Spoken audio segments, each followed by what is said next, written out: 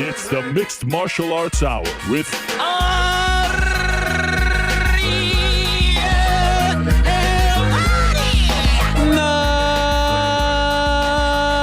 Mixed Martial Arts Hour is back in your life on this Monday, February 27th, 2023. Hello again, everyone. I sure hope you're doing well. You know, when I just said February 27th, you know what came to mind, Frank? What's that? What's that, Ariel? I just got an email from my synagogue, and they told me that my son's bar mitzvah is going to be on February 27th, 2027. 4 That's years awesome. Today. How about that? That is exciting. They're sending out dates 4 years in advance, Frank. It seems a little much, no? No. I mean, look how excited you are. I am pretty excited. But They when just I made your said day. Something came to mind. I was like, wait a second. February 27th. I know that date. 4 years today. God willing, you know. Yes. Inshallah, alhamdulillah, you know. That's what we have to say. We have to say, God, please. Anyway, we got a lot to talk about. Got a lot to discuss. Got a lot to digest, a lot to break down. Such a special day. I'm wearing a sweater. Frank wasn't very happy that I was wearing the sweater today. Still he said, not, you know to be what? honest, It yeah. feels weird. I feel cozy. You know what? I'm going to sit here for 4 or 5 hours. Might as well feel cozy. You know how warm it gets in that room? Oh, I love it. I love it. Especially with our special guests. I woke up today. Temperature in our house was 71. I almost flipped the lid.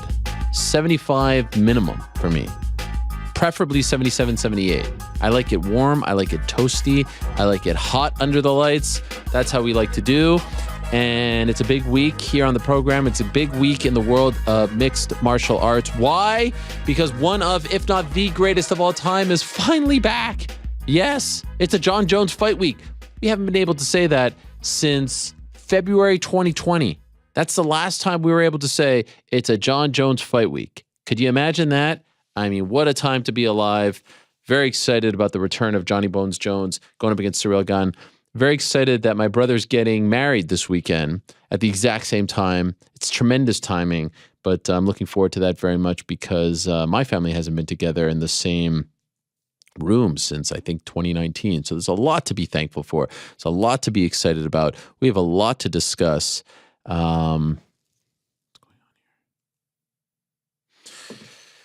And we are coming off quite the spectacle in Saudi Arabia last night. Jake Paul, Tommy Fury. We found out the truth. Going to talk about all of that and more on today's program. As always, we are presented by our good friends over at DraftKings Sportsbook. They are the official sports betting partner of not only the UFC, but this program as well. We appreciate them very much. Download the DraftKings Sportsbook app today. Use code THEMMAR. That's very important. That lets them know we sent you. And you got a lot of things that you can look into these days. UFC this weekend, tons of boxing, tons of soccer, aka football, NBA in full swing, MLB coming back with some crazy clock, NHL in full swing, March Madness. I mean, there's a ton. Anyway, check them out. Please support them because they support us. Back into the show, we'll recap our picks. Tough one for the Parlay Pals, but a big week ahead. Prior to that, my friends, spread the word, tweet about it, Instagram it, TikTok it, big on TikTok these days. For the first time since March of 2020, March, I believe, 11th, 2020, Ariel and the Bad Guy reunite in the same studio. The last time we were in the same room doing a show together was March 11th, 2020. I remember we were in the Seaport Studios at ESPN. Who would have thought it would all play out the way it played out? We were doing a show. We were doing Ariel and the Bad Guy on a Wednesday. We were in the Jalen and Jacoby studio over there. We started talking about COVID, which was starting to become a thing. Chael said to me, I would drink COVID if it was in this cup right next to me. I was like, man, you really are the bad guy. Then we went into the tiny podcast room. His guy Ryan was filming it. We did a podcast together, and I remember seeing on the computer that the Warriors were going to have a game, I think, on Wednesday night or Thursday night with no fans. I was like, wow, this is getting weird. And then went home that night, Rudy Gobert, Tom Hanks, and then the world changed forever. That's the last time I did a show in studio with Chael Sonnen, my old friend. Today at 3 o'clock, he'll be right over there. Give him a big old hug. A lot to talk about. John Jones, Jake Paul, the world of MMA, some life stuff as well. And we'll find out if he changed his glasses. Very excited about that as well. Prior to that, we're going to be joined by Valentina Shevchenko. The Bullet returns to action for the first time since last June when she won a close one against Taila Santos. She's returning this Saturday at UFC 285 against Alexa Grasso. And as we discussed last week, flyweight has become very interesting now with the likes of Aaron Blanchfield, with the likes of Taila Santos, with the likes of Manon Fiorot, with the likes of Tatiana Suarez returning. But is she going down to 115? Yes, Tatiana won on Saturday night. Looked very good, very dominant. But is she sticking around at flyweight remains to be seen. Nevertheless, 125, more interesting than ever. Valentina's still the queen. We'll talk to her at around 240. At 220, we'll talk to Phil DeFries. You'll recall he fought Todd Duffee on Saturday in the Czech Republic. He continues to roll. He's the hottest heavyweight outside of the UFC. He's the most dominant and successful heavyweight outside of the UFC. He is on quite the winning streak. Now he wants, I'm told, Alistair Overeem next.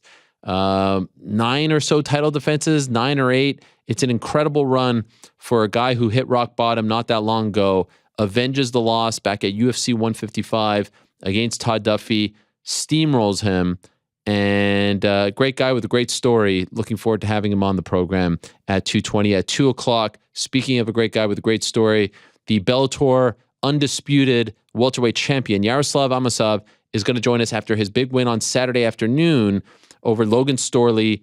Beats him again, second time, first fight for him in almost 2 years, a year after the beginning of the Russian invasion of his beloved home country of Ukraine. He stopped fighting. He went to go defend his country. Incredible emotional scenes regarding him and his family and his people. Great stuff from his good friend Johnny Eblin, who flew to Ireland to be there with him, to support him. Emotional stuff and a great dominant performance by a man who just seemed destined to win, a man who just would not lose on this night with all the buzz, all the stories, all the headlines, all the hoopla surrounding his return. Considering the anniversary, felt like it was destined. And now they're saying he's the best welterweight on the planet. Who the hell knows? Doesn't really matter right now.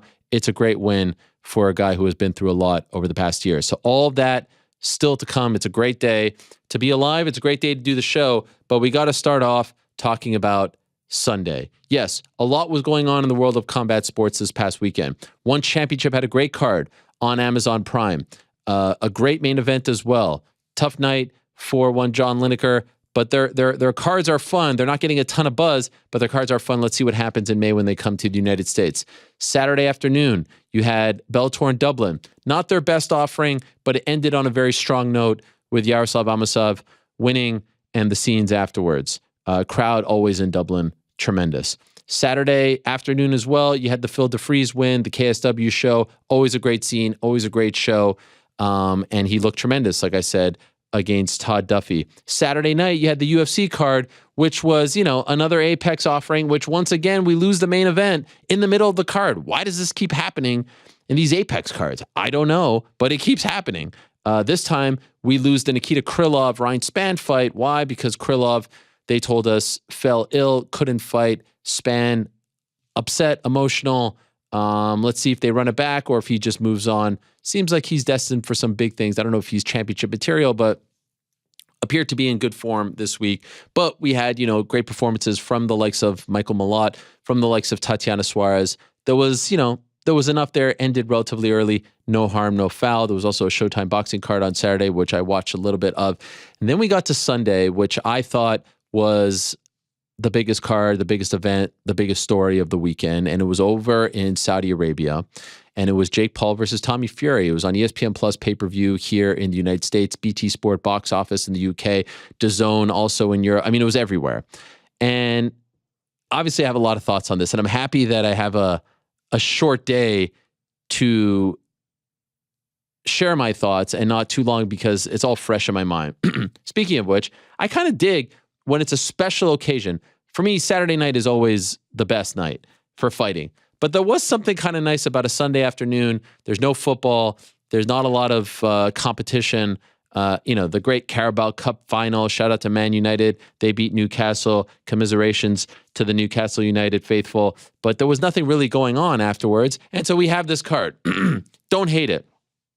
I will say, I know why they're doing the cards in Saudi. They're paying incredible amounts of money.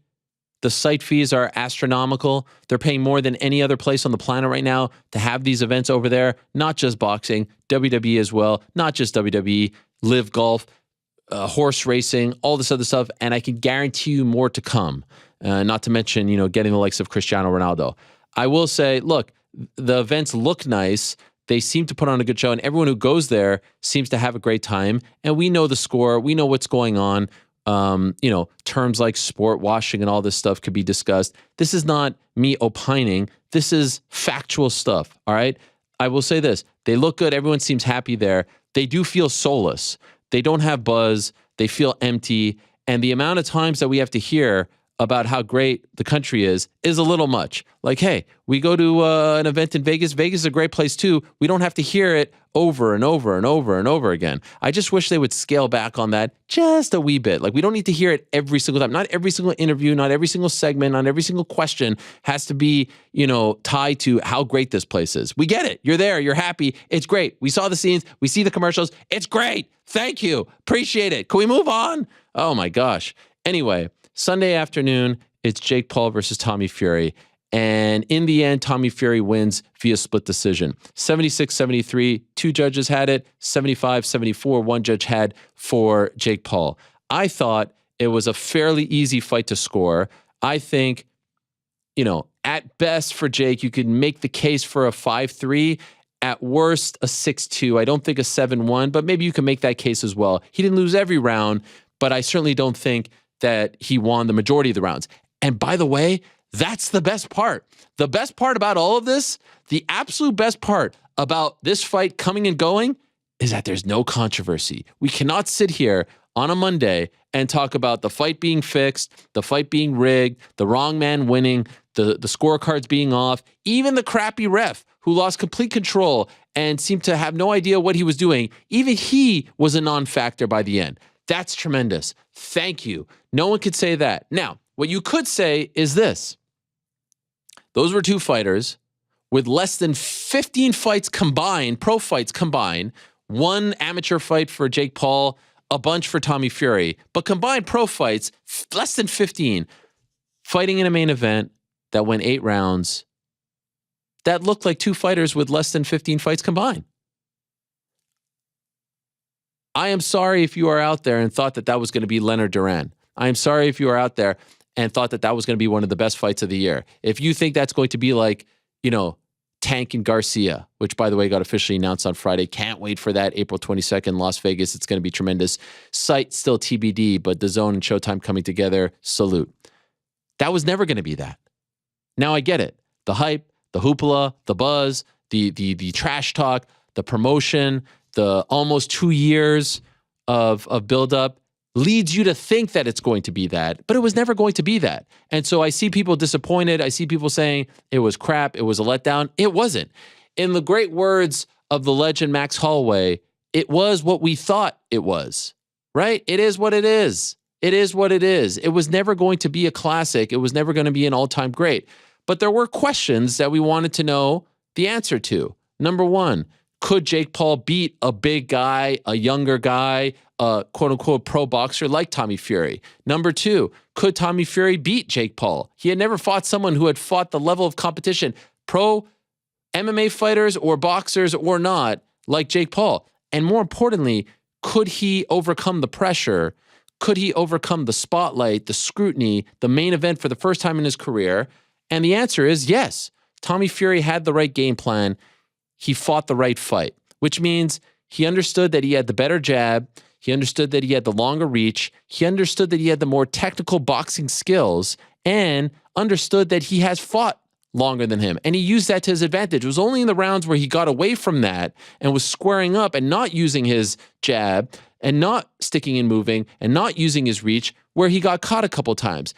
In the end, though, he didn't get caught with the right hand, which is Jake's signature punch. It actually was the left hand that caught him. And yes, there was a jab that dropped him in the 8th, and he tried to dispute it, but it was a legitimate knockdown. In the end, though, it was the guy who understood the basics and who used the basics to his advantage and was able to jab essentially his way to a victory. Was it theater at its finest? Was it drama? Was it in a 5-star match? No, it was what it was. It was two novices fighting with a lot of hoopla and a lot of buzz and a lot of excitement surrounding them and a lot of fanfare, and they're very famous. But I didn't walk away from that let down, disappointed, upset, because I guess my expectations were of that going into it, and I was okay with that. I knew exactly what it was, and that's fine. I was curious to see who would step up. I was curious to see if anyone would surprise us. I was curious to see if someone would be able to shock us and do something crazy, but in the end, they didn't. Tommy fought exactly the fight that he was going to fight and should have fought, and Jake didn't throw enough, didn't have enough combinations, and was, essentially the same Jake that we saw against the likes of Tyron Woodley and Anderson Silva, and that wasn't good enough against a guy like Tommy Fury. And so, yeah, it was fine. I don't really have like a super sizzling hot take surrounding this fight. It just was what it was. To me, the bigger discussion, the bigger conversation, the more interesting conversation is what happens now, because there's a lot of questions, and most of them hinge on Jake Paul, right? Because all of this is built around him. MVP, the PFL deal, the Nathan Diaz fight, him versus MMA, all this stuff hinged on him continuing to fight, and I think to a degree continuing to remain undefeated. Well, we don't know if he's going to continue to fight. It sounds like he is. And by the way, shout out to him for how he dealt with it, and shout out to Tommy Fury for how he dealt with everything as well. He was very emotional. We got to see like a real side of him. It seems sometimes like he's too worried about the PR. He got to let his hair down. He was emotional. He was happy. He talked about the pressure. It was all fine. They both handled the aftermath very well, I thought. If Jake Paul continues to fight, what does this loss mean? It sounds like as of right this moment, he's leaning towards, and his team is leaning towards, an immediate rematch. It sounds like the Nathan Diaz fight is dead. It sounds like, that's the direction that they want to go in. And I don't know, maybe there's someone in Saudi Arabia or someone in the Middle East that's going to pay them a lot of money to go back there. I don't know if there's a great amount of interest to run it back. Maybe I'm wrong. Maybe I'm not the demo. Maybe if you go to the UK and there's actual buzz and atmosphere, maybe then we've got something on our hands. I don't know if people are going to line up to pay for this fight all over again right away. Now, maybe he doesn't care. Maybe he just wants to right this wrong. Maybe he just wants to prove that he could beat him, and he's got enough money, and it's kind of like Conor and Nathan Diaz, where Conor just really wanted this, even though everyone was telling him not to do it, and he went out there, and it was a big fight, and he got the win, he was able to move on with his life. Maybe that's it. We know for Tommy Fury, there's nothing bigger. Who's he going to fight now? That's the crazy part about all this. He got paid a lot of money. Who's going to fight now? He has to go back and fight another 9-0, 10-0 guy, right? He can't, who's he going to fight? There's no one really out there bigger than Jake Paul. So we know that Tommy will take this fight, and that was very clear after the fact. Jake has some options. If it was up to me, it feels like the Nathan Diaz fight is dead, and we'll get to Nathan and his future in a moment. I would do the KSI fight right now. We had him in studio. I still think that's the bigger fight, and the way that it would be sold is KSI says, hey, you lost, haha, you saw him on social media, he was doing that. Jake says, hey, at least I fight real guys. We find out who's the baddest YouTuber of them all, and then the winner gets to have, bragging rights for life. Maybe they run it back. That, to me, feels like the biggest fight. Now, it seems like KSI is set on this May date. Seems like he's going to fight Joe Fournier, who I guess you could say is a pro boxer, but if you look at the competition, I guess it's Tommy Fury-esque, if you will. And then maybe they fight later on in the summer. I don't know if Jake comes back so quickly. I would advise him not to. He'd fought in October. Now it's February. Maybe take a break and return in August or something like that. And you fight KSI if he wins. I think Jake's next fight should be against KSI. I don't know if KSI's next fight will be against Jake, even though I think it should be, because if he loses, then now the fight even loses more luster. Maybe Jake fights Tommy. If he loses, then again, fight loses luster. I don't know. It doesn't feel very clean. But there's different groups of people that care about this fight for different reasons. The YouTube audience cares about this fight and this rivalry and the result because this is a YouTube thing, right? It's Jake Paul, it's KSI, it's Misfits, it's MVP, all that. The boxing crowd is like, hey, thank you, Tommy Fury. You were able to shut this guy up. The MMA guys couldn't do it. Good on you. It seemed like a lot of them were happy yesterday. The MMA crowd, our community is interested in this now, I think, because of Nathan Diaz. Not because we were invested in the in the career of one Tommy Fury, and we were invested in the career of Jake Paul because of his feud with, the MMA guys, the UFC, Dana White. If he didn't have any of that, I don't know if we would have talked about him as much. But it seemed as though he beats Tommy Fury, he gets Nathan Diaz next. Seems as though that's not a thing now. And so the question is, what becomes of the great Nathan Diaz, who fought so hard to become free, to do it his own way, to go out on top, to play the field, and to live out this dream, this fantasy of becoming a pro boxer? Well, wouldn't you know it? Despite the loss, an opportunity presented itself yesterday in the form of a mid-fight, mid-round interview between Logan Paul and Radio Raheem, who was doing the post-fight interviews. And this interview was airing to the crowd, to the audience. And in the middle, towards the end of the interview, Logan Paul says, hey, Tyson, if you're listening, Fury suck. You're all a bunch of B words, blah, blah, blah, blah, blah. Nathan tweets that out. Who let the spoiled kid get on the mic? And now it seems, and some other stuff, and now it seems as though we've got something. And initially I was thinking, interesting. Nathan versus Logan Paul. Does this make any sense? Logan hasn't had a ton of success as a boxer. Yes, I know he had the Floyd fight. And by the way, Floyd fought, I guess, to a draw with Aaron Chalmers. Who the hell knows? It was very weird. He didn't even show up to the weigh-ins, for goodness sakes. Does this make sense? And then the more I thought about it, I was like, you know what? It kind of actually fits the Diaz brand a little bit more than the Jake fight, only because of this. And I had to think about it. I had to get there. Okay, so it wasn't top of mind. But I'd been hearing some stuff. I saw Logan in Montreal. We may or may not have talked about Diaz. And I was like, it started to percolate in my mind.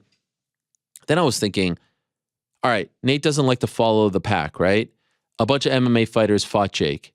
He doesn't want to be the next guy in line. Cool. Jake just came off of a loss. Doesn't necessarily like to fight people coming off of a loss. Cool. Logan, very popular right now with the WWE stuff, with the Prime stuff. There's something there.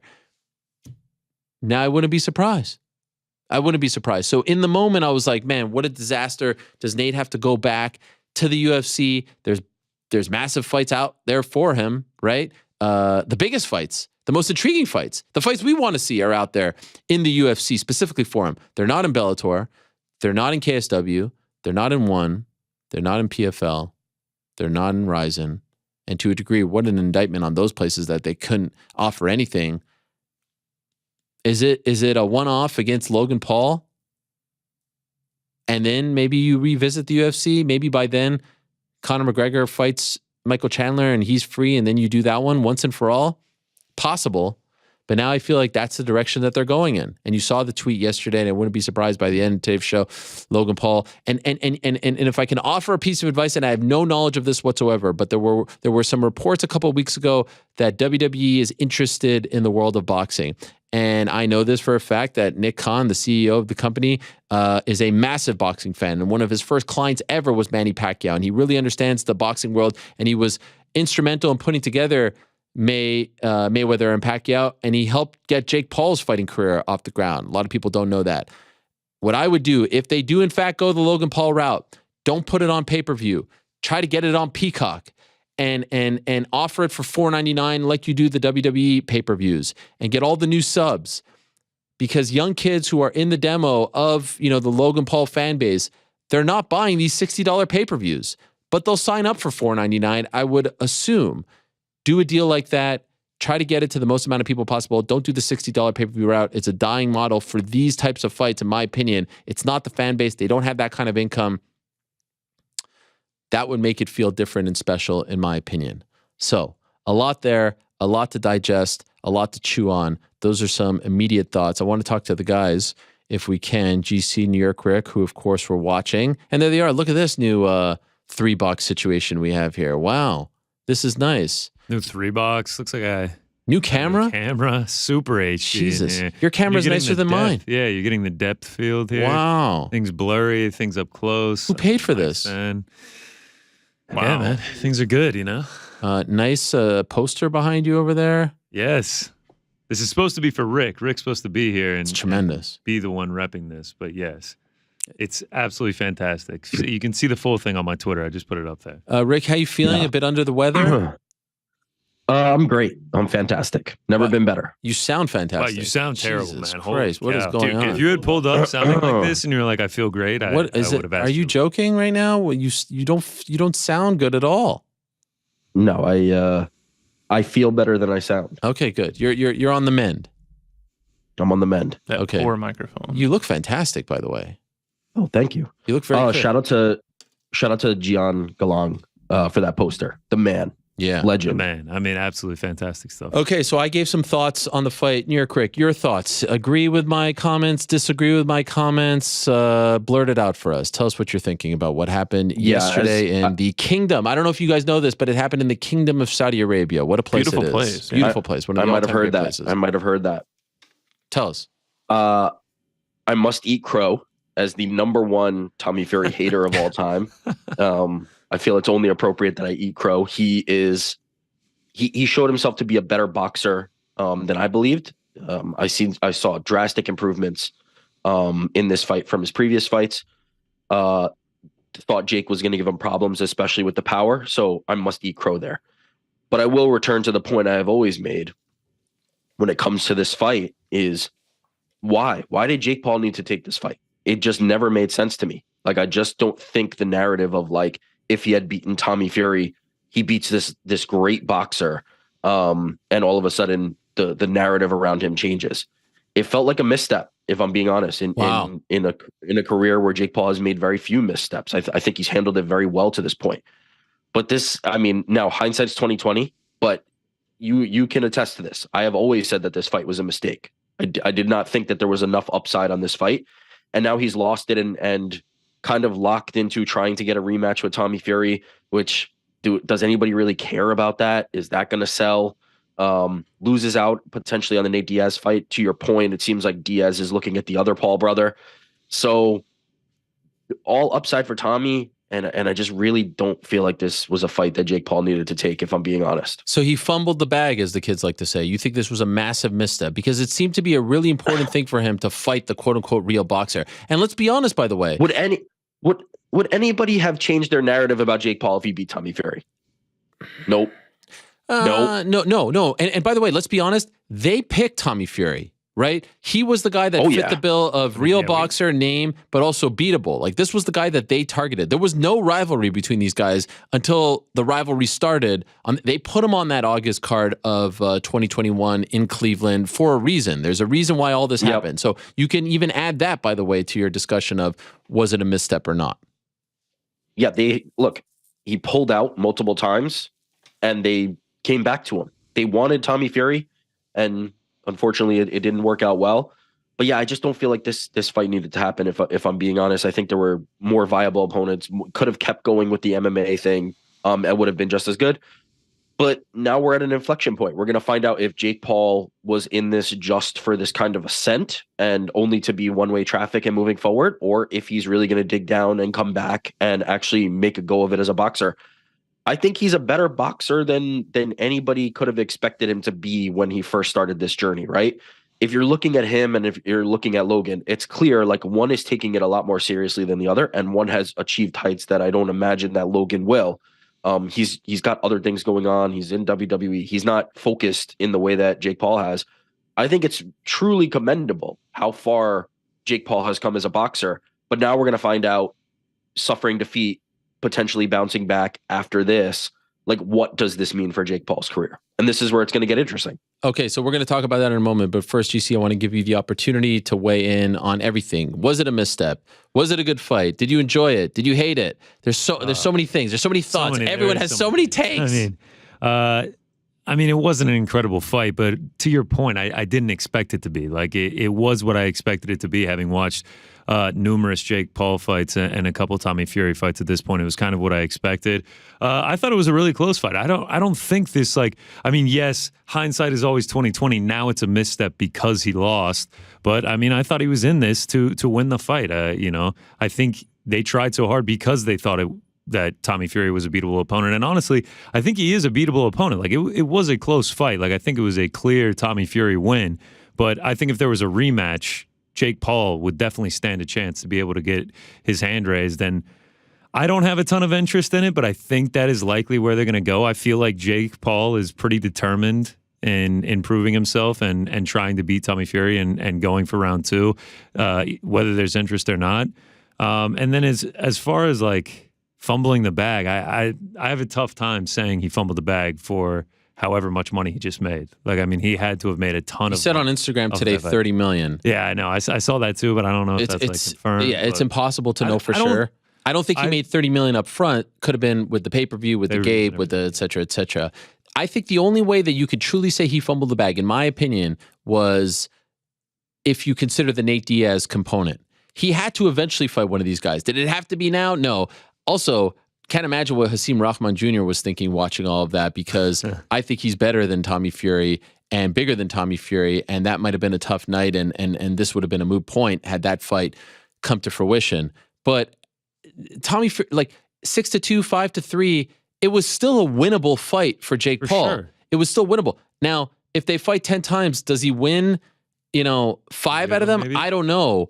But if you just say to someone, oh, Tommy beat him 6 rounds to 2 or 5-3, and who knows with all the point deductions and all this nonsense, I don't know if it tells the story. The first half of the fight I thought was relatively easy to score. Second half was a little closer, but in the end they were fairly evenly matched, which brings us to the point of Jake Paul, whether you want to admit it or not, and it's not cool to give him credit, is better than anyone thought he was going to be. Better than his brother, right, at this point, because he's taking it more seriously and he's fighting more. And Tommy Fury is probably a little bit better than people think he is right now. However, he's just 23, and he's pretty much as good as someone who is, 8-0 at this point, 9-0, fighting against very mediocre competition leading up to this point, which is the case with every single boxer on the planet. That's who they fight leading up to this point. We'll say, though, you watch him, you say, I don't know, he ain't going to turn into, he's not going to turn into Badu Jack even, let alone Tyson Fury, let alone Chad Dawson, let alone Bernard Hopkins, let alone any of these names out there right now. He just is what he is. He's a famous guy with a famous last name who's on a famous reality show who people are drawn to, and that's okay. Like, I find it so frustrating after these fights that we have to make these big sort of statements about who they are, what it all means. It just kind of was what it was, and I hate that. It feels like a cop out to say that, but it just kind of was what it was. I will say this though, and I'll go back to you on this one, GC. Do you have any interest in seeing this again? I don't know if I have any interest. I don't. I mean, as soon as the fight ended, someone texted me that and was like, "Do you want to see a rematch?" No, I really don't. I don't really care. The Nate Diaz thing. Let me throw something out to you. Say Nate Diaz and Logan do end up boxing. Do you have interest in that? In Nate Diaz versus Logan? Yeah, sure. I'll watch that. I feel like there's no pressure on Logan to win or lose. I feel like it's strictly there for an entertainment purpose. And if Nate Diaz is boxing, I'm going to watch it for sure. Okay. Now, say Nate Diaz beats Logan. Does that, re-enter Jake Paul to, like, I don't know, try and get revenge or whatever? Could you make it at that point? Only if he wins, Logan? Right? Yeah. So now you're back to square one, where you're having to have people win. Like, maybe he has to beat KSI and Nate has to beat Logan for you to get to that eventual match. It's a long road there. What about you, New York Rick? Do you have any interest in Nathan Diaz now going up against Logan Paul and not Jake Paul? The same interest I have for any of these kind of influencer fights, which is, that's a good way to put it. I'll watch it as out of curiosity, but I don't care. I don't particularly care. It's not compelling. No. Because again, he's boxing Logan Paul. I'd rather see him fight Jake Paul, quite frankly. Jake Paul is a better boxer. Why should I care about Nate Diaz fighting a lesser boxer? Fight a better boxer. Fight Jake Paul. I don't care. Okay, so if it was up to you, if you were Nikisa Badarian, MVP, Jake Paul, what's your next move? I mean, I would try to get Nate, but it sounds like so you're moving. No, not what it sounds like they're doing. What are you doing? I would be pushing to fight Nate. Wow. That is the more interesting fight. That is the fight that people will care about. What's the bigger fight at this point? Jake coming off a loss against Nate or Jake versus KSI? I say KSI. I think KSI. I think the entertainment value leading up to the fight. That whole for fan Jake base is KSI. just obsessed with that storyline. Yeah. And look at the reaction to his videos yesterday. To me, KSI is fighting this guy, Joe Fournier, in May. Yeah. Fine. If he beats him, I would just do that fight. Like, at some point, Jake is going to say, this was great. I'm out. I made so much money. I have generational wealth. I'm out. But why are you playing think footsie? He's doing it? Do you think he's doing it exclusively for the money? Do you think it's Connor mentioned he didn't fumble the bag because he made a lot of money. I agree with that. But I think this was a misstep for a guy who's trying to make a legitimate boxing career. To me, he seems much more like a person who's handling his career like somebody who is scaling up to fight top fighters and not to just make the bag. If he wanted to go after the most money, he'd go after a Mayweather or a Pacquiao, or try to figure out some way to make the most possible money that he can. These fights that he's taking seem to me more like somebody who wants to be legitimate, especially when we talk about the narrative of if he beats Tommy Fury, he beat a boxer. So I don't necessarily feel like it's about fighting KSI for all that money. Sure, but that's always going to be there. Is KSI versus Jake Paul something that has an expiration date? To me, if they're losing a bunch of fights to a degree, here's the thing. You are right about what you just said. You are right about what you just said. They did everything they did was in the sort of mindset of let's be legitimate, let's be boxers, let's do this, MVP, Amanda Serrano. You're 100% right. The question, though, that we didn't know the answer to and still don't because it just happened yesterday is what happens when he starts to lose, when the going gets tough. At some point, he hits a roadblock and he's like, all right, I'm not saying this is going to happen, but it's a question. Okay, this was fun, but like I don't really feel like losing right now. It's hurting my brand. It's injuring me. It's cutting me up. That's the thing. It's all well and good when you're knocking out Tyron Woodley and Ben Askren. But if you're starting to lose, then you start to decide, all right, I've been doing this for 3, 4, 5 years. It was nice. I got a lot of money. I want to now focus on, I don't know music, TV, video games. Who the fuck knows? You know what I mean? So that to me is the big question. Yes, I agree. He was behaving as someone who wanted to take this whole thing seriously and be taken seriously. But then what happens when he starts to lose? It feels like in the loss, he's taking it as someone that still wants to take it seriously. The way that he's talking post-loss. To me, that seems more like KSI's mentality. This is something that I did. I'm doing it for a short amount of time. I'm going to achieve the things I'm going to achieve, and then I'm out. I mean, he literally said to you, he beats Jake Paul, and then he's gone, and he's doing music. Yeah. Jake Paul doesn't strike me as that dude. You can say a lot of things about Jake Paul. To me, this whole experiment, this whole thing, has been him testing himself. And I think he is legit. I think he's a legit competitor who really wants to test himself. I don't picture him as this guy who's just in it for a quick buck, getting in, doing it, and getting out. I think he really wants to rematch Tommy Fury because he doesn't want to have any losses that are unavenged on his resume. I think he really wants to fight Nate Diaz. I think eventually he wants to fight Floyd Mayweather. I really believe this is a guy who's motivated to be the best possible boxer he can be. How good can he possibly be? I think there's a ceiling on that. I think there's a cap. I don't know if he knows where that is. But I think he's a legit competitor, and I don't think it's all of a sudden now just I've lost once cash grab. So I really do believe he wants to be the best. If you're acknowledging that, how did he fumble the bag? Yeah, I think what you just said, Rick, is why he wanted to fight Tommy Fury so bad. If you it was believe a misstep. that, but how could that be a misstep if that's what he wanted? Tommy Fury was the biggest name with the least amount of experience who falls under the pro boxer umbrella. See, but the pro, I never bought into the pro boxer thing. That's the thing. He could have fought a million other people that would have been just as to me, fighting Anderson Silva means more to me than fighting Tommy Fury. It's a more interesting fight. He's a more legendary fighter. I don't care that Tommy Fury is a quote unquote boxer. It doesn't mean anything to me. It means something to him, but that's But it kind of meant something to the audience too. Did it not? Did it? Tommy Fury boxed him. Whether it was impressive or not, he did box him, and we found out that he couldn't handle it. If he had won, would the narrative have been Tommy Fury was a boxer that he defeated, or the narrative have been Tommy Fury beat up taxi drivers on the way to becoming a boxer and discrediting everything Jake Paul would have done? Tommy Fury, as sort of novice as it was, if you want to use that word, looked like a real boxer out there. He looked like the way better boxer, no doubt. I agree. He looked like a real boxer. So to me, if he would have come out and knocked him out in the 8th, That would have told us a lot. He weathered an early storm. He was going 8 rounds with a big, strong guy. There was a lot of clinching. There was even. By the way, I am not a boxer. I don't have the guts. I don't have the DNA. I don't have anything. Every couple of days in a week, I go hit mitts. I'm exhausted after 30 seconds. The people who clown on these dudes, YouTubers or not, for going 8 rounds, like, you have no idea how tired you are. And I'm doing that in an empty gym, let alone in front of all these people with all that pressure. It is so hard to box and to box properly and to do everything from foot movement to head movement, all of that. Like, you have no idea. You sound so dumb when you talk about this shit and you say that, like, it was like, these guys are exactly who they should be at 6 pro fights, 8 pro fights. It's just that they get a lot of attention, so you think that they should be better. No, that's not the case. Tommy Fury, to me, behaved, performed, fought like a guy with 8 pro fights. And Jake couldn't figure out the jigsaw puzzle. He couldn't negate the jab. He couldn't, close the distance. He couldn't hit him with the right hand, which is a signature punch. And that was the story of the fight. And so I feel like we did learn something about Jake Paul. We learned something to a degree. To me, it was more about Tommy Fury, like, dealing with the pressure, which we saw him kind of break down afterwards.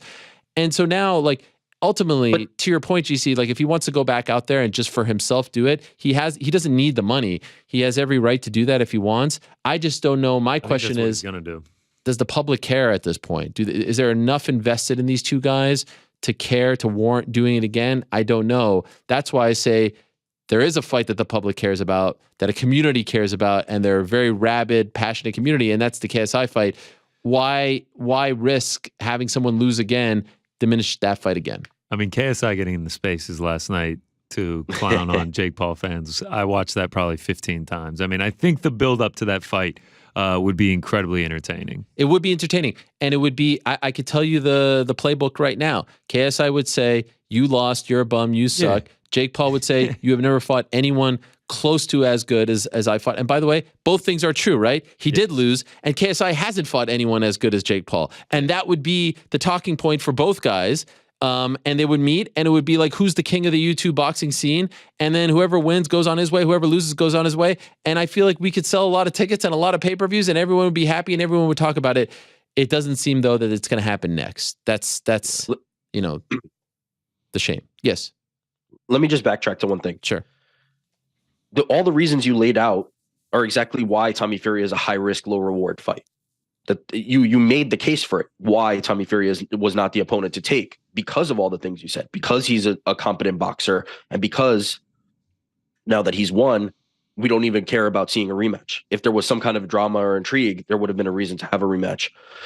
For Nate Diaz, that's a name that you want to have on your resume. That's a moment that you want to capture. That's something that if you're a fan of combat sports, and especially in particular MMA, the way that Jake Paul was, I think that means something. I think that means a lot more than even KSI.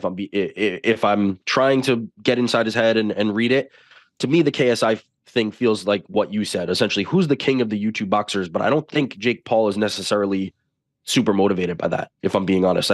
And there's a reason why KSI has kind of been shoved to the side in his mind and done that way.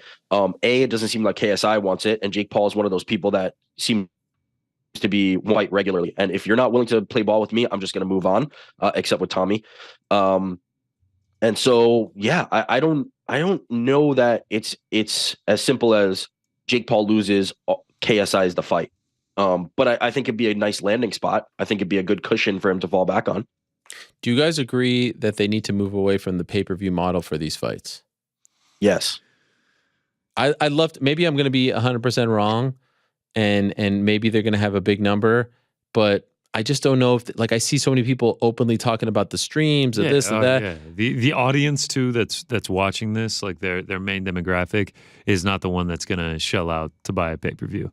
There's got to be another way, right? I don't know if it's under like the DAZN model where it's, what I was talking about with Peacock, right? Like it's part of a subscription, but you can't put it behind a paywall, but don't charge $60, $24.99, $60, whatever. That was in 24. I think, what was that? I think it was like 50 or 60. I think it was 50. Yeah. Yeah. I mean, that's a lot. I've talked about this before. Twitter followers, Twitter mentions, attention. That is not a translatable pay-per-view metric. View, but viewing metric, like social was on fire. Anybody doing watch parties was on fire. Like the world was watching, no doubt. You like People the Sunday care. afternoon People thing? I don't mind it. Was good. I don't mind it. Frankie came over. We had some snacks. What? Oh yeah, it was a great time. By the way, speaking of which, we haven't talked to the biggest Jake Paul fan in the world. the, He's having a rough Monday. I'll tell you that. How you feeling, Frank? What do you think? Give me your thoughts. I actually didn't consider that could be the outcome. Like, I thought it would be a landslide for either Tommy or for Jake. I was hoping for Jake. So foregone conclusion. Yeah, for whatever reason, I just maybe it was the way they were talking. I got wrapped up in the drama. I really just thought someone was going to knock someone out. Which Frank thought it was rigged. Yeah, no, I mean, if they had followed the script, no. I'm me and Frank were following the script pretty closely. We were hoping that a few things might. Is there anything more annoying than this bullshit? Well, Hector Afu was pretty annoying too. But. Oh yeah, Frank loves the ref. Hector Afu, shout out. I mean, if you had any inclinations that any of his fights were rigged, like I feel like that is dead. Well, what's silly is that people were still saying it was rigged. Like I saw this morning, and after the fact, yeah, he lost. How could it be rigged? That's well, I don't know if they're beating for those conversations or what. Make more money. By the way, this camera, man, it's so nice. Can't stop looking. I love, hey, let's talk to Frank. Oh, look at my camera. It's really starting to accent my eyes. What about the loser that had to sit there? I mean, that probably took an hour to type up. That whole script thing. Oh man, yeah. I bet it was more than an hour, and then they did the watermark in the back, and then the highlighting for no reason. They're like, where do I do it? When both Connor and I were talking, like, they wanted. I think much longer than if you were going to fix that fight, which fights can be fixed, I'm sure you wouldn't even bother to write it down on a napkin, much less let's put this on a. So what? Like the script is going to be like a play-by-play, like Tommy feints a jab and then gets caught with a big right. His eye starts swelling. The doctor comes in the fourth. Like it would never be that specific. I thought the doctor would have even. The fixing would just be he gets dropped in the 8th and he loses. Right. So real question though, like sure. I love Mike Perry. Do you think he believed that for a second? Nah, I think he was just a little salty trolling that the a little fight didn't bit. come to fruition. By the way, don't love it coming from him because like he had his bags packed and his passport ready. Like he was willing to take part in this. It's not like he's above it. And so I hate putting this out there because I can assure you of this. You know, if Jake Paul called him today to be his next opponent, he's signing up for that. Right. So he had a nice tweet at the beginning of the fight, though. What was it? It was like something like, all jokes aside, respect to both these guys. I'm watching the fight anyway. Yada yada yada. Kind of like I felt like he was putting the script thing to bed. Like I don't. Yeah, after it exploded. Can we talk a second about the production value of all of it, though? Sure, go ahead. Before you say that, just hold that thought for a quick second. Do want to give a shout out to the great Arnold Allen, who may have had the tweet of the night. Thank you to New York Rick for alerting us of this. Should have gone to bed. These guys aren't bad enough that it's funny and not good enough that it's good. That is a very accurate description. In other words, it was what it was. Yes, what about the production, Frank? I just felt like it was a little rough around the edges. You don't say. Was it because I wasn't involved? Because a lot of people were saying that was the big misstep. Yeah. Talking about missteps. I mean, undefeated when I'm there. You know, I would say... We're really looking for us to say that. You know? No. Yeah, there were people who were saying that. Some, there were people who were saying Barry Horowitz's. No. There were people who were saying, not me. I didn't say it. What did you like, Frank? It felt a little like the DJ wasn't having it. They were playing music throughout the whole fight. I don't know if you noticed that. There was just real low frequency, like some bass. I'm like, that's just annoying. During the actual fighting? During the whole fight. Yeah, I didn't hear that. I was so annoyed by that. Really? Yeah, that was crazy. Then that's Jake Paul walking to wherever to his cue or wherever, and it was just dead silent. That was awkward. I thought he was actually pulling a Darren Till circa Pandemic, walking out to no music. Me too. And then they were going nuts. He's playing mind games. I don't know why I'm doing the British accent right now. I wasn't watching it. But it was like, all right, chill out, guys. Maybe he just took, it wasn't that big of a deal that he came out 2 minutes late. What else, Frank? The amount of times that the fight was referred to as a 50-50 by the analysts. Yes. Well, if we're talking about that, you have to talk about how many times they mentioned overhand Jake's right. overhand right. The overhand right. Oh man. So it just became kind of comical at some point. Right? And then, and then Mike himself didn't look. How many Kingdom of Saudi Arabia mentions did you think we? I would say the overhand right 50-50 fight Kingdom of Saudi Arabia was 50% of the words said on the broadcast. And then Mike Buffer just seemed Mike Buffer? Oh God, did I screw this up again? They're cool. No, Michael. Cool. Oh yeah, we're on. Mikey. Yeah. It's Mikey. Yeah. So anyways, he's lost a step, man. Yeah, he just seemed like he couldn't be bothered to be there. So I'm totally like, why mailed is it he in, right? there? I mean, I think he did mail it in. Yes, I think he got a massive payday, and he's just like, all right. Yeah, like it was funny at one knock point. this out. The analyst was like, "This is the best fight I've ever watched." And I'm like, "Well, did his paycheck just clear or something? Like, why is he saying this randomly in the seventh round?" Direct deposit notification. The undercard had a little left to be desired, right? I mean, the undercard. I didn't even watch, but Yeah. the Well, the co-main co-main and the was main. fantastic. Yeah. Co-main was fine. I'm talking about the fights prior to that. Yes. Rick, do you watch those? Yeah, but I mean, boxing undercards in general. Yeah. Are, I mean, Like, but this it would be looked like trash. me versus you. That's all right though. No? Last I two mean, I thoughts, think we though. could sell some pay-per-views, bro. Probably could. Oh yeah, The, Rick versus Alwani. jalapeno bomber dip and the Oh. Easter cookies that I had over at Connor's house. Oh yeah, grocery store just skipped right over St. Patrick's Day, I guess. Went straight to Easter, huh? Yeah, So with those a little, chocolate made it a eggs. really fun night. So thanks, Connor. Oh yeah, we baked some cookies. Frank brought me a gift. I mean, it was What was the gift? it was really just a touching moment.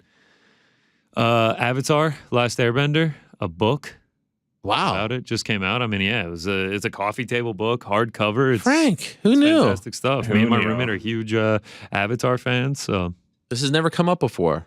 Last Airbender, not the movie. I don't think you ever listen. Is that why you're such a big Izzy fan? I mean, I think it's cool that that's his nickname. Yes. Mm. Wow. So, Frank, the present was just because he invited you over? No, No, not even. just you're just thinking about people. you know? Wow. Yeah. He literally said, I saw this, I thought of you, and I purchased it. A high quality book, too. I don't think you've ever gotten me anything, Frank. Hey, Hardcover, look again. coffee table book. Like it's Look on your came sweater. wrapped in There's a little plastic microphone wrapper. there. You know? Oh, that's the. Well, thank you. You make me sound very, very nice. So in the end, Jake loses. He doesn't want us to judge him by his wins. He wants us to judge him by his losses. And it sounds like everyone thinks he's going to go. And does anyone out there think he's not going to fight again? No shot. He fights No. again. He for fights sure. again. And we all think he's fighting Tommy Fury? If I had to place money on it, I would guess that his next fight is against Tommy Fury. Yeah. Wow. And any chance Tommy's like, actually, he doesn't have a say in this because there's an immediate rematch. I think it's Tommy again, KSI at the end of the year. You know what's so weird? I listened to, I think, 4 podcasts afterwards just to see what other people were saying. Boxing podcasts on the drive in today. Yeah. Anyone that was there was talking about this like it was the second coming of Leonard Duran. What a scene. It was amazing. Da-da-da. Anyone who was home was like pretty much had the take that we had.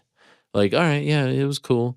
Nothing too crazy. But the people that were there, and then it got me thinking like maybe it was just something that you had to be at. Maybe in person it came off different. And by the way, maybe they didn't mic the crowd loud enough. Maybe the crowd was like, to me, it felt like a pretty flat crowd. Maybe they were more hyped than we thought. I don't know. I had as much fun like looking at social media and stuff as I did watching the fight. Like it felt like just one of those events that like social was just so on fire you could barely keep up with it. Isn't that every Jake Paul fight? Yeah. Truly. It's fun though. It's fun. I love it. Anyone Every out Jake there? Paul fight is better on social than the actual fight. Did anyone score it for Jake Paul? One of the judges, I know yeah. Sean Porter did. Yeah. Jeez.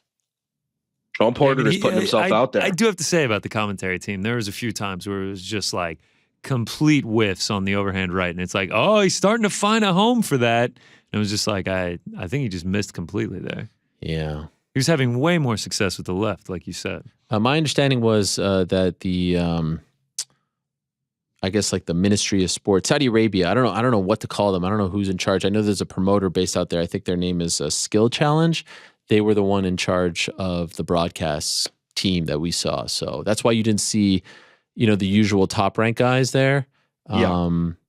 I Joe mean, Tessitore. if we're going to talk about the announcing team, the Radio Raheem saying "I love you" to Logan Paul, like you, Oh, that you was can't skip amazing. over that. That was the funniest part of the night. I've probably watched that clip like no joke 60 times. It's so funny. It might get funnier every time I watch it. It's the classic. You brought this up, and it made me think of anytime. He says it like so lovingly back to. And by the way, love you it too, seems- bro. I've met Radio Raheem. I'm not going to say anything negative. It seems like he's handling it well. On it will come social. off as me being a hater since I did that job not that long ago. So I'm not trying to be a hater. No. But it was genuinely a hilarious. It seems on Twitter that he's laughing with everyone. But What else can you do? something that I always do, and I'm sure everyone else does as well, or a lot of people out there do. When you're in an Uber or a taxi and they drop you off at the airport and they say, have a good flight, and you say, you too, Oh yeah, classic. all the time. Never done It's that. the worst. Never done that? No. No, I don't believe you Stop, for a Frank. You're checking second. in at the gym. Enjoy your workout. You too. Yeah, you too. Waiter Yeah. drops off. The waiter drops it off. Yep. But no, never done it. No? All right. So there you go. I'm curious. You know what? I've kind of convinced myself that Logan and Nate will be something. Will be something fun. Logan and Nate. Nate what wins. is it? Nate Jake. I don't know What what is it it is. exactly? You know what it It's is? a fight that everyone's going to tune into and By the tweet way, their asses off about. Can we Plot put them- twist. can we Nate put them joins on- WWE. Can we put them on the same card? Yeah, now we're talking. A lot of famous bros, right? The Diaz bros, the Fury bros, the freaking Paul bros. Get Nathan Diaz a match too? You mean Nick? Oh yeah, sorry. That would be cool. Get Nick Diaz a match? You know what it is, Rick? It is basically Diaz finally breaking free, getting a massive payday, scratching the boxing itch, and then seeing, what's on the other side of the rainbow. Now, if we're not, like, I get that. People will say, I'm not invested in that. I just want to see Nate fight Dustin Poirier or Michael Chandler or Tony Ferguson. Like, I don't give a crap, or Conor McGregor.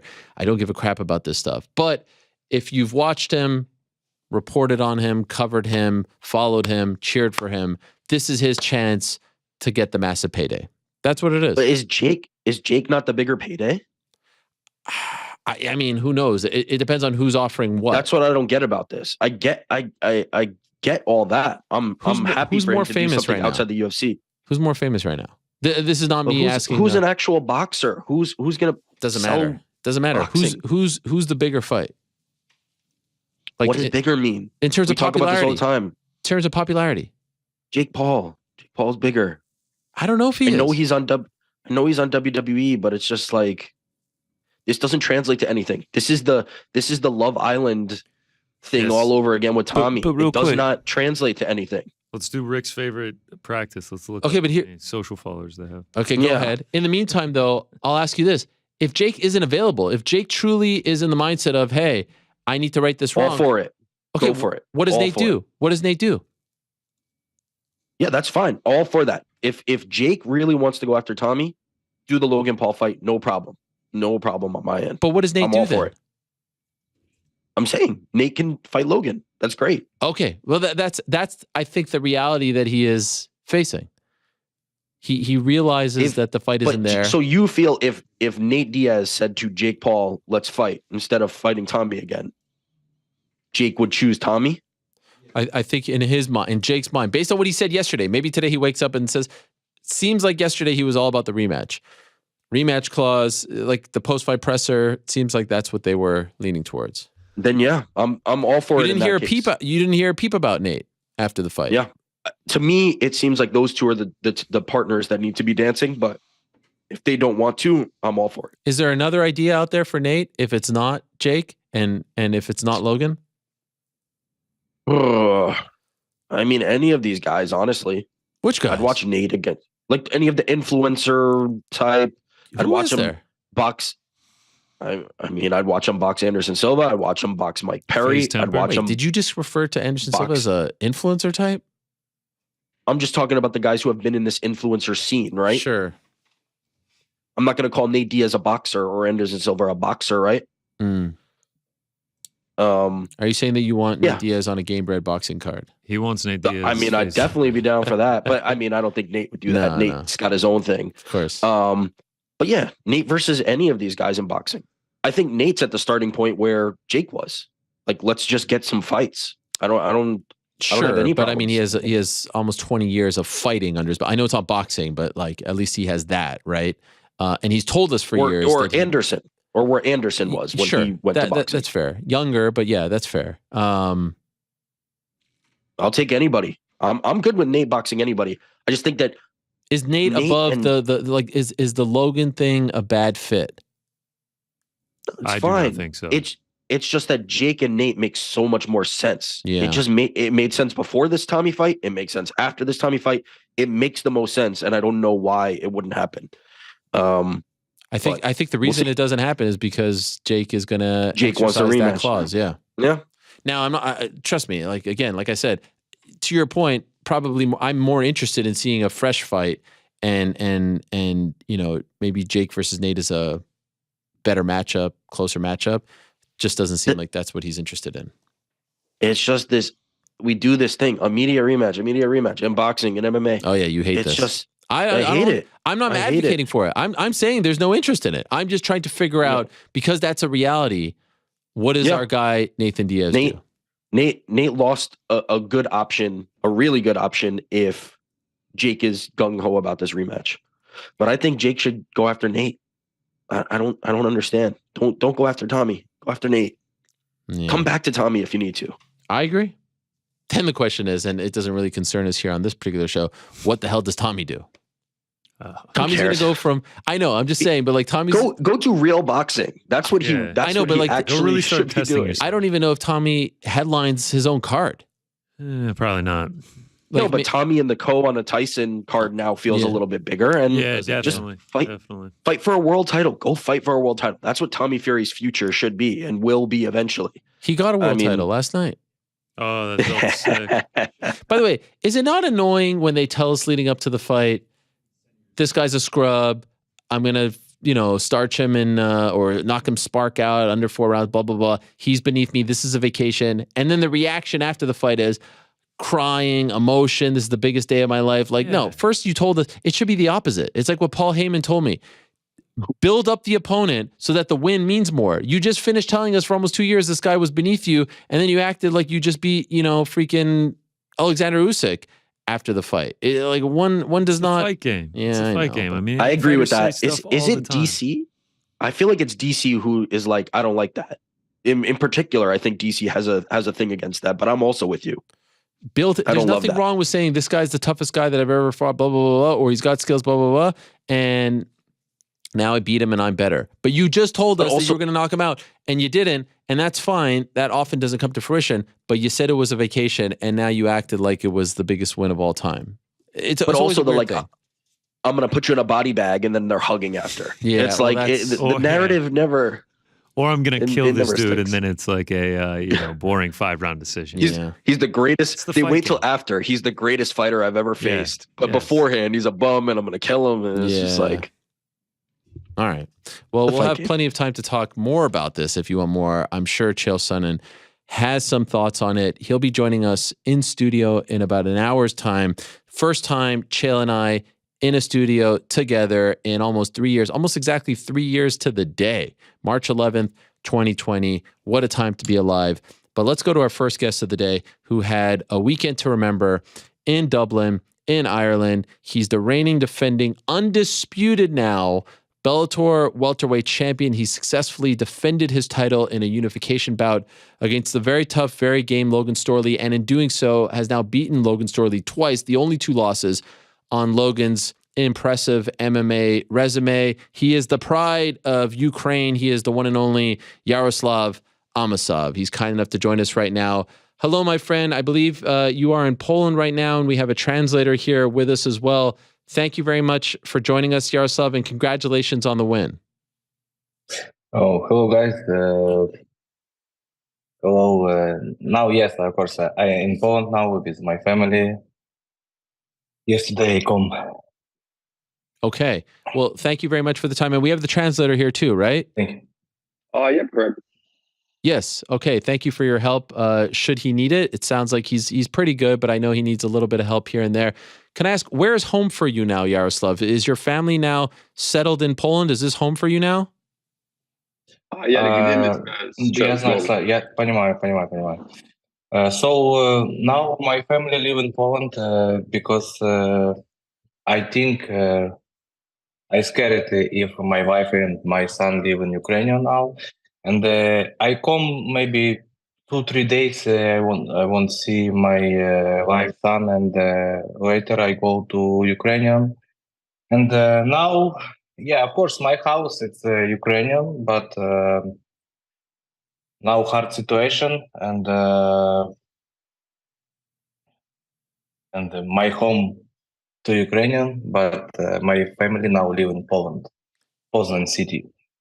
How difficult was last week for you? Because there was so much attention on you, so many emotions brought up, stories, pictures of what you and your people had been through and are going through over the past year. And on top of that, you have to fight against a very tough guy and defend your title. all of that combined, how difficult was it? Миша, сейчас можно перевести. Как для тебя была тяжелая последняя неделя со всеми эмоциями, со всеми фотографиями, все, что ты видел, и плюс к этому у тебя еще очень серьезный противник и тяжелый бой. Как для тебя тяжелая последняя неделя была? So last my week for me it's very big motivation. So when I see many picture, I remember what happened, and every time people ask me how I feeling, show me picture, and for me it's big motivation because now it's for Ukrainian very hard, and I want to give this win, this belt, and I think it's for Ukrainian now very good. Last year, we know that you were supposed to fight MVP and you decided not to. How close were you to actually fighting last year? Like, did you actually consider it and then decided against it? Or were you, once everything started with the invasion and the war, did you realize that the best thing for you was to stay home and defend your country? В последнем году у тебя должен быть бой с Майклом Пейджем. Ты думал вообще драться в прошлом году, и насколько ты близок был к этому? Или ты думал просто, когда все немного хоть уляжется, потом проводить бои? Но у тебя какие-нибудь мысли были вообще, чтобы драться в прошлом году, после того, как началась ситуация?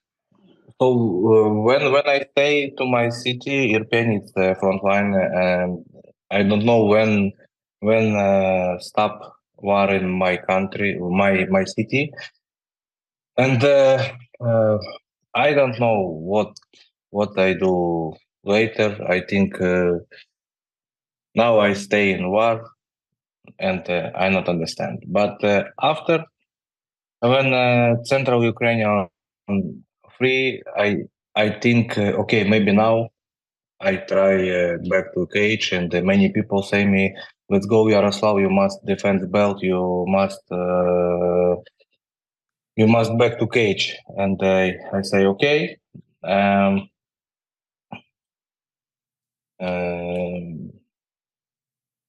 So that's it, maybe.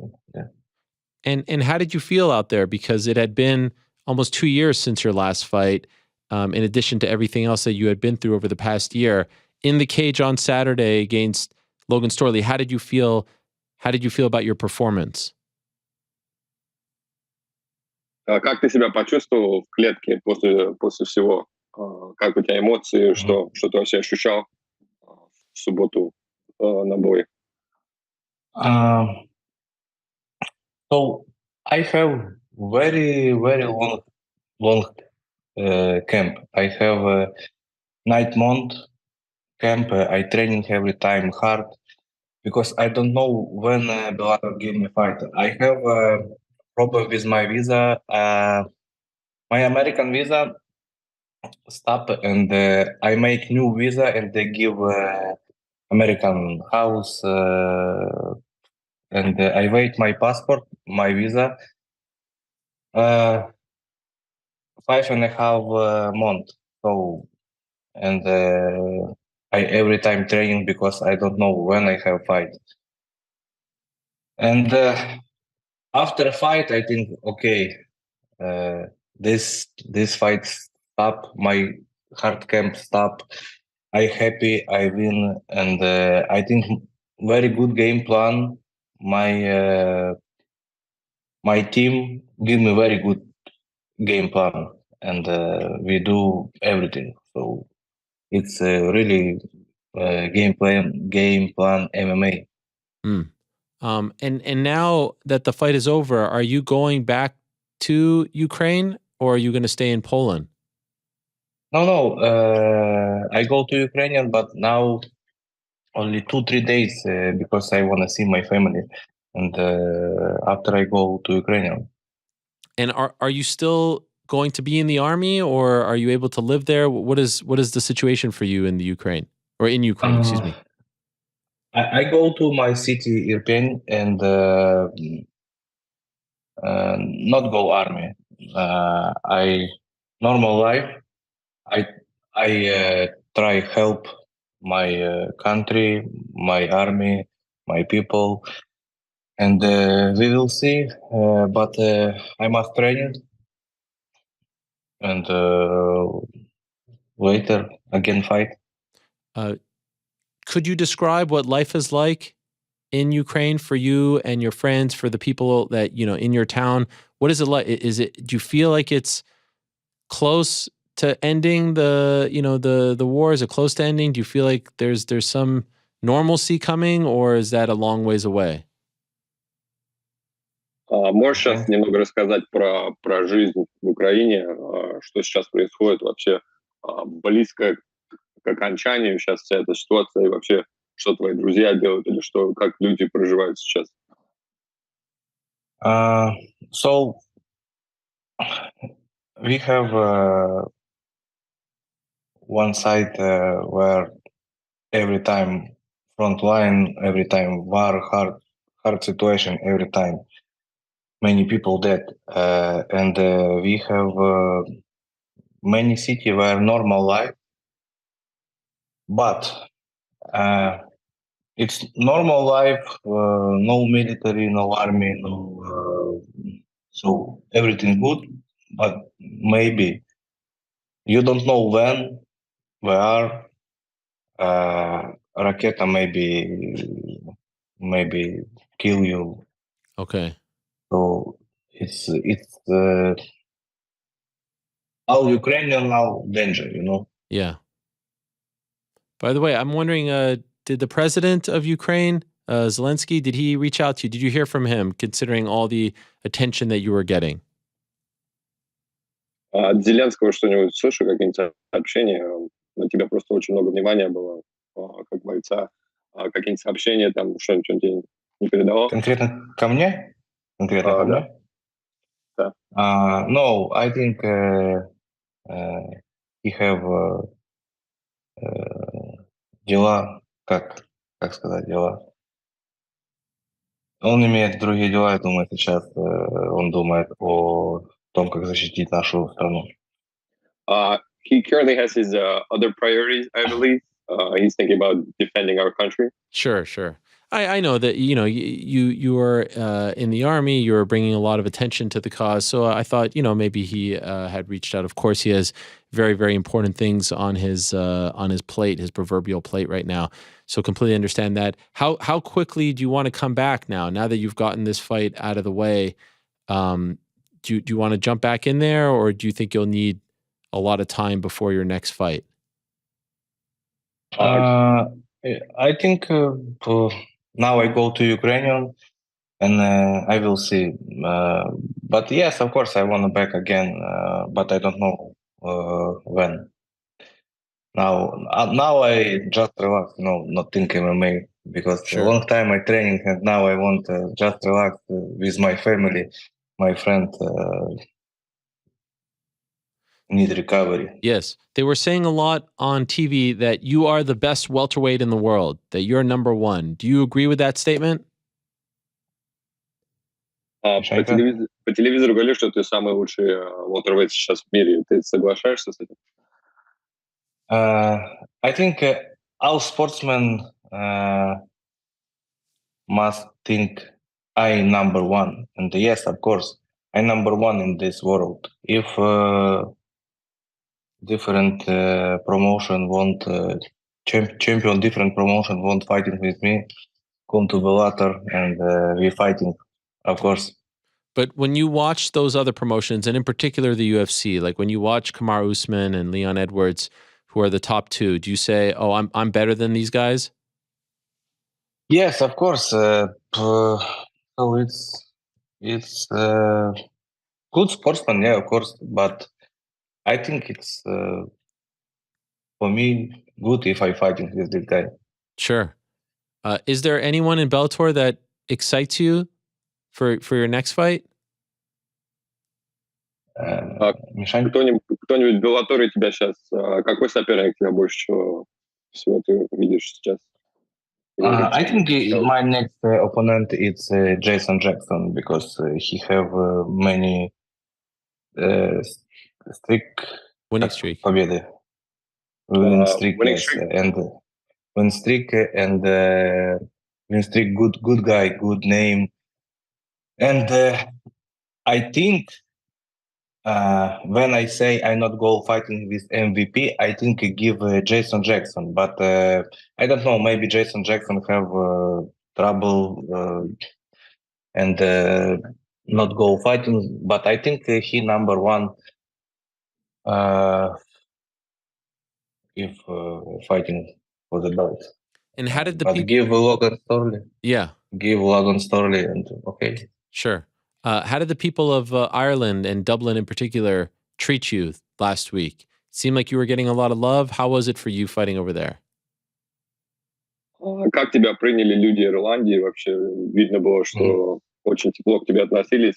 А как тебе вообще было в Ирландии и как фанаты тебе показали свои? So I think you see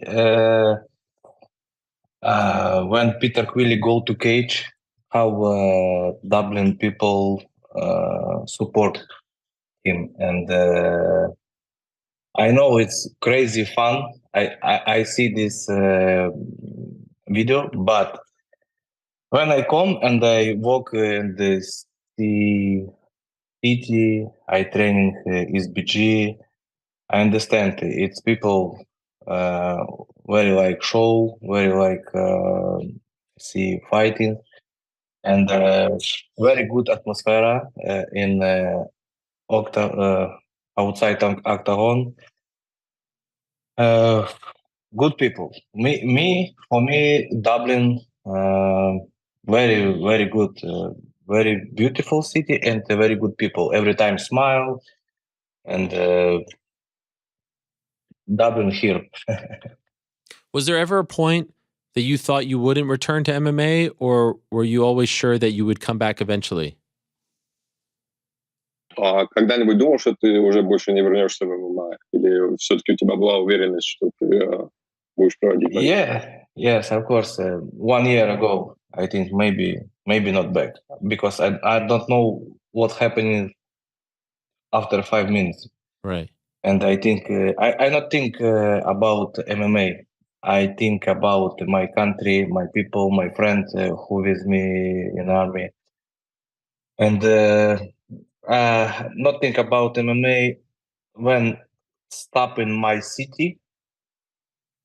Only after I think, okay, maybe, and I next day I start training, but I training because for me it's recovery.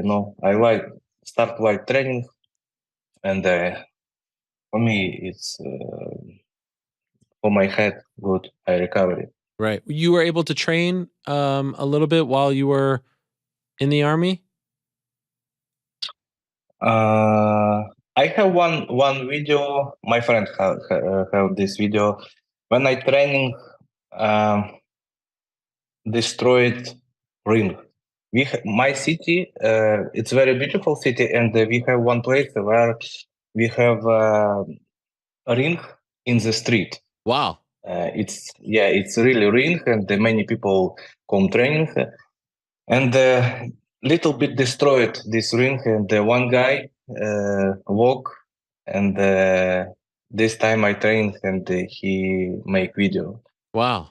Amazing. And the video of you getting the belt that I think your mother kept for you all the way down low, it's amazing stuff, really emotional stuff. And seeing you with your son, you have a son, right?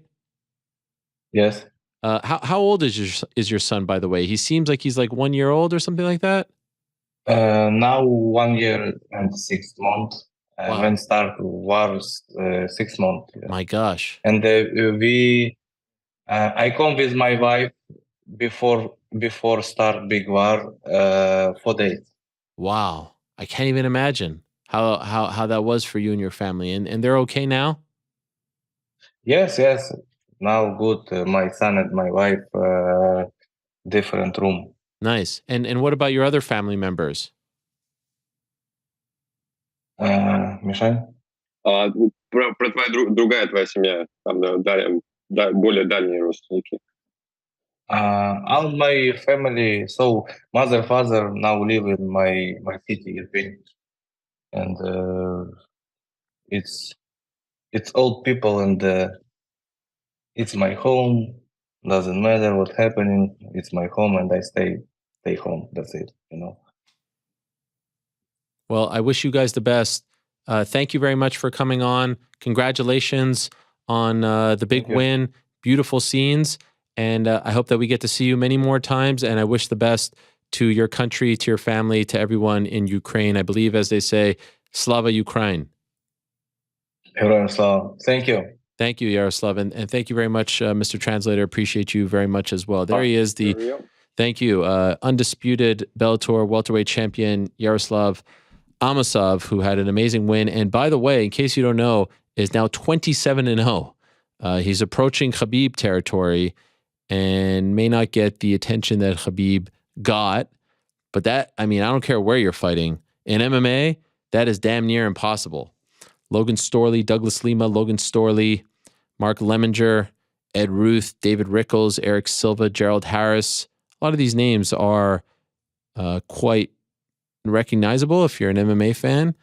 And yeah, now, you know, the thing that Bellator has always wanted and needed was to be in the conversation of, all right, let's stack our champion up against the UFC's champion. That's the best that they can shoot for so that they can say, our guy's the best. And so at heavyweight, can you say it? Not sure. You could say it at middleweight. You could say it at welterweight. You could say it with Johnny Eblen. You could say it at welterweight. Perhaps you could say it at 45. You know, I know there was the argument about 35. Like that's really what you want. Maybe 145 for the women as well, but 70 and 85 probably have the best champions, and so the most dominant, and the ones that would be potentially tough matchups for the UFC champions, and that's all that they can really ask for. That's all that they can hope for. So that was a great scene. That was Saturday afternoon. At the exact same time over in the Czech Republic, we had KSW's first show over there. And we had a great scene involving Phil DeFries, who's on some kind of roll as of late, and a man that Tom Aspinall, our good friend from the UK, has been hounding us, harassing us, almost bullying us to get on the program. In fact, seconds after Phil DeFries' win over one Todd Duffee, rematch of a fight that happened many moons ago, I got this video from Tom Aspinall. Take a look at this from the cage. I really want to get my man Phil DeFries on the show on Monday. I've been telling you for fucking 3 months. Let's do it. I've been telling you for fucking 3 months. If you ask me, it's been more than that. It's been more than that. And so we are men's of our word, if that makes any sense. A man of our word. It's hard to say we and then man. It doesn't make sense. Men's? Well, what could I say? We are men of our word? Yes, exactly that. Didn't feel right. 9 straight wins for Phil DeFries in KSW. 8th title defense. More title defenses than anyone ever in KSW. Has the most heavyweight title defenses in any major MMA promotion. Massive win for him. He is the face of KSW at this point, for goodness sakes. He is a man that we have been waiting a long time to have on the program. There he is. Big Phil, how are you? Hey, I'm great, man. Thanks for having me on, and thanks for Tom for getting me on with his buggery and absolute harassment of you. Yes, it's wonderful to have you on. And for the record, I've actually tried to have you on for several months, but I guess I had the wrong number, and it kept getting bounced back. So my apologies. Oh, I forgive you, Ariel, but I don't believe you. I just didn't want to give Tom all the credit, but he has been hounding me. He is your biggest fan and a very loyal friend to you. And I told him all goes well here. Would love to have you on, and all went well, my friend. Wow, what a story! And I know that you've talked some about your backstory, and I hope you don't mind me asking a little bit about it again. But considering this one, considering who it was, Todd Duffee, who you fought back in the UFC 155, you were a completely different person.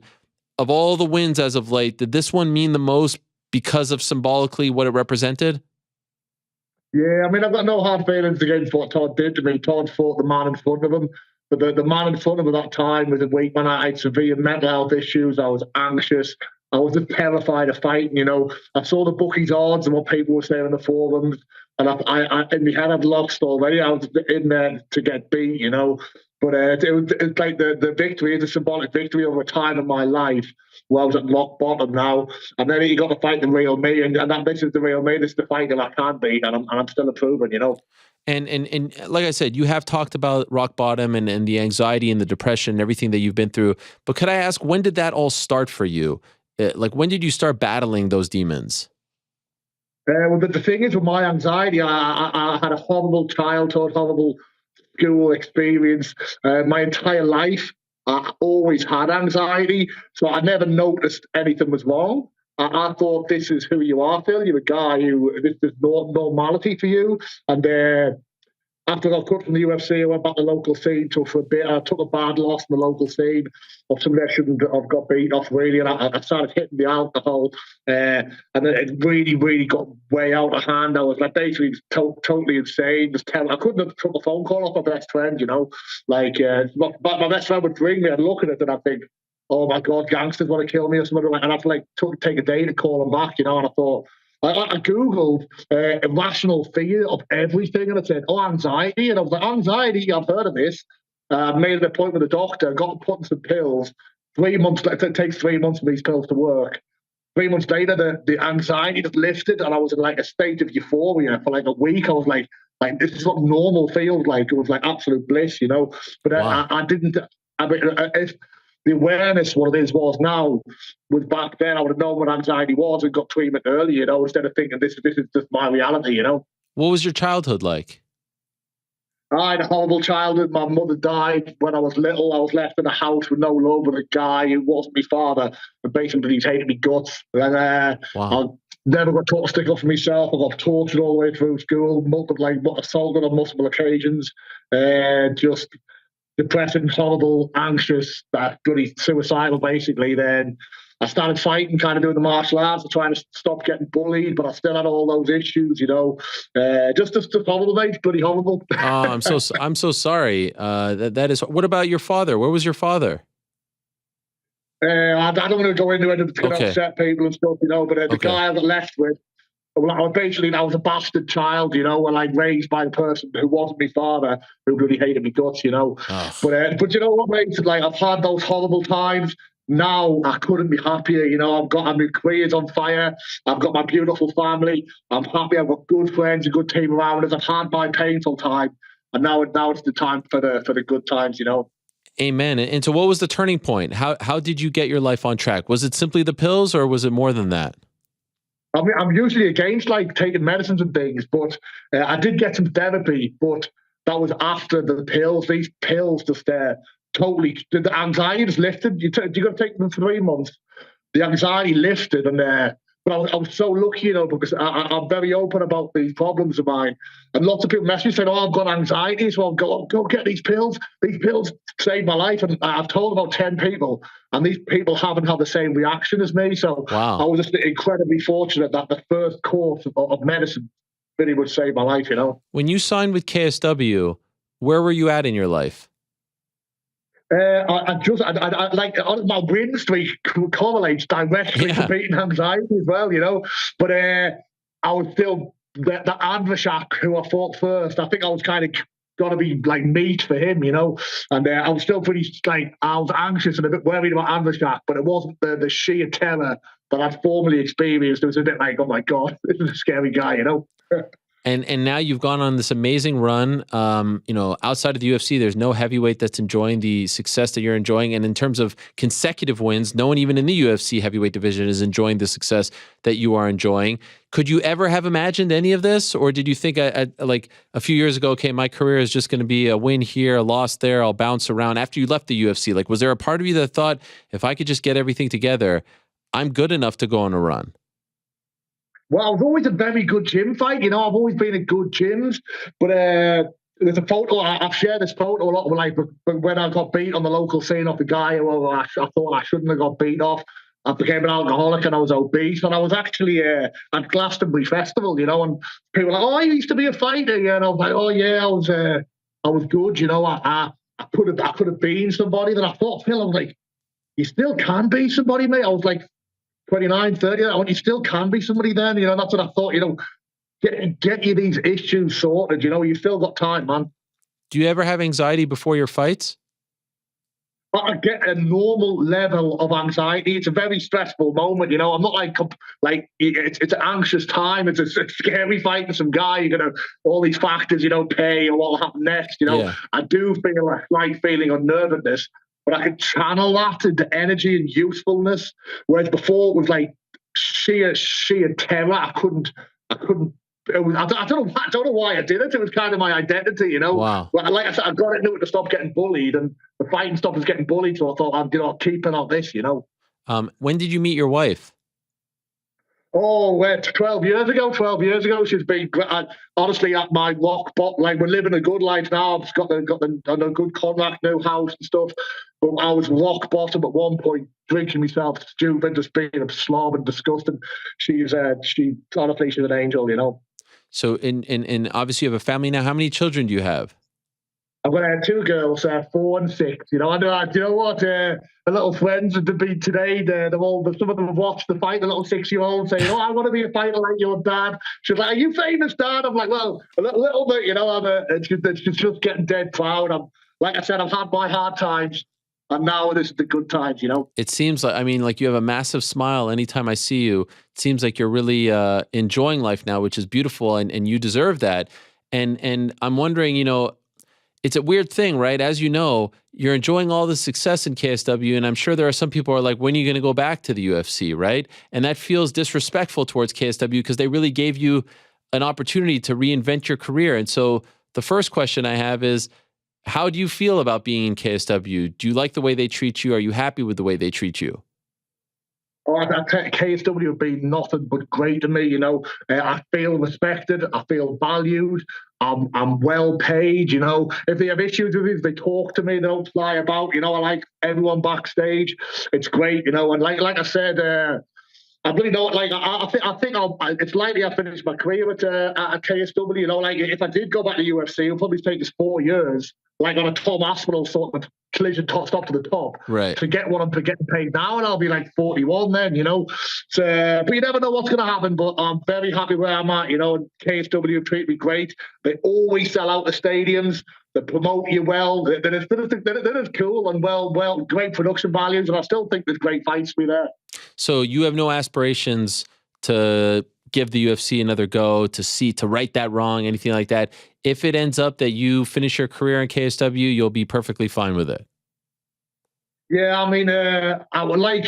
I'm not that bothered about fame and stuff, you know. Like at the moment, I'm trying to get enough money so when I can retire and give my children a comfortable life, you know. And I'm like, KSW is going to give that to me. So sometimes I get because I honestly think if the chips fell into place for me, I could beat anyone in the world. You know, I could get the $1 million to pay per views and stuff.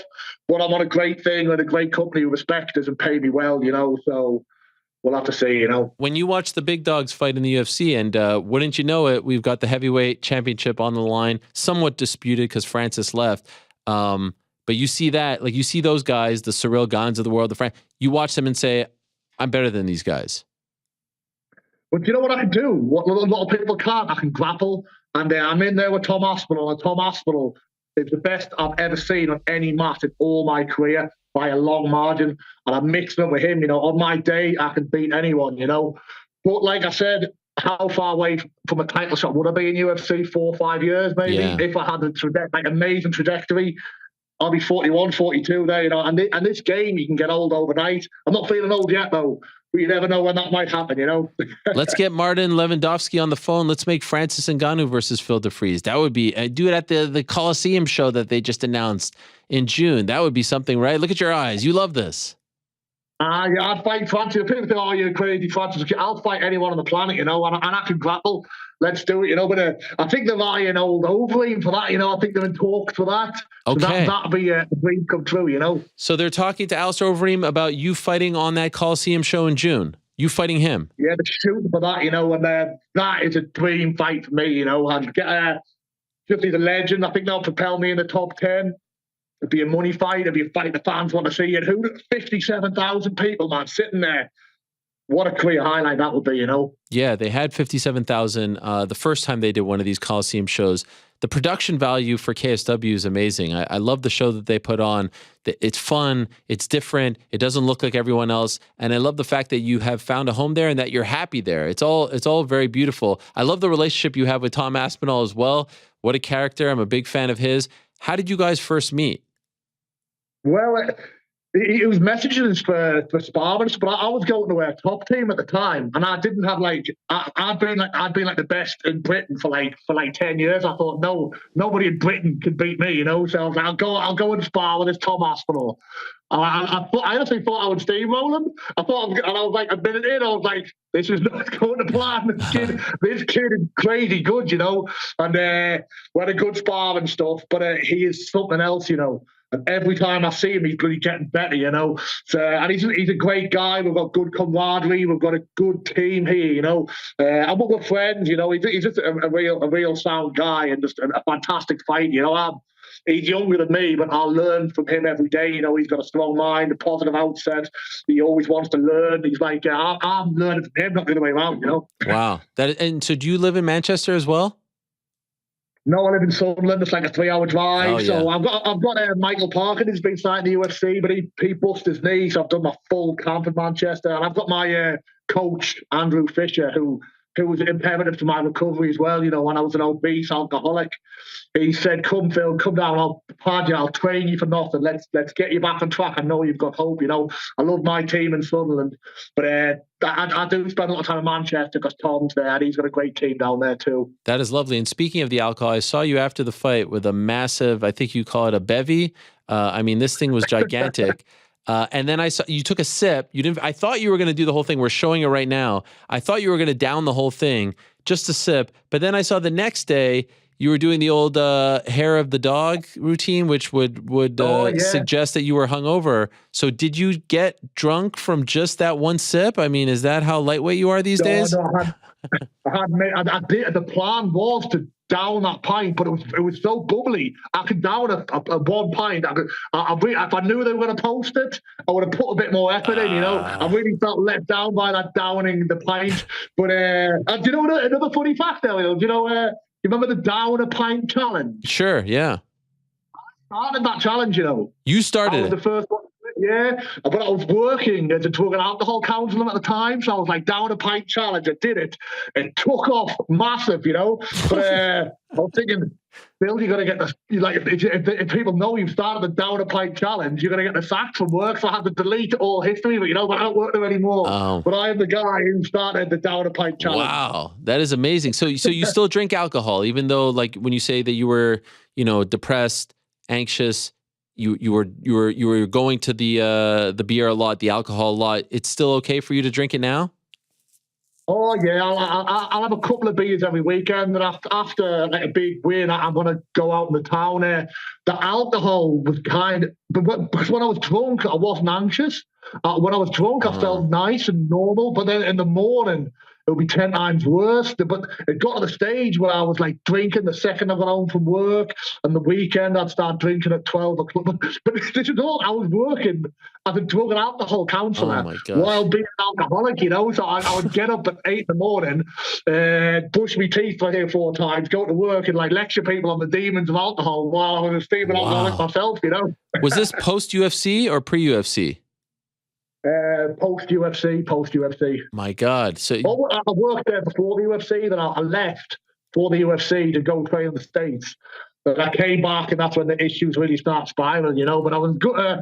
I can be honest about it now, but it was a horrible time in my life. Yeah. Did you feel like I don't know? Did you feel guilty over that? The fact that you're lecturing people not to use this stuff, and there you are abusing it as well. No, well, it's the organisation we worked for. We would never lecture. We would always say, "Oh, it's okay to have a hiccup. It's okay to do this." We would never be like, "Kind of, this is bad, this is evil." We would just go, "Oh, these are some positive steps you can make." So I wasn't being like a massive hypocrite, but obviously I kept my alcoholism to myself. Okay. Did you? When you have moments, maybe when you're, I don't know, going to bed, do you ever think if I was in good shape several years ago, like everything would be different? Like if I didn't have the anxiety, or I found these pills earlier, do you think of that, or are you just grateful that your life is so much better now and you don't even think of that? Well, I think of that, but sometimes like the anxiety made me such a powerful wrestler because I was terrified of boxing and striking. So if I would grab you, I would stick to you like glue out of sheer fear. And the anxiety and the bullying is why I got into fighting. You know, if I was of sound mind, you're going to be a little bit crazy to do this, but it could have been a totally different experience. But I mean, the fights I lost in the UFC. I mean, I had Todd, who was on fire at the time, Mick Leone, who was on fire at the time, Stipe, who was Stipe, you know. Right. And those fights I lost because I bottled it to my anxiety. I'm not saying I was better than those guys. If I was of sound mind, and I wasn't very good back then compared to now as well, I probably would have lost as well. But the reason I lost was the anxiety. But like I said, I'm so happy. And like, I met my girlfriend after the old, all this kind of spiraled out. I've landed in an unbelievably happy spot, you know, and I wouldn't change things for the world. Well, I'm delighted for you. Congratulations. Great stuff. You're an inspiration to a lot of people and you're killing it out there. I hope you get that Overeem fight in June at the Coliseum. That would be a huge deal. And you're on the radar now. Everyone's talking about you as one of the best heavyweights in the world, one of the best heavyweights outside of the UFC. You deserve all that praise and more. Well done, my friend. Enjoy the victory, and thank you for coming on. Finally, we get you on. Like, one more thing. There's been a guy mentioning the guy's knee for a year. Like, at 5 years, can you a KSW champion that I should get a Rolex? I've mentioned it 100 times. I just think I should get a Rolex at 5 years service as champion. It's the world record. You know, what do you think, Ariel? I think you should get a Rolex. Come on, Martin. Let's go. Give the man his Rolex. There we go. There we go. I've got on my little list of things to mention, you know. You don't want to forget that. I love it. I hope you get it, my friend. Congratulations and good luck to you. Thank you very much, Ariel. Thanks for having me on. Cheers, yes, man. What a legend. Phil DeFries. What a great guy. Very, very, very infectious personality. Love that. And yes, they announced their next show June 3rd at the National Stadium in Warsaw, Poland. XTB KSW Coliseum 2. And their last event in the Coliseum was KSW 39. May of 2017 had 57,766 people in attendance. It is the largest modern day MMA event. Just beat the Melbourne, Australia UFC event headlined by one Israel Adesanya and Robert Whittaker. And they've already announced that Mamed Khalidov is going to be on this card, and perhaps Alistair Overeem versus Phil DeFries as well. All right. Let's talk to another great European fighter. She finally returns to action for the first time since June of last year. This Saturday at UFC 285, massive co-main event. Of course, we know about the main event. It's John Jones versus Ciryl Gane. And in the co-main, we've got a fascinating fight between the upstart Mexican-born challenger Alexa Grasso, who has looked great as of late, against the greatest flyweight of all time and the #1 pound-for-pound female fighter on the planet, the legendary Valentina Shevchenko. Hello, Valentina. How are you? Hello, Ariel. Good to see you. Good to speak to you. Oh, it is always a pleasure. It's always an honor. Thank you so much for the time. We finally see you back. It's been a while. Very excited to have you back. Why, could I ask you, has it been so long since your last fight? It's been 8 or so months, 9 or so months since your last fight. How come you took this extended break? Oh, I actually I spent good time after the fight. My sister fought first in July. I helped her. She had amazing fight and good victory, like very beautiful fight, technical fight. So then we spent whole summer, the rest of summer, on the boat in like Washington State, riding Puget Sound all over. And after that, we traveled to Kyrgyzstan. We spent time with the family, visited my friends' family. And for training camp for this fight, we traveled to Japan and had amazing 1 month trainings in Japan, training with amazing sparring partners. Also, culture and tradition of this beautiful country, Japan. Yes, I saw you with the sumo wrestlers. Incredible scenes I saw on your social media. Did you actually try it as well, the sumo wrestling? I will not risk my health for this. Yes. But I want to say, because everyone knows sumo, but no one knows too much about sumo. And we had amazing opportunity to see it like training, real training from inside. After the training, they invite us to have lunch with them. It was kind of like the best sumo wrestlers of the Japan, and they just show how they live. It's like a building of 3 floors. On the first floor, this is like a training gym, what I posted into the gym.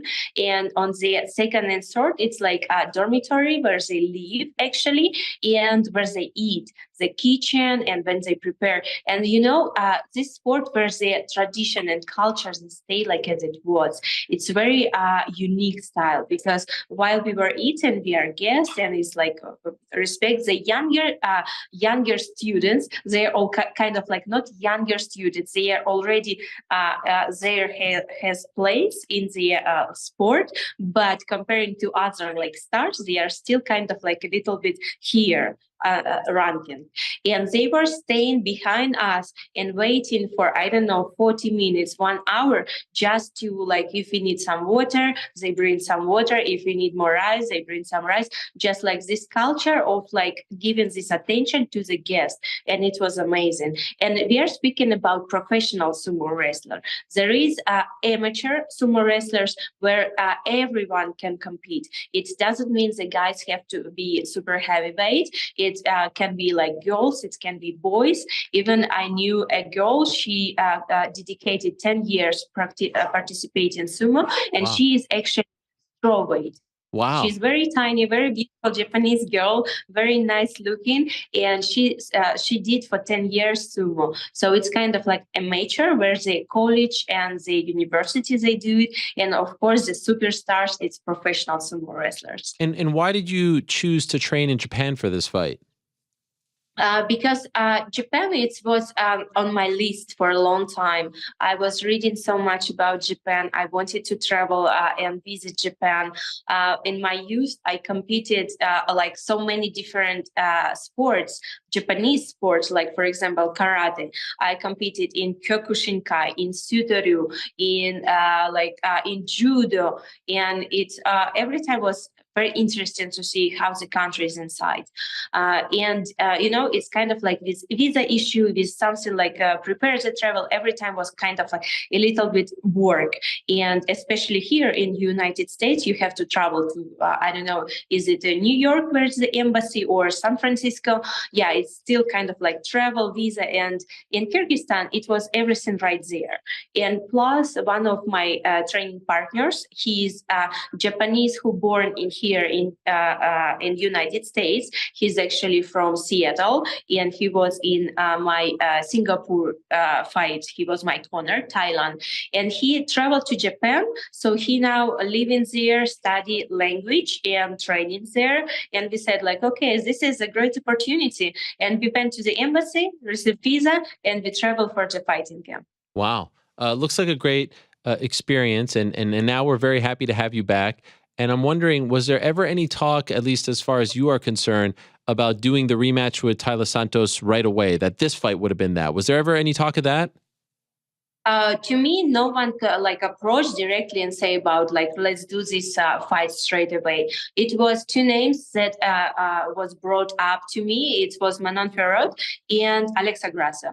And first it was Manon, but then I had news that she got injured and she had like surgery, and then it was Alexa. How do you feel about what Alexa has done recently? Do you feel impressed? Are you impressed by what she has done recently? She has improved a lot, but I'm wondering what you think of what she's done. I think Alexa, she's a very good fighter, and she did like a very good job and during the last years and what she did, and her lifestyle, her like way of training, it's come from family training, like, and it's like spending a lot of time doing that, and I very respect that. And yeah, definitely she's a complete MMA fighter, and she has a background of striking. But in this level of competition, you just cannot be just striker. You have to have all knowledge. So I know I'm gonna face like complete MMA fighter who's gonna like do everything. MMA, who's gonna fight MMA. That's why I'm ready for this fight. I will do my best. I prepare as good as I have to prepare for this fight, and I have like everything what I need for the victory. And no matter how good she is, I will be better always. You're always very confident. You're unflappable. But I'm wondering if, considering how the last fight went and the talk afterwards, if Valentina Shevchenko, the greatest female flyweight of all time, the #1 pound-for-pound fighter in the world right now, as far as women's MMA is concerned, and one of the 10 best fighters on the planet, as far as I'm concerned, if you have a massive chip on your shoulder to remind people just how good you are. Oh, I don't. This is, I think, the most important. What people sometimes like, they put too much charge on their shoulders, and they like going into the fight with all this heavy weight on top of them, and they kind of like cannot show the best of themselves, and they kind of like, oh my God, it doesn't go the way it's supposed to go. It doesn't go the way what picture was in my head. But this doesn't matter at all. If you did everything in the fight to get the victory, doesn't matter how hard the fight was, how difficult it was, but you did it. You did everything, and you inside yourself, you feel satisfied. This is the most important, because leaving the octagon with the feeling you could do better, this is the worst feeling. But if you leave the octagon and said, I did all what I could, this is the best. And yeah, I definitely go inside the octagon to show the best of me, the best techniques, the best skills, the best Valentina, the best version of me. And this is what I do every single fight. No matter who's opponent in front of me, I do it every time. Yes, sometimes it's harder, sometimes it's easier, but this is the beauty of our sport. Have you ever left the octagon or the cage or the ring and felt like you could have done more, like you felt disappointed in yourself? Has that ever happened? And if so, do you remember which fight? I'm in martial arts already for 30 years. Yeah. And this year, it's my also my anniversary. It's like we share it. Yes. 30 years of UFC, and 30 years I celebrate my anniversary being martial artist. And for this huge amount of years, definitely I had everything. And this is only why I'm saying things like this. It's only because I experienced what I had before. It was one of the it was years ago, maybe 20 years ago. It was one of Muay Thai competition, and I won that fight. Yes, I won that fight, but I was like, so upset with me that I didn't do everything. I left, and I was kind of like was lazy a little bit, but I still won the fight. And yeah, but I actually felt kind of like, no, I could do better things. And since that, I every time going inside the octagon with that feeling, this hunger feeling to like leave my heart, last breath over there, but do everything. It's so interesting. I feel like for the longest time, every time we speak, I always ask you about 135, about Amanda. Now, Valentina, I don't really have any interest in that anymore. And I wonder what you think about this statement. I said it last week on the show. I think right now the most interesting weight class in women's MMA is 125, especially in the UFC. And for the longest time, it felt like it was you and then everyone else was down here. But now, compared to 135, 145, 115, I feel like there's now actual, interesting names at 125 for the first time in a long time. Alexa Grasso, Erin Blanchfield, Manon Fiorot. Let's see about Tatiana Suarez. I feel like now we have an interesting weight class for the first time in a long time, which speaks to how long you've been at the top of your game and the weight class for so long. Do you agree with me that the most interesting weight class is 125 and the most interesting fights for you are now at 125? Oh my God, Ariel, I'm happy to hear that, because I was telling it for like, I don't know how many years already. Yes. Now it's here.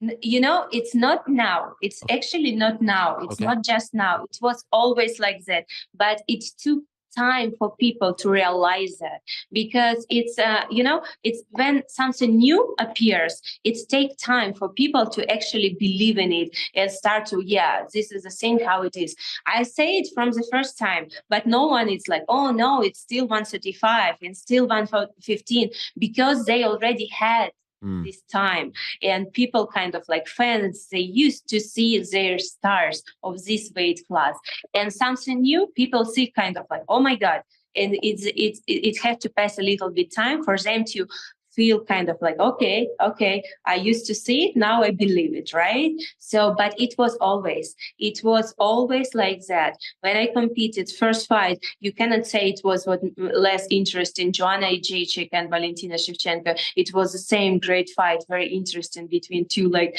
amazing fighters. So every time, like Jessica, she had amazing career.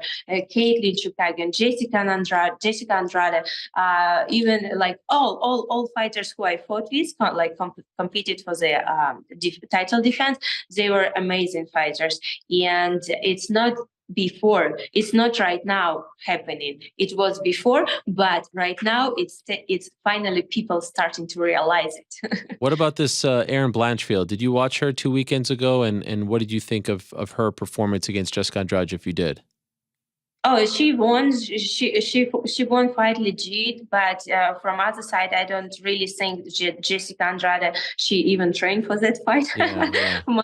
She was kind of like laying on the beach, like, and said like, "Opa, 1 week notice fight. Why not to gain some money and have some like amazing rates again?" It doesn't affect her like too much, her career. Yeah. I mean, lose in this case, but like a couple thousand in the pocket, it's never hurts, right? That's why I think she took the fight without like any risk for her. And but was good fight, was amazing, everything. And I heard Erin, she talked about title fight right away, right next, but I think for the title fight, she's still green. Wow. Okay. So how many more do you think she needs? I don't know. It's up to her. I really focus not on her right now. I focus on us. She also has talked about you, about fighting you on the ground and how much better she is than you. Have you seen these comments from her? You know, it's so funny to see this young fighters like talk this confidently, and it's happened before. It's happening right now. And for me, I draw into myself this kind of picture because it's very like looks like her and like all the fighters who speak like that, young fighters. It's like few months old puppy, right? Barking around, jumping with all ears up to the air, all happy because this puppy didn't have any struggle yet. It didn't have any like mature world, like adult world problems or something like that. But once they start to step into the real things, they kind of like, feel the impact. And it's starting something like change in their head. It's something different. I didn't expect that. What's happening? I don't understand. And then they start to change their behaviors. They start to change like everything. For me, she's like this little puppy right now. Yes, it's happened with Macy Barber the same. She was the same before. Now she speaks differently. Now she's another person. Now she's very careful with her words, and now she's very choosing what she's have to say about every single fighter. And now same things happening with Erin. So yeah, it will take time before she kind of like grew up a little bit. But for now, still this like barking and jumping around. My God, Valentina, that is tremendous stuff. You don't get enough credit for your, I don't want to call it trash talk, but you're like a sniper out there in real life and when it comes to this stuff. The words that you use, right in the heart. At least for me, it's tremendous stuff. So well done. I know you don't do it in a calculated way, or you try, but it's that is incredible stuff. In other words, if I can maybe paraphrase what you said, everyone needs to calm down. You're still the best. You're not going anywhere. We're overrating some performances. You're going to show everyone on Saturday who the number one is. Is that essentially what you're telling us? Ariel, I'm not trash talker. No. I'm not gonna say like bad things about the fighters because I think that all single women, all women who step into the octagon, they deserve this huge respect because it's a lot of training, a lot of sacrifice. And I just want to say like bad stuff about them because even they are going into the gym every single day. This is already respectful. Yes. And I'm here. But when I hear something like wrong, it's not truth, I just say it's wrong. I won't be quiet. I won't say, no, this is it. No, I say this is not. And this is not truth. And this is how it looks like. So everything what I say is like pure truth. What about Tatiana Suarez? Did you see her on Saturday? Sincerely, I'm very happy for Tatiana because she has this huge way and like all what she had last 4 years, right? Yeah. Since her injury. And come back with a victory and continue journey in martial arts because this is what she loves and brings her joy and happiness. And this is very, very good success for her. I'm very happy for her. And I wish her good luck, no injuries in the future, and continue her journey in martial arts the same way as she is doing right now. I know you're not looking past Alexa, but is there someone who you think it should be next for the title shot if all goes well on Saturday? Not looking for passing Yes. Alexa. No, you know me, and I never will speak on next fight Sure, or something like that before I do actually the step forward. So for all my focus, all my thoughts on this Saturday, and I'm ready for this fight as good as I can, and I'm feeling great. I'm feeling the best shape of me for this fight Saturday, and I will do everything to win the fight. Is there something in particular that, I don't want to say concerns you about Alexa, but you feel like you have to look out for? Obviously, she's known more for her striking than her ground game, but is there something that she does that you're like, okay, this is the thing. This is her bread and butter, as they say? In this kind, it's everything. It's everything that has to be taken for a concern. But in the same time, it's if I will be in my best shape with all my sense up, it's gonna be everything fine. Yeah, but it's MMA. You have to be ready for anything, and this is what we were preparing for last 2 months. Yeah, be ready for everything. Okay. No matter what is the background of my opponents. Sure. Two last things for you. Being on the same card as John Jones, first fight for him in 3 years. Does it feel like a little more special, or for you, are you so focused on the fight, it doesn't matter if it's at the Apex, if it's in Singapore, if it's John Jones, not do you care about any of that stuff? Yeah, you are very right. I'm caring about my fight only. Yeah. And yesterday, I was asking several questions about several fights who's gonna happen months from here, 2 weeks from here, and I was like, oh my God, what are you saying? I don't know what's happening in the world. Yes.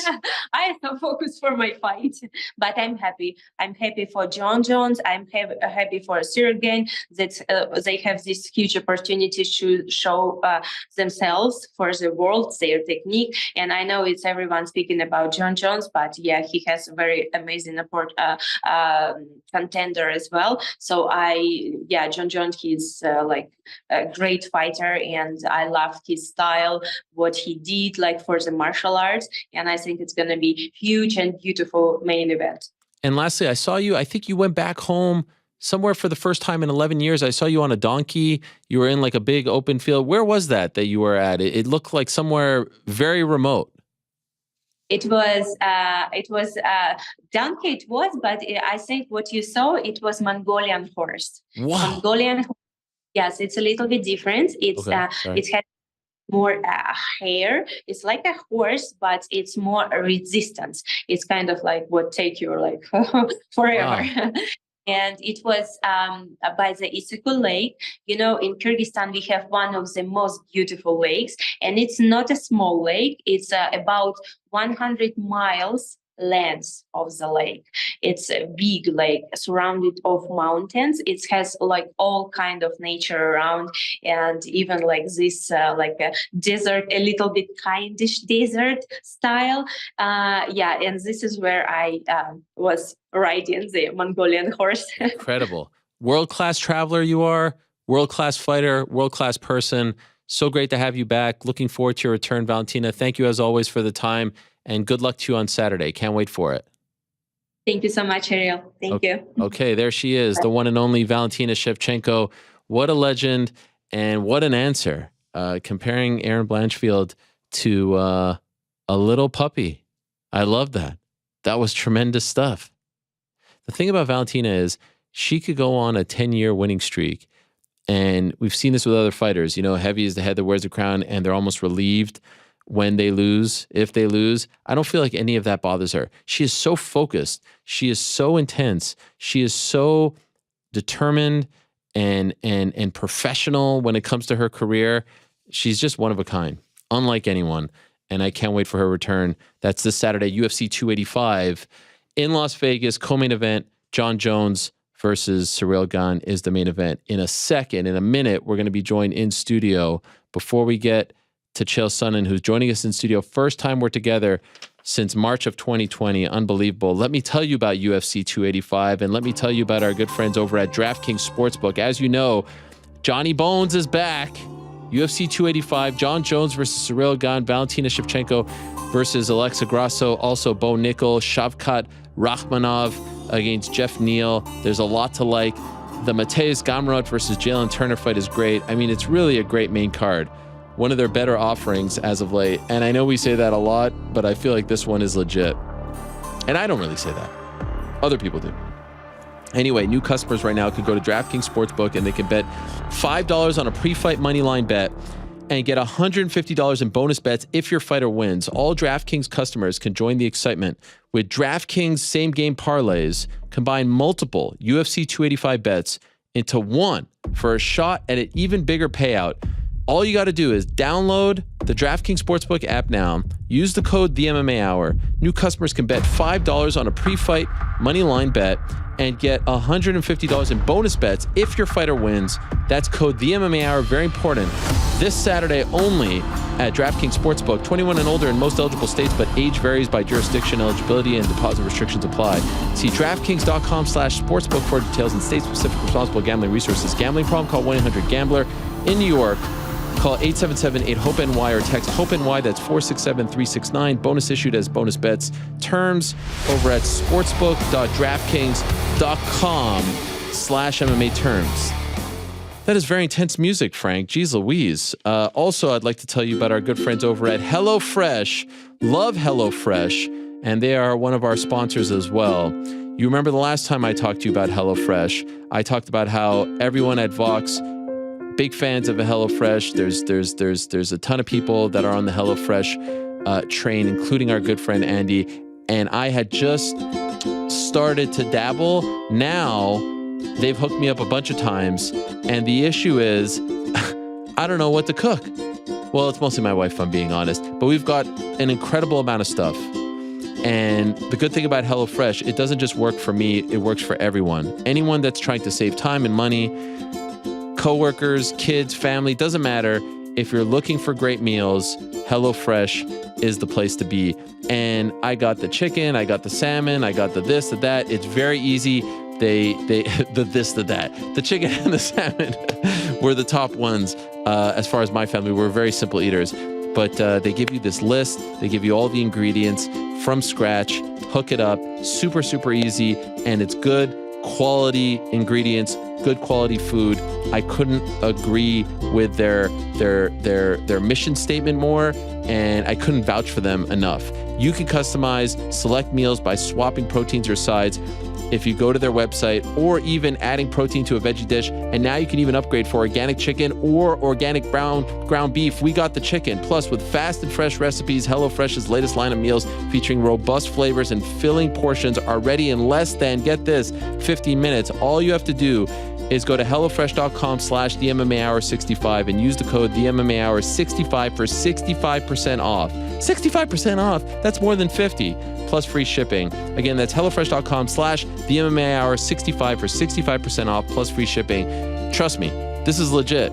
Go to their site, check out the meals, put in that code. It helps us out. It'll help you out. We appreciate them very, very much. And now, my friends, for the first time since March of 2020, it's a reunion unlike any reunion. It's my good friend. Is he here? Is it actually him? Wow. Chael P, give me a hug. Carol, how are you? Come on, come in here. Oh, look at this. This is something. Can we hold on just a little longer? Wow. This is great to see you. It is wonderful to see you. The last time we did a show in person, do you remember this? March 11th, 2020. Yes. Ryan was there. We were at the seaport. You said, hey, you know, you're okay? You yes, were I'm good. Just showing off no, your I'm chest? Good. No, I'm very good. I'm very good. We need to talk about those. You were said, if COVID's right here, I'm going to drink it. Do you remember this? COVID's weak. Yeah. COVID never get me. Look at this. Could you imagine that, though? People are locking down. I am the epitome of health. Yes. If I can't handle COVID, you're all screwed. Yes. I mean, think of it in that perspective. And you never got it. On a true, I got it several times. Oh, you did? Yeah, I walked right through it.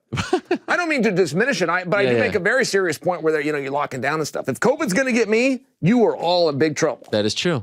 Luckily, it seems like we're on the other end. What's it like to have me here? Nice. You know, I hope this doesn't embarrass you. No, this is great. Let's have fun. Okay, because my wife grew up very poor. Okay. And when her friends found out, it greatly embarrassed her when they came over and they saw our house and things like that. I don't really know what that means.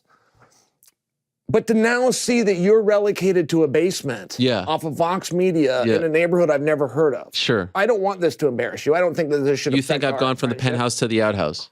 Oh, buddy, I mean, we're underground here. I truly don't know the city we're in. What are you talking? So you think in New York? Yeah. New York has a feel. There's people that they're honking around. There's rude people, but there's also hot dogs and there's euros and there's pieces of pizza. There is none of that wherever. I don't know where we are. I'm not trying to be funny. This is Wall Street. It's disgusting. This is like the epicenter of the business world. It like led to you, and I thought, what's my guy doing down here in the basement? It's so weird that you say this because every time someone comes in, including the great KSI this past Wednesday, it's like, wow, what a setup. Did they told you that? Because that's the polite thing to do. Said, wow, it would have been polite. Eddie Hearn, best promoter in the business, said, look at this. Look at what you have here. Incredible scenes.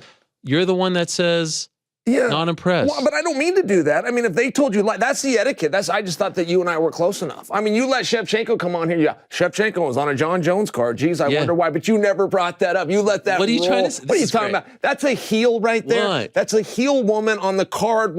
Come on, man. Why heel? There's the fans. We don't know why these two are being. Come on. That isn't that right there. Shevchenko is the greatest fighter in the world that's never been a main event. Shevchenko isn't even headed to main event status. Now, the reason is because she plays cute, but she's a bad girl. Amanda Nunes, Edmonton. Be a bad girl. By the way, did you hear her comment about Aaron Blanchfield? Yeah. That was good. She called her a little puppy. That's great stuff. That's who she really is. There's nothing wrong with being a heel, but she's a heel. Okay, so what's wrong with that? Nothing unless you're pretending that you're not. But isn't that when brilliant? You're coming out, no, it's not brilliant if you're a co-main event. It's a brilliant effort. If you and I sit down and we hand her a script in 1998 and she goes with it, but 12 years later she's not a main eventer, no, we screwed up. But she has main evented. Amanda Nunes. No. Didn't happen? She fought Amanda Nunes, I don't even know how long ago. Yeah, and don't make believe that did any numbers. I'm not even agreeing with you it was a main event. I'd have to go look it up. But if if that fight in a different division, in a different era of our time before Slap League even existed, took place, it's a little weird. What a success that is, huh? Are you allowed to talk negatively about that? I don't know much about Slap, but I will talk about it. Yeah? Do you watch it? I am sad that you're in the basement, though. But I'm happy to be here with you. I'd have brought you a sandwich. I'd have brought you something. I see you're in a sweater because there's no heat in this building. But I would have brought you something. I brought you hot I'm actually going to see them. Wow. Can I try them on? Yeah. Holy shit. You are really blind. Wow. I have a hard time. How do they look, guys?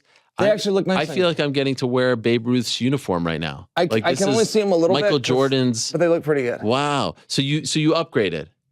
Oh, well, I think so. I don't know. The last ones had the little weird skull thing. What was that? Okay, well, here's the problem is these are actual glass instead of lens, but that creates a weight. And that weight cuts into my nose. So for a period of time, I have marks. Yeah, what's going on? Maybe they need to loosen that up a little bit. You're the poor kid. No, that's fine. But I really didn't mean to do that. I wasn't trying to embarrass. But there is a make believe that you're in New York or you're in New Jersey or you live in New Jersey. No, this is New York. This is financial. We're in the middle of nowhere. There is no pizza outside. There is no Starbucks out. There is nothing. You are in the middle of nowhere. And then I went down. Yeah. I'm in a dungeon like a gopher right now. Why are you here, biggest by the MMA way? show. Why did you invite me?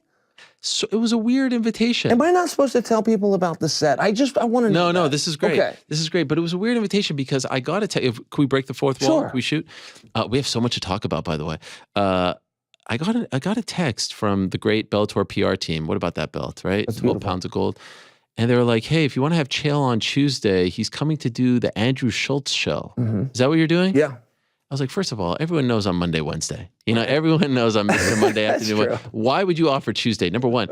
And you're flying Chael out to do the Andrew Schultz show? You're coming across the country to do that rinky-dink show, and you don't even tell me? You're coming to do a media tour for Bellator about their upcoming event, March 10th, SAP Center, lightweight tournament, and you didn't want to stop by me. Are we beefing? Do we have heat? You and I? Yes. Most definitely Why not. wouldn't It you not sounds tell like me? you and Bellator. I don't know, but I got to tell you on the So I called them out, and I think they changed your flight. Okay, they Big did. power move on my part. It was a power move. You made me look good. I mean, Yeah. I was grateful for that. You really put me over, but I was surprised on the Andrew Schultz thing. I said that to the head of PR. I said, you're flying me in to do the Andrew. I said, you realize I do a show that is 12 times bigger than Andrew's show. Would you like me to just do a mention on my own show and never get on an airplane? And they're like, no, we'll just do Andrew's show. And I thought that's very nice. Andrew, he does a nice job. He seems like a nice guy. I'll meet him tomorrow. Yeah. But to come to a media king and to go, I thought it was interesting. And then but here only I am. one stop? Yeah. Not even stop by your old friend? I mean, haven't done a show together in person in 3 years. Nothing. What's your let's go Buffalo? Buffalo, yeah. I'm a big Buffalo guy. You're a big football. I wore this for you because I see you tweeting a lot about, football. So your first day. Yeah. I mean, they're rolling out the red carpet. They bring you into a basement. I mean, do they say something like, hey, I'm sorry, as they keep descending floor, because you keep cutting me off when I talk, but as you keep descending floors into darkness. Yes. Was it weird? Were they when they got their flashlight out, did they say to you, hey, Arrow, we're almost I'm there? actually getting deja vu right now. Okay. You know why? First day at ESPN, the first thing they give me is this shirt. This is what I do. I brought out this shirt. I won't bring the studio You up see anymore. it? You I see it? that I've done something Go wrong. on the single over here. Can you go on the single? Can you not see me? Oh, he can't see me. Mother F. I can see This that. shirt. I shouldn't have brought See that this? up. I should see it. Yeah. Right on the bad guy. That's the first thing I got at ESPN. Uh-huh. And I remember when we were doing the show, did you get that on a main floor? Could you see daylight from the floor? Or did they give that to you in the basement at ESPN? It actually was basement. Was it basement? But, maybe a sign of my career. Listen, I remember we started doing some shows together. We had a critically acclaimed hit. I mean, they launched ESPN Plus with us. Yeah. Built it. That's true. For 2 or 3 months, and that's why I'm saying deja vu, stick with me. 2 or 3 months, it felt like we had like legit heat. Do you remember some of those shows in the early days? Like you used to get really mad. Do you remember that? I do. What was that all about? Were you really mad at me or what? What was going on? Whenever I am with somebody, see, tell us about you it. will have debates on the business of MMA. It Sure. could be matches that are coming up. It could be what's going to draw. It could be a storyline. But you'll have a debate with them in MMA. And you'll have those, and I'll see you with your friends. I'll see the Chuck Mendenhalls and the Riamanis. These are really good people to have that debate. But then if you, somewhere in that group, have access to me, we don't now continue having a debate. I will now tell you, little ones, what time it is. I will come in and I will tell you, here's the match to go with, or here's what should have been done, or here's what that referee should have called. Right. I thought that that's how you viewed me. I thought you viewed me as the final say. If you can't reach Dana, go to Chael. Yeah. And when I found out that you don't, that you thought like you have the right to an opinion that can live in the same bubble with my opinion, it pissed me off. It did, legit. It did. Because I'm I not felt crazy it. about the fact that we keep changing the topic, that you're down here like a little gopher in a dungeon. I'm not crazy about the fact that nobody on your team's offered me a water, coffee, or a place to wash my hands. I'm not crazy about the fact that when I came in here, there's truly nobody up. Like, I wasn't worried about getting mugged. If I'm in New York and I feel like I'm not going to get mugged, I mean, I'm in the middle of nowhere. You call it a financial district. Trust me, there's no money upstairs. I'm not crazy about the fact that Valentina came on and told you about some lake that's 100 meters. Shut up, Valentina. Let's start with that, Valentina. Tell the world why you demanded to be on the same card as John Jones. Let's start with that. Let's send some really good gossip out there and let the people know who you really are, Miss Heel, and maybe I can get you off of the undercard. This is incredible. She's getting headlined by a guy named Surreal Gone. Yes. There is one heavyweight in all of meaningful. This Coker, Chachery, Dana, you bring them all together. There's one heavyweight that's name is out there anywhere in a ranking that's never had a wrestling match and doesn't have a black belt in jiu-jitsu. And that's the one they went and found, and they're going to try to put a world title around. He's 1-1 in his last 2. That guy sucks. And the biggest conversations I have on Surreal is with John Anik, where I'm arguing how you say his last name. And it's actually Gone. It's like Gone with the Wind. Yes. These are my arguments. This is the guy that's one win away from being a world champion. Oh, and by the way, Shevchenko's jerking the curtain for him. there's a problem with your career if you get to that point. If you're a 5-time world champion and you're jerking the curtain for a guy that doesn't have a black belt, you have a problem in your career. And you should not come on Ariel's show and talk about lakes and talk about the length of the lake. Do you want to water? Talk about why you demanded to come here at the same time that he did. Give the people a little bit of gossip. Okay, do you want water? No. Do you want a coffee? What would you do if I said yes? I could get you. I have Prime. Do you want Prime? You ever try this Prime? No. I'd try it if you had it. Do you really have it? I really do, right? I would try it. What color do you want? What flavor do you want? Well, red if you have it. Okay, well, now it's very dark back here. Frank, I could use a little, okay, I think I got it. How about this, Chael? I mean, we treat you so well back here. What do you got? Tropical punch? Oh, I'll try a tropical punch. How about that? Thank you very much. Courtesy of my good friend Logan Paul. I may, do you want some? No, go just ahead. help myself? Go ahead. You see, you didn't think that I would be able to deliver You it. got off that Valentina Jones. No, we got a lot to talk I started about. to draw a bridge there for you. Can I Your tell you mind, something? You started to go, whoa, that's a little You hot mentioned for me. Chatri, you mentioned Coker, Sure. Dana. We could throw in PFL. It's nice, Mentioned right? Jones at Shevchenko. Yeah. I On the think same you card. put What all a those guys in surprise. the same room.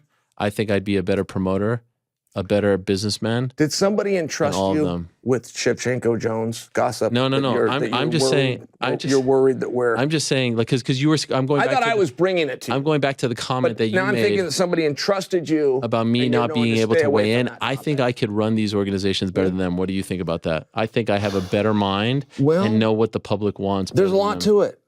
There's a lot to it. It runs really fast. I feel like a lot of people miss that. What? It moves really fast. There's a lot of checker players out there. Here, let me just give you a great example. Deontay Wilder was on TV last night. Yes. And Deontay Wilder, much like Francis Ngannou, was bragging about this status of being free. He's not happy with you right now. Where they don't understand is nobody looks at that freedom as a good thing except them. Like, by example, Dana White, Scott Coker, Chachery, they don't look at you with your free status, I can do anything, as a loyal guy. They look at you as an unloyal guy.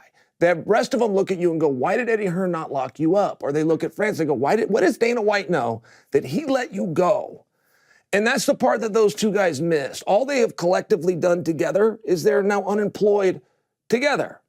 And it's a mistake. And I only say that because, you know, when you talk about you could run it, you certainly have a very good mind. I just share with you that you got to do it every single day. They go every single Saturday. Well, I do That's this. hard to do. I do this. Sure. Listen, it's not. You that, definitely contribute. By the way, it's not that hard to put on D-level events in an empty room. I mean, we have to admit the level of quality has gone down dramatically. Do you not agree? I agree. I mean, are you watching these cards every week? No.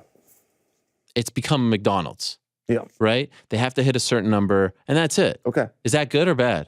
I feel like that's not good. Well, if you were running it, though, I mean, you said that you could. If you were running it, you'd have, you know, you'd have to put on those matches. Sure. But I mean, anyone could put on matches. The thing is, they've got a great deal. What happens with the next TV deal? Sure. When ESPN's like, you know what, we need a better product. Because it wasn't always like this. The pandemic was a great thing and also a bad thing for the UFC. It was a great thing because it got them out there. They become a hell of a lot more popular. People are talking about them, gambling on them, this, that, and the other. But also, it showed them that they could run events at the apex. No one will bat an eye. And let's be honest, the level of those, you know, events, the quality, subpar. Sure. It's not what they used to have to do in the Fox era when they had to go to arenas all over the country or the world and put on events to sell tickets, correct? Sure. Problem. Yeah, I think so. I think that's a little bit of a problem. I wouldn't do that. Yeah, but I also think it's a time, you know, to go and test free agency. It's very risky right now. Why? I don't see why a guy would do it. And I'll just share with you the other side of the cardboard. Deontay Wilder and Francis Ngannou think that they're in this great spot, and all the hey, that means you can talk to me. That's not how the promoters are looking at it. They're looking to go, man, you don't have a loyalty to anybody. Somebody helped to get you here. Somebody made you rich. Somebody made you famous, and you didn't stay loyal to him. No, hogwash. What am I going to do? What do you mean? What am I going to do? What are you talking about? Francis Ngannou was with one promoter his whole career. He finally became free. Why does that make him disloyal? So you think he's going to get grabbed up? Because he hasn't been. He hasn't been. It's been a month. It's a month of unemployed, which is what I'm claiming. Yeah, but he's playing the field. He's talking so to how people. long does he have? I mean, well, why don't you say the same about Nathan Diaz? Hasn't fought since September. What other walk would you compare that to in life? I mean, give me any other walk Diaz? Where you look around and there's a girl that everybody had a shot at and they passed on, and you go, God, that's the one for me. Just give me an example and I'll be quiet. Tell me a pet store. Tell me give any walk in life. You go into a pizza and there's pizza by the slices and one is left and all the rest of them are gone. I want the one that's like, you tell me one example. You expected him. Where this is it would have been a huge mistake had he signed a deal in the last month. Okay. Talk to everyone. Why is that? Because that means you're not looking at all your options. You're not, and plus he's looking that's at what I'm here to share two for you. sports. He's looking at two sports. Okay. Very rare. Sure. Right? No? Sure. He's got options coming from this avenue Is and this that a sponsor, avenue. by the way? No. Okay. It tastes okay. Okay. Don't love it? Well, First time? It's definitely sugary. It's too sugary, but it does taste okay. I mean, I got to give them that. First time you try it? First time I've tried it. Ever. You know, kids are trying to buy those like for $1,000 in the UK. I mean, that's liquid gold. Yeah. Yeah. You owe us big It time. does have a nice taste. It really does. Well, but it's a little sweet. I'm very surprised by your statement, and then I'm wondering what you think about Nathan Diaz. Yeah. Right? Because he's been free since September. Sure. And yeah, well, they're all very different scenarios. Why? I mean, there's a number of free agents out there right now, and I'm not telling you, but there's only a few guys that were offered millions of dollars and decided to walk into Nothingville instead. There's only a few guys, and you're not doing the same comparison if you take a champion of a division versus a guy that fought out his contract within a division. It's just not apples to apples. Okay. And I would share that with you. I mean, I watched Deontay Wilder. I watched him with the little head thing on and trying to appease. He barely got the words out to the interview last night in a building that I couldn't yet to name for you, of a card of I don't know who funded, on a network that I work for. That whole thing was on ESPN Plus. I found that out yesterday. I sat down to watch that fight on Saturday because that's when people fight. Turned out there was none. Turns out it's on Sunday on a network I work for, and nobody even told me that the fight was on. So I think the thing was a little bit of a miss, and where these guys are, I got this bravado. We don't really need bravado, Deontay. What we need is a promoter. We need backing. We need distribution. There's a lot of things that make this go forward, and having a dum-dum that can move his hands in this direction is the least of them. Did you watch the fight? No. You didn't watch it? I tried to watch it. My plane took off. I tried to watch it. Ah, geez. Yeah. You heard what happened? Yeah. And your thoughts? I was surprised. I was surprised in a number of areas. I mean, the fact that it was on ESPN Plus and I didn't know that, truly does piss me off. Somebody really failed to do that. And it wasn't you. You had all these guys on. You even had Mike Perry on. You were the driving force of this whole thing, but you didn't tell us where we could get it. I think I did. Nobody knows what venue that was in to this day. Now, none of us felt like we were invited to get a ticket and come down there anyway, but to have a promotion in a venue that none of us have even heard of is a little bit weird. It was a very beautiful job, but those things have always been exhibitions. The Pauls are fighting in these exhibitions. Logan and Floyd Mayweather are fighting exhibitions. Last night, for some reason, they decided to raise one of the guy's hands. The whole thing felt weird. What are you talking about? It felt very weird. They're not exhibitions. What are you talking about? Woodley fight was an exhibition. They weren't exhibitions? No. Mike Tyson versus Roy Jones that started this whole thing, that wasn't an exhibition? First of all, it didn't start the whole thing. Second of all, what does that have to do with Jake Paul? What did? I mean, honestly, you could make a case for May Mack. Mayweather-McGregor started it all, 2017. Wow, really? You think that would be one of these crossover matches? That was sanctioned by Nevada. Sure. They went 12 full rounds. Well, not really. They could have. They were scheduled for 12 full rounds. Sure. In front of an actual commission. But that was a pro fight. I agree that's a pro fight. I'm surprised that you brought it in. What I'm No. I'm saying like last night was a pro fight. I understand that now. Yeah. I understand that now. Anderson was a pro fight. But I understand these things now. I felt like going into it, that wasn't a good job of being explained. I feel like when Mayweather and Paul fought, we should have got to some resolution. What they did when Jones and Tyson fought, the way they left the ring and they did and the audience doesn't know why they did that, and they did that to get around the California. I understand those things, but then last night all of a sudden they decided to proclaim a winner. It's like, okay, where does he go from here? Who's he, Jake? Yeah, and the other guy, Fury. Oh, Tommy. Well, this was really about Jake, in my opinion. Fury wants the immediate rematch, right? There's no other big fight for him. The question is, to me, Jake losing that fight kills the Nathan Diaz fight. Sure. That was going to be a big fight. Agree? Yeah. Can't do it. Looks like he wants an immediate rematch. Does anyone care? With Fury versus Paul? No, nobody cares. Right. No, and Fury's saying he wants the rematch? Oh, yeah. There's a rematch clause. Okay. And so Jake, if he exercises it, gets it. All right. Tommy from the Bronx tells me that to be standing by, that Nate Diaz is calling out the Fury kid soon. Logan Paul. Like today. He called out Logan Paul. He already did that. Like he pretty much said this kid needs to get, you know who Logan is? Logan is the other one. Yeah. The one who fought Floyd. The one who's in WWE. The one who owns this brand. Yeah. Do you have interest in that? I would have a limited interest in it. If anybody's fighting on a Sunday, I don't care. I mean, I guess I'll just start with that. It doesn't have to be Sunday. Yeah, but if you fight on a Sunday, I'm out. Just so you understand. What about WrestleMania? If you choose the Lord's Day to go and do a fight, I'm out. I personally am out. I'm out on these guys. I didn't want to watch it yesterday. I didn't help. I didn't provide, but I really want it on a Sunday. There's something weird about that. It's like them taking my favorite media guy and stick him in the basement of a place in New York that doesn't even have bums circling the block. Because I don't even know where we are, man. I don't know how they got you to come in here. Where are you I staying? think you need to hold your health to a higher standard. Nobody's putting Chael P in a basement, I'll tell you that much. That's true. By the way, you know you've been here before, right? To a hole in the wall. Yes. This place is disgusting. By the way, you say you work for ESPN Plus. This really was very How's the nice. show The Prime. going? My show? Yeah. I haven't done a show. I didn't work for ESPN in at least all of last year. I know. Least. Maybe that's why you didn't know that the show was on last night. Well, I mean, come on. Those guys didn't tell people what network it was. They didn't tell people it was on ESPN Plus. That's a miss by them. ESPN. They started the announcement for this, just so you understand, 5.5 weeks ago, which I liked. Sure. Now, 5.5 weeks is stolen from Floyd Mayweather. Floyd Mayweather is the only meaningful boxer or pay-per-view draw that does a 5.5 week announcement. Everybody else is closer to 12 weeks, and it's too long. I've always loved that about Floyd. Even when it was Floyd versus Pacquiao, which they believe to be the biggest boxing fight ever, it was 5.5 weeks. These guys, if I can correct myself, did 4.5 weeks. They announced it. 4.5 weeks later, they were in the ring. They fought on a Sunday on a network that I work for that I didn't know. I mean, really, somebody made a mistake here to not let the world know when it was. And any fight on a Sunday moving forward, I am out. You're not going to talk about it. Fight on a Friday or fight on a Saturday. You're not going to YouTube about it. You're not going to do segments. Because I looked at your YouTube channel last night. A lot of segments on it. A lot of clips. Yeah. But it's because you didn't know. It's because you thought it was Saturday. But I wouldn't blame myself. That is their fault. What are you doing fighting on a Sunday? That's just stupid. Can I tell you why? It truly is stupid. Saudi Arabia is paying a lot of money. I'm going to give you some actual facts here. They're paying a lot of money for these events, and they had paid a lot of money for a horse race on Saturday, and they didn't want to go head-to-head. Sure. How do you feel about all these events in Saudi Arabia? Well, I don't know that I feel have like in 2 months we might see you out there with one of the things. Yeah, I don't know that I have a thought on that. I thought that they did a very nice show. I thought that it was a very beautiful event last night. I would like to know the name of the arena. I'd like to know that people. I don't think there is a name down there, but I think it was like a makeshift arena. Well, they did it. Production looked very good. Yeah, I got to give them that. Yeah.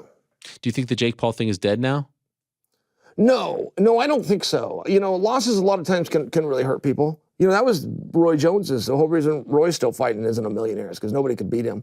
Or the fact that John Jones, sells tickets that are dressed up like empty seats, thousands and thousands of because nobody can beat him, right? If you would have had a loss somewhere in there, if you would have just created the idea in somebody's mind that you were penetratable. So no, I don't know that a loss hurts. A loss just helps to add the validity, helps to make it real. Really? Oh, yeah. If he would have won that fight, there'd be a lot of people that are claiming work. I mean, a lot of people are claiming work on this whole experience in the first place, which they shouldn't be. But they are. There's people, you brought up Mayweather, McGregor, and Mayweather carried him. And I mean, we have to live with this level of ridiculousness. So, no, I think that a loss sometimes is just what an honest adjudication has. I don't have a problem with it. What's your level of excitement for this weekend?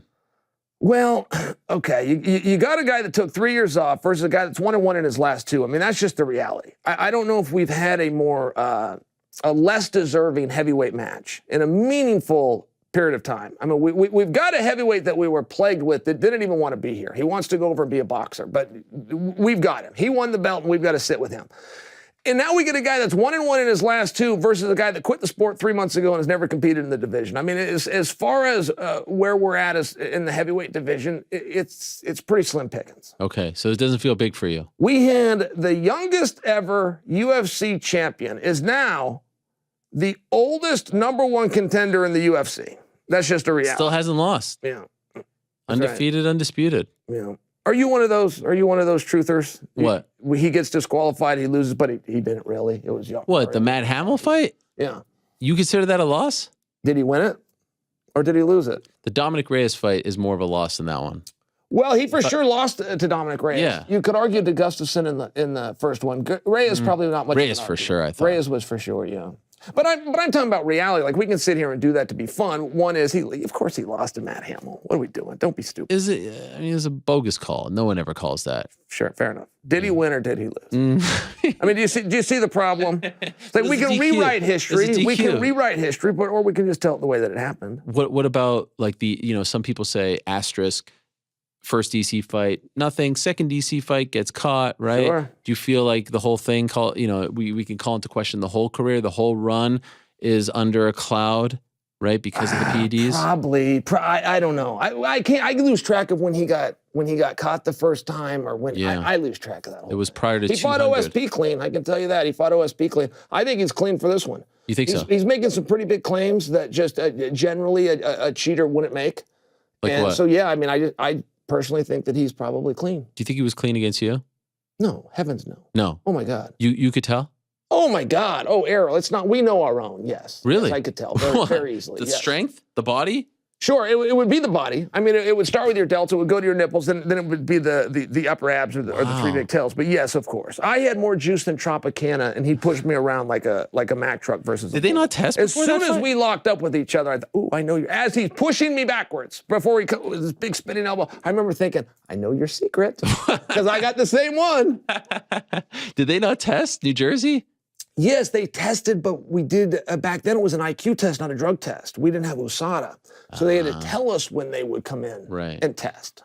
So you really have to be a dummy to... Yeah, or just be getting bad advice. Yeah. Right, you could be getting bad advice. There was people that failed those and didn't deal with it. What percentage of the guys do you think are juicing now? Because you never hear of any failed tests anymore. No, you don't hear of it very much. I tell you, it was very small. Like right when USADA stepped in, just watching TV, you watched The Incredible Shrinking Man. We had champions that have never won another fight since USADA stepped in. Several champions. People can go do their own research. We had people that were leaving divisions and, again, becoming shrinking men. But then that stopped, and they're starting to come back, and your eyes are starting to tell you. And, USADA made a colossal mistake by telling people that they can't use the IV. Nobody understood fully that you could flush PEDs if you use an IV until USADA came out and said no more IVs. That was the light that flipped on in everybody going, okay, this is how you beat them. And it was a big miss by USADA. I get why they did it, and they you had to weigh one of two things, but it was a miss. Not very many people were on to the fact that you could flush it until they banned it. Do you think that you should be allowed to use IVs? Well, IV is not a substance; it's a form of administration, so of course you should. Okay. So this whole thing with Islam, much ado about nothing? No, absolutely not. If Islam had an IV and he didn't disclose it, not to mention the milliliters that were used, it's of course relevant. No, but I'm saying of course there's a rule that says, 150. By the way, they changed this rule. They didn't tell anyone. Oh, yeah. It's like, they're like, oh, yeah, look, in 2019, we made this change. What? Yeah. All right, fine. But are you saying it doesn't really give you an actual performance? Or are you saying if you're taking this before a fight, it's because you're doing other stuff? Well, no, I don't know that I would be saying either. I mean, I'd have to stop you right there. That is a misconception created by the media. That's not by USADA. That is by the media that says it has to be a performance enhancer. There is nothing under the guidelines that say a banned substance is a performance enhancer. By example, there's a number of performance-enhancing substances that are legal. But there's a number of things that are not legal that don't enhance your performance. So that's a creation by the media. There's a banned list, an approved list, and an unapproved list. And yes, if he was, and we're talking about Islam here, if he was given an IV, and I know the answer to this, I know whether he was or not, and he didn't disclose it, he's got a little bit of a problem. And he's got to know how many he had is a little bit of a problem. Now, this is in hindsight. This is whoever this nurse is with the big mouth, like she's not going to get called forward and brought forward. Sure. This is a dead issue. But if you're asking me about IVs under the scope of USADA, sure, he's got to follow the rules. Did he take it? Well, I'm not going to answer. Okay. You said you knew the answer. Yeah. You do know the answer. Yeah. Okay, but you're pleading the fifth. Mm-hmm. You know I had to ask that, right? Like, for sure. You're and not that's mad. annoying by me. That's annoying what I just did. Yes, you did have to do that, and that was annoying for me to say that. But, I will just share with you, whoever the big mouth nurse is that thinks like this is going to be her 15 minutes of fame, she's a scumbag. She never should have opened her mouth. If she comes into somebody's room and she takes a fee and she's doing something that's a medical procedure that she deems is appropriate and necessary, and then later finds out that and then starts speaking up to Dan Hooker and the gang, that she's no good. How do you feel about Hooker? Love him. Love him. Dan Hooker's one of my favorite. You have no problems with his tweets? No, Dan Hooker's backing his guy. Of course not. Dan Hooker's backing his guy. Now, understanding the rules and the policies, that's tough for anybody. I mean, we get lawyers that come in and dig these things apart. Hooker thought he found an actual violation. I'm sharing with you that's not going to hold up. The big mouth and her IV and whatever her story is, that's not going to hold up. But she also shouldn't be telling in the first place. But no, Hooker's not wrong, particularly for backing his guy. And what else is going on at 155, man?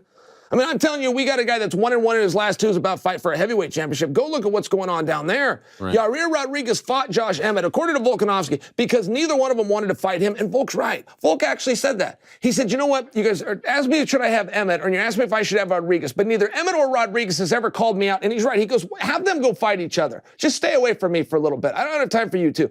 And he's right. Then Rodriguez and Emmett have a fight, and they told nobody. Nobody knew they were fighting. I mean, like, more people know Valentina Shevchenko exists, and even though that fight was going to happen when their music was walking them. Then you've got the landscape at 55 right now where we have no number one contender. We know that it should be Benny Dariush, but the problem is he's busy, and we would really like it to be Fitzayev, but the problem is he's busy. So now we got no number one contenders. We're told that Islam was a top 5 draw of all time. So what you give to your top 5 draw of all time is you make him unemployed. He might as well be with Francis and Deontay sitting on ESPN Plus on a Sunday. If you don't have a contract and you don't get to go to work, what difference does it make? So now they're going to stick him in timeout because Rodriguez and Volkanovski have to go box. I don't get the whole thing, man.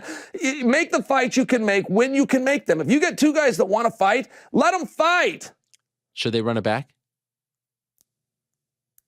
Did you hear anything? It was I good. Just said? I mean, but I gotta. Did you hear anything that I just said? You want to know where that frustrates me? Should we run it back? You want to know where that frustrates me? That's not a vernacular. That's not the way we speak. Robbie Lawler said that the night he fought Scott Smith. He looks up at and says, "Let's run it back." And now you have people saying that. What? I mean, you want to know how old I am?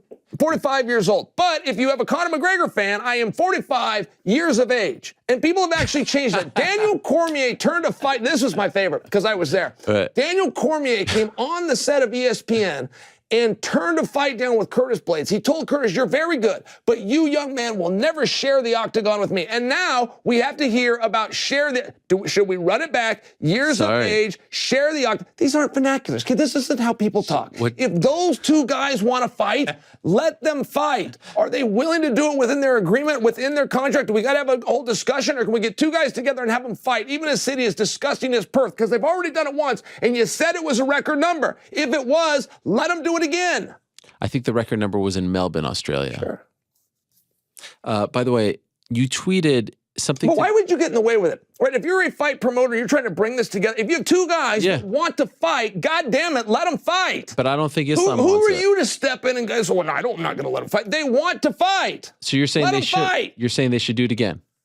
If I have a builder, I have a construction company, I got a builder and he wants to go build, I'm not going to send him home for the day. If I got a painting company, I got a guy that wants to go and paint, I'm not going to tell him not to paint for the day. You got 2 fighters, and they want to do this. Let them do this. Okay, got it. I just don't know if Islam wants to do this. That's my thing. Well, I don't know. He already did it once. Sure. You tweeted something. If like the rankings mean anything, Volkanovski will still be number 1. So you have Volkanovski as number 1 pound for pound. Sure. There it is, right there. The sinking integrity of our rankings committee. By the way, they have no. I mean, sure. I'm not even sure they're real people. Yeah, that's right. Will be out to the test. My eyesight Put to the test. Put to the. See, look at that. Yep. I think you wrote out. I did. Okay. I just printed it, but Tuesday at 9 a.m. They have a chance to leave Volkanovski pound for pound number 1. Yep. Meaning you have him number 1. Yep. Why do you have him number 1 despite the loss? This was a big problem to start with. So you got DraftKings carries this fight at 3-1 Islam. 3-1 from the day it was announced to the day it went off. It was 3-1. But you have a rankings committee. Our unnamed, we don't know what location they're in, rankings committee. I don't even know if they're real people. That's exactly right. We don't actually know. But they come out and they put Volk at 1 and they put Islam at 5. So you got a 4-point spread. Now, you have many, many weeks to change this, and they don't do it. They leave Islam at 5 and they leave Volk at 1. Okay, great. Then the fight goes off. So now the rankings committee and DraftKings are in direct conflict of each other. DraftKings, if they lose, is willing to part with their money. If our ranking committees loses, nothing happens because, to your point, we don't even know who they are. Then it rolls around where they have one chance to show some integrity, which is what I looked at. Taking size into consideration, which was a pound for pound is all about. And they buckled. And we knew that they were going to buckle. We knew they were, but they were put to the test. They had an opportunity to keep Volk at 1. They didn't do it. Wait, I thought they did. No. Who? No, Islam went to 1. He's now? Yes. Are you sure? 100%. Islam took Volk's spot. No, I'm looking at it right now. No, not pound for pound. Really? Pound for pound, they gave it to Islam and they moved Volk to 2. Yep. And Volk was 1, Islam was 5.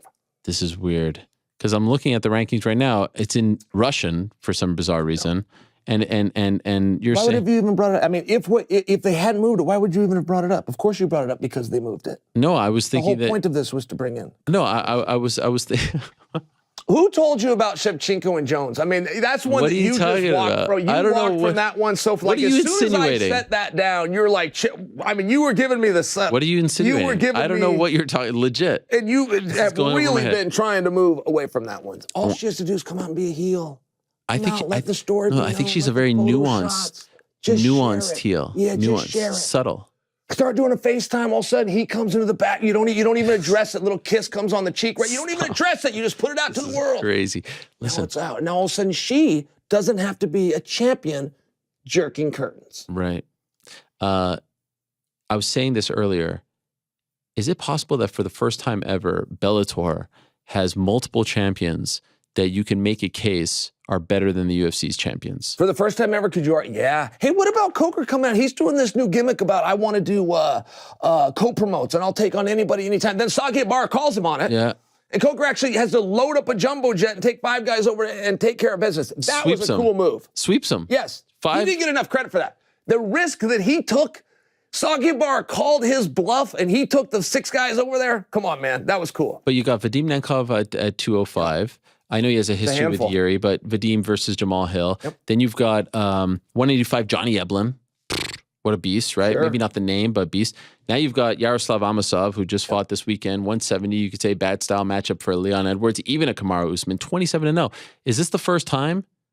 Could they, they always say, oh, greatest welterweight, best welterweight, this, that. But I feel like for the first time, 3 weight classes, and we could even talk about 45 and 55, where they can make that case. Sure. Agree or disagree?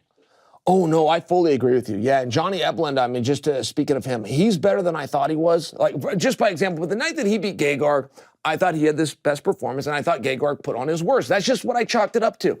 I talked to King Mo, and King Mo said, no, I think he's the best 85-pounder ever. And I said, well, I want to see him then. Just privately, I want to come in, I want to privately watch one of his workouts and see with my own eyes. And so King Mo invited me, and I did. And where was this, in Florida? The real deal. No, it was in L.A. But he had his coaches, he had Mike Brown with them, went and did a private workout. And that's where you really see things. Like, I knew about the wrestling and about Missouri. I knew a lot about Eblin. I knew he was 12-0, but how skilled he really was, particularly at Muay Thai, not just kickboxing, put in the elbows, put in the knees. I was really impressed. Yeah, and then Amosov, I mean, this is amazing. This was the PR blunder of a lifetime, that they took Amosov's belt and let Story go and defend it because his country, he's got to go fight for his country as it gets invaded by Russia. I mean, this was set up to be the mess ever. And Amosov said, no, this is what I want.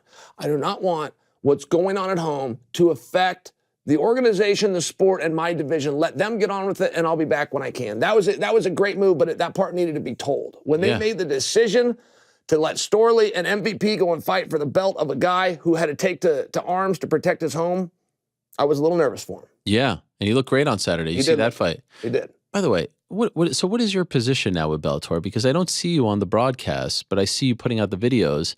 Dare I say, I feel like they should use you a lot more. No one knows. No one knows. There's no way to find out. No one fully understands the position or the pay or the title or what it comes with. Okay. Generally, they would not bring me to a rinky-dink podcast. Yeah. I hope I didn't embarrass you with that. And I know I made you uncomfortable about, fine. The Queen a lot of people have be reunited at T-Mobile Arena. I was trying to make a whole big deal about us being back. And I didn't really know that you knew. I didn't know that you knew it until I said it and you got nervous. I had no idea. I have backpedaled, just for the record. I don't want to text later, why'd you do that to me? But I feel like you should be on the broadcast. I read the room and I backed out, Ariel. I even said nice. I didn't know if they were paying you. I didn't know if they weren't. Nothing. That's on the house. Sugar, but it tastes good. No added sugar, they say right there. Well, I bet they didn't. Why aren't you in the broadcast? Why aren't you on TV? Why aren't you in the cage? I feel like you should be that guy. Well, okay, so I'm in a lawsuit in Las Vegas. Okay. Yes. Are we allowed to talk about this? Because sometimes you tell me. Not very much. Okay. No, not very much. But what if anything can you tell us? Because of that, right? Because of that, because that's like holding. When is that going to end? It can be 3 years. You're kidding. It could be 3 years.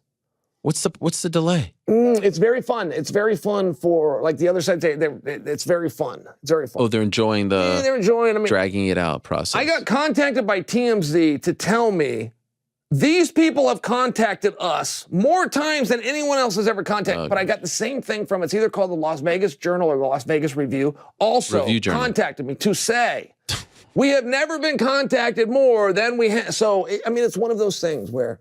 So do you have to wait? 15 minutes. You kind of feel like you have to wait for this to all figure itself out and then you can move on with your career? Yeah. Is it frustrating? Well, I'm used to it now. I'd rather participate than not. Yes, Sure. I would rather be through it. Yeah. Thank God for the YouTube channel. Yeah, thank goodness for that. Right? I mean, Boy. you put out the blueprint. Boy, and it's coming back. I'll tell you what. That was dragging for a little bit. Really? Yeah. Why do you Well, think? YouTube got such a, or podcast or however, but it got such a bounce in the pandemic. And you don't know Sure. what people are not at work as much and they're around more and they can push on the button. Okay, great. That's a lazy approach, but that also makes sense. So I went with it. And then, as the world kind of got back, it was just that same thing in reverse. So, but numbers are picking back up. Yeah. Does it annoy you that all these fighters now have YouTube channels and are copying your? No. I think that's what they're supposed to do. No, it doesn't. It doesn't annoy me. I do think if you take a gimmick, it can be kind. Sure. To pass it, but imitation, yeah. flattery. Why do sometimes I see you like you're at the pool, you've got the glasses, and you're doing a video about like some one championship fight that I've never heard of? How come? Why is that happening? Well, so I got behind one championship, and one championship is coming to America. Well, that was the big deal, though. Yes. One championship is going to start doing 6 shows a year, and they're going to come to American soil to do it. And so, it was going to start to blow up. So I was kind of trying to be there first to introduce, introduce them. Again, you need to be the face.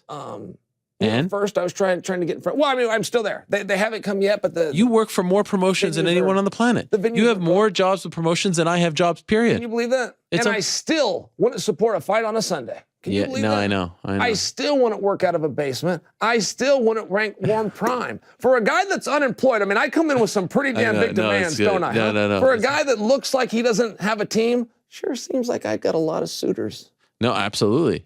You've got this. What about the grappling? What's going on with that? Did that make you nervous? Why won't you talk about that? What? Did somebody swear you to secrecy? I don't know what you're talking about. I'm the one that brought it up. I'm the one that brought it out. I mean, the John Jones thing? Yes, and Shevchenko, that.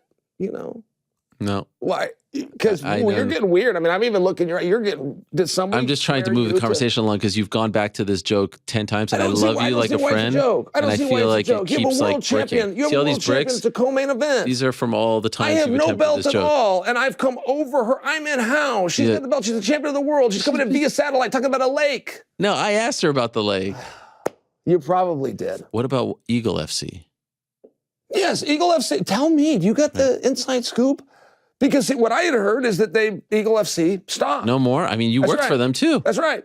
And Rizvan was running that. He was the CEO. So now all of a sudden, Eagle FC is done, except they're doing shows in Russia, and then a new guy comes out claiming to be the boss, and his name wasn't Rizvan. So you got an interview by another guy in Russia saying, no, we're going to keep working with Khabib, and we've already spoke to Khabib, and Eagle's going to live on. I'm going, man, these aren't the folks that we had in America, so I just don't know. Who do you think was laundering more money, Eagle FC or Chael Sonnen circa 2011? Was that one? I would think I had them. I mean, I did 15.2. Stop. Yeah. That's quick, too. I mean, I was 26 years old. I was out of the business by the time I was 27. Oh, really? I don't know that it took me a better part of a year, but it was within 1 year. It took 15.2. I still don't really understand how to do that. Most people don't. No. It's very sophisticated. Like in the world of organized crime, on a very serious note, in the world of organized crime, the money launderer is king. That's who people would. Really? He would be the most intelligent, the most sophisticated guy in the room. Yes. Because? Well, you have to know how to do it. Right. Yeah, you have to know how to do it, then you have to know how to store it. And then washing the money is Could you tell me how? The complicated part. I could tell you ways to do it, but I mean, you just told me back one of them too. What do you mean? That's a very, very common way. What way? It's through a fight promotion. Oh, really? Is this something that's done? Back from the old day, yeah. It's one of the reasons the government got involved in the very first place in boxing. In regulating. Yeah. Boxing? You still think it's being done this? There is no free country in the world. There's communist countries. There's no free country in the world where government regulates sport except here and except boxing. Yeah. And that is if you got to corrupt a sport so dirty that the government has to be involved, the state police have to show up and watch you wrap your hands, you got a pretty dirty sport in front of you. Do you think MMA should be regulated by the government? Well, I'm glad that they do regulate it. Yeah. Well, no, like, I mean, there's the Ali Act. There's this, I know there's commissions, but as far as the government is concerned, they don't look at MMA. They don't treat MMA the same as they do boxing. Oh, is that right? Is that how you see it? I think with the commissions, it's pretty thorough. You think so? Yeah. What are they doing that's so thorough? Well, they're taking care of the problems that used to exist in the 50s and 60s. I mean, they're looking at the promoter, but they're also looking out for the athlete. They're making sure that the funds are in place. What they're doing with surety bonds and some of that stuff has kept a number of guys safe that would otherwise be burned. Okay. The world of the internet, it's a little harder to hide, but it was very common in the 60s for a guy to set up a tent over here in Jackson Hole and, to be in Los Angeles the next day with the same tent, and they would never find one another. Wow. So, yeah, it's a little bit of I think that if you study the history of it, maybe you'd answer your own question. Are you, wow, that felt like a bit of a shot. Are you watching pro wrestling these days? I watch a little bit of it. Yeah, I went Did you see that I was involved Yes. in like one of the hottest feuds last weekend? I was supposed to ask you something. Somebody sent me a text. I was supposed to ask you. So Doug? what happened there? No, he doesn't speak to me anymore. You guys are done? He will not speak to me. Oh, my God. Which is, and then in return, I can't speak to him. Right. You went and did something with Triple H's outfit, and it got Tony Khan got very upset with you. Very much in his Yes, feelings. and then Dave Meltzer, who's the mark of Marks. Right. You want to talk about a con man? Right. He even weighed in on it, and then Did he? Dave's gotten to the point where I don't listen because he's so full of it. What did he but say? I know that it's out there. Oh, it was a huge I thing. know that. Yeah. So what happened? Why was Tony Khan upset that you want were the there? story? Yes. Okay, so the story is, I mean, longtime wrestling fan. I do wrestling interviews from time to time. And I had Tony Khan on my YouTube channel where I do like interviews outside of the world of MMA, youtube.com/Ariel Helwani, just a small outfit. And I asked him questions that I think anyone would have asked him in an hour-and-a-half long interview about the CM Punk situation, about Cody Rhodes leaving, some stuff like that. And anytime I asked him anything that was remotely interesting, I got I can't speak about this. No comment. I can't. And if you don't want to answer something, there's a way to dance around it. Sure. I got no dancing. I got no comment, no comment, no comment. It was an uncomfortable interview. It wasn't a very enjoyable one. And afterwards, I said it was an uncomfortable interview and I didn't enjoy it. A lot of people got mad about that. They were very upset and they said, oh, you're a Triple H sympathizer. You're a WWE sympathizer. And I was like, all right, fine. I didn't like the interview. I've had plenty of other AEW guys on, MJF, Daniel Bryan, etc. No problem with them. Anyway, that's all well and good. Fast forward to this past weekend, WWE's in Montreal. I'm pretty much like the king of Montreal combat sports. I mean, not to toot my own horn. They asked me to come by. They asked me to write this script, this essay. It's all well and good. He gets very upset that I showed up on the broadcast, calls me a fraud. But the best part said I was as legitimate of a journalist as Tony Schiavone. Okay. Who works for him. Sure. So in trying to bury me... He put down his own guy. He put down his own guy. Yes. Akin to saying, I eat pieces of shit like you for breakfast. Mm-hmm. What? You eat pieces of shit for breakfast? Right? Then I went back. I replied to him. He called me an unbiased, or said, enjoy your unbiased journalism. And then I was on the broadcast, me and George St. Pierre. Did you see this? Front row. Yeah. Michael Cole then puts me over, says I'm the world-renowned, unbiased Ariel Helwani, who asks all the hard questions, whether you want to answer them or not. And then in the back, I'm getting high fives galore. But this was the best part. Every wrestling journalist, every wrestling fan on the planet is now telling me, projecting their own thoughts and feelings onto me and telling me what I can and can't do. Sure. I'm not, you know this. Sure. Do you consider me wrestling media? No, but I could see you're big, and you don't know this about yourself. You're big enough that your presence helping somebody would hurt other people's feelings. I know that about you, but I also know that you don't know that about yourself. Yes. But did I do anything wrong? No. Oh, of course not. I'm not a wrestling journalist. Now, if I showed up on a PFL event and I was like, hey, PFL is the best, all right, you can have some problems with that. I host an MMA show. I don't host a wrestling show. I don't break wrestling news. I interview wrestling guys. What's going on back there? Someone, Joe, you all right? It's not an earthquake. No. Make it out. 15 stories under the town right now. So what do you think? What? Of this feud? Well, I don't like that happened to you. I really don't. You do miscategorize your own spot, though. I mean, you are a very big deal that can add a real legitimacy to somebody. So if one had you and the other didn't, they're going to think that's an insult whether they should or not. Do you think I should go full on into wrestling? No, I think there's an angle there into wrestling. And I miss pro wrestling. I think pro wrestling works. Sports entertainment has obviously done a really good job, but people that say that sports entertainment is better than professional wrestling, I don't know if you ever had an ability to compare the two. I mean, when they went to entertainment, everybody went to entertainment. Sure. Somebody would have to bring wrestling back to know if that's true or false. But I mean, it's rotten garbage all the way around, but it's a good, safe evening. They just came through Oregon, the AEW, and Did about 8,000 tickets, and everybody had a great time. And you enjoyed it? Yeah, tear down, move up the interstate, do it again the next night. How come you never done it? Well, I went through the power plant. Yeah, that was a long time ago. I mean, like now as Chael Sonnen. Very different world. I don't know. The last time I had any contact with them, I was 33 years old, and they already thought I was too old. But I was just getting ready to fight Anderson Silva. And they said, if you beat Anderson and you show up on Raw with the belt, we'll give you $1 million. But you can't tell Dana. The whole thing is you can't tell Dana we're going to stick it up Dana. The $1 million is to stick it in Dana's ass. And to this day, I would have done it. I would have taken the belt. I would have been on Raw. I just don't know how it would have stuck it to Dana. I don't know how Dana would have any kind of a problem with that. I've never understood that part. If you would have beat him at UFC 117, you would have showed up that next Monday with the belt? Wow. Yes. And I would have showed up with the belt and no contracts. If I would just give them my word, they would send me the money. Wow. And I've never to this day, and I've told this story, so only want an answer. How's that stick it to Dana? I understand. I don't get how that hurts. Right. Because I wouldn't do anything that would hurt Dana, but I don't understand how that would hurt Dana. And did you ever tell him this? I've never understood that. No.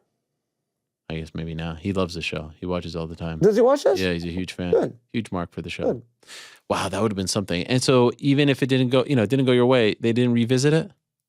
No, I spoke to them. That was the final time I spoke to them. I spoke to them at times before that, and they said you're too old. They said, we're looking for 20-year-olds. Not from a physicality standpoint. They said, we could teach you to wrestle in 6 months, but to learn the psychology. And that's the part where I was offended. I am a master of psychology. Nobody understands psychology like I do. WWE writers contact me all the time. Chael, how would you do this? And I tell them all the time, and then I see it done. So to not understand the psychology, I thought was a little bit surprising, but that's what I was told. When you were at the power plant, was anyone there that became a star? Yeah. Who? So there was. Well, Prince Iakea was there. He was coming through and he was training. Goldberg had popped in there. Wow. Before he was Goldberg? Yeah, just a couple times though. Like he had just come through and everybody treated him different and it was weird. And there's another guy. I just can't place his name. There's one other guy that I did see made TV. Was a huge star? No, I like Prince Iakea, but I guess I couldn't call him a huge star. Right. And was the dude the head trainer? Was it the sergeant? Yeah. Was it really tough? Oh yeah.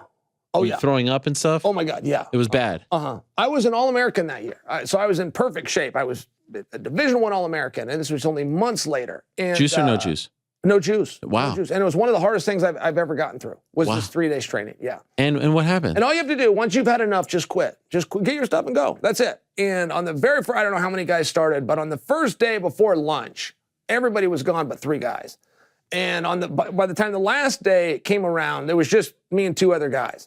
And all we had to do was show up, and it was a half day, and one of them didn't even show. Wow. Yeah. So you were the sole survivor? A guy was a cop from Georgia. No, there was a gentleman from Jamaica. Me, a gentleman from Jamaica, and a cop from Georgia were the only ones that were left on the final day, but the cop didn't come.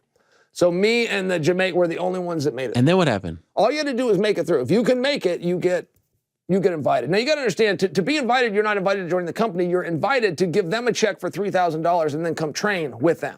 I mean, it was all a marketing scam for their pro wrestling thing, but you would at least be discovered and you'd be in the same training facility as the rest of the guys.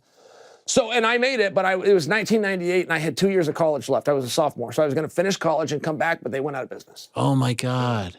So if WCW does go out of business, you go down that path and not the MMA path. Yep, I would have gone down that path, yep. Wow. Mm-hmm. And now it would be a very easy road, but you got to understand what 1998 was like. The internet, people had it, but not really. Twitter wasn't a word. Facebook wasn't a word. I mean, you couldn't really get a hold of people. You kind of had to know somebody. Sure. Born into it. It was very tricky times. Now you could be discovered easier, but not then. By the way, speaking of wrestling, Bo Nickel, excited about him? Yes. Love him. I'm very excited about him. Disappointed that he's blown his spot this bad. What do you mean? Bo Nickel had the media, unlike, I mean, it was Chimaev-esque. Yeah. I won't say he had more than Chimaev, but it was Chimaev-esque. He gets an injury, and I mean, it got cut off. I hear he's fighting on March 4th. Is that why you brought him up? Yeah, this weekend. Yeah. And it used to be, I mean, if Bo sneezed, I would know about it. Now? So I was very surprised that he let it out on a lot of things. But but it's not me. I mean, if you let an injury derail you and the dirt sheets don't pick you up, the manias and the junkies and the elbows and there's nothing I can do about it. You're either out there or you're not. And if you don't know how to manipulate those things, it's a problem. You got to know how to manipulate those. Sure. Sure. You're the biggest fan of the dirt sheets. Yeah. And the manias of the world. Mm-hmm. Who's Bo fighting? Somebody said they brought in some bum. He's the guy's like Jamie 12-4, and yeah, I mean, that stuff's just weird. It's just weird. What about this Bellator? I mean, they should be demanding. They're trying to do this with this Rachmanov. If Rachmanov is 16-0 and he can beat everybody, then put him in the goddamn world championship. Give the right guy the world title. But we don't got to build him up. We don't even demand, right, because we have guys like you in authoritative positions that take the chicken road all the time. If this guy's that good, if he's 16-0, put him in there. Are we trying not to sell tickets? Well, but it's as though you're trying not to pay guys. You come from the standpoint, you come from the standpoint, I want these guys to get money. Okay, great. Here's a guy. He's 16-0. Put him later on the card where you can make some money. And then you get a guy like you to come back and go, well, put the muzzle on, make sure he stops by the MMA hour. I don't say that. Well, what else are you saying? I'm the biggest proponent for paying guys in the biz. So you claim until there's an opportunity to do it with a guy like Rachmanov or a guy like Bo Nickel. You say to hell with him, let's build his record up. And we're going to do that at 5-5 and 10-10. And I'm saying, well, if he's good enough not to do it, why are you doing that to him? Because there's other guys who are more experienced, is that right? Who have put in more time. No? So those guys can beat Bo? Like who? Well, who with his experience and his time can beat Bo? At 185 pounds? Yeah, who can beat him with his experience and his time? Khamzat Chimaev? Yeah, is that right? No? Is he an 85-pounder now? Well, he's been talking about it with Robert Whittaker. Have you taken any effort to make that fight? Who, me? Yeah. Why would I make the fight? Well, you just said, let's not give it to Bo. Let's give what do you want me to do? I don't work for them. You don't think that you have a hand in making fights? You don't think you and I right here, right now can make fights? Help to make fights? The truth is they watch all the time. Help to pull Shevchenko out of the undercards? You don't think that we have the power to do that? I think Shevchenko is must-see TV. Do you really? Yeah. Who's she fighting Saturday? Alexa Grasso. That could be true, and it maybe not. So Alexa's also a co-main eventer? Yeah. Fair enough. Great card, by the way. Yeah. But what about this Bellator Lightweight Grand Prix on March 10th? Let's talk about that. Toughest tournament I've ever seen. Really? Why? Toughest tournament I've ever seen. But I view the Ultimate Fighter that way. Yeah, I was just about to say, I've heard you say that about the Ultimate Fighter. They will now refer to the Ultimate Fighter as the toughest tournament in sport. Right. And it should be. But I coined that. And you want to know where I got it? I got it from my uncle. And my uncle won the Olympics in 1964. And what was his name? Mel Counts, basketball. Still, oh, right. Yeah.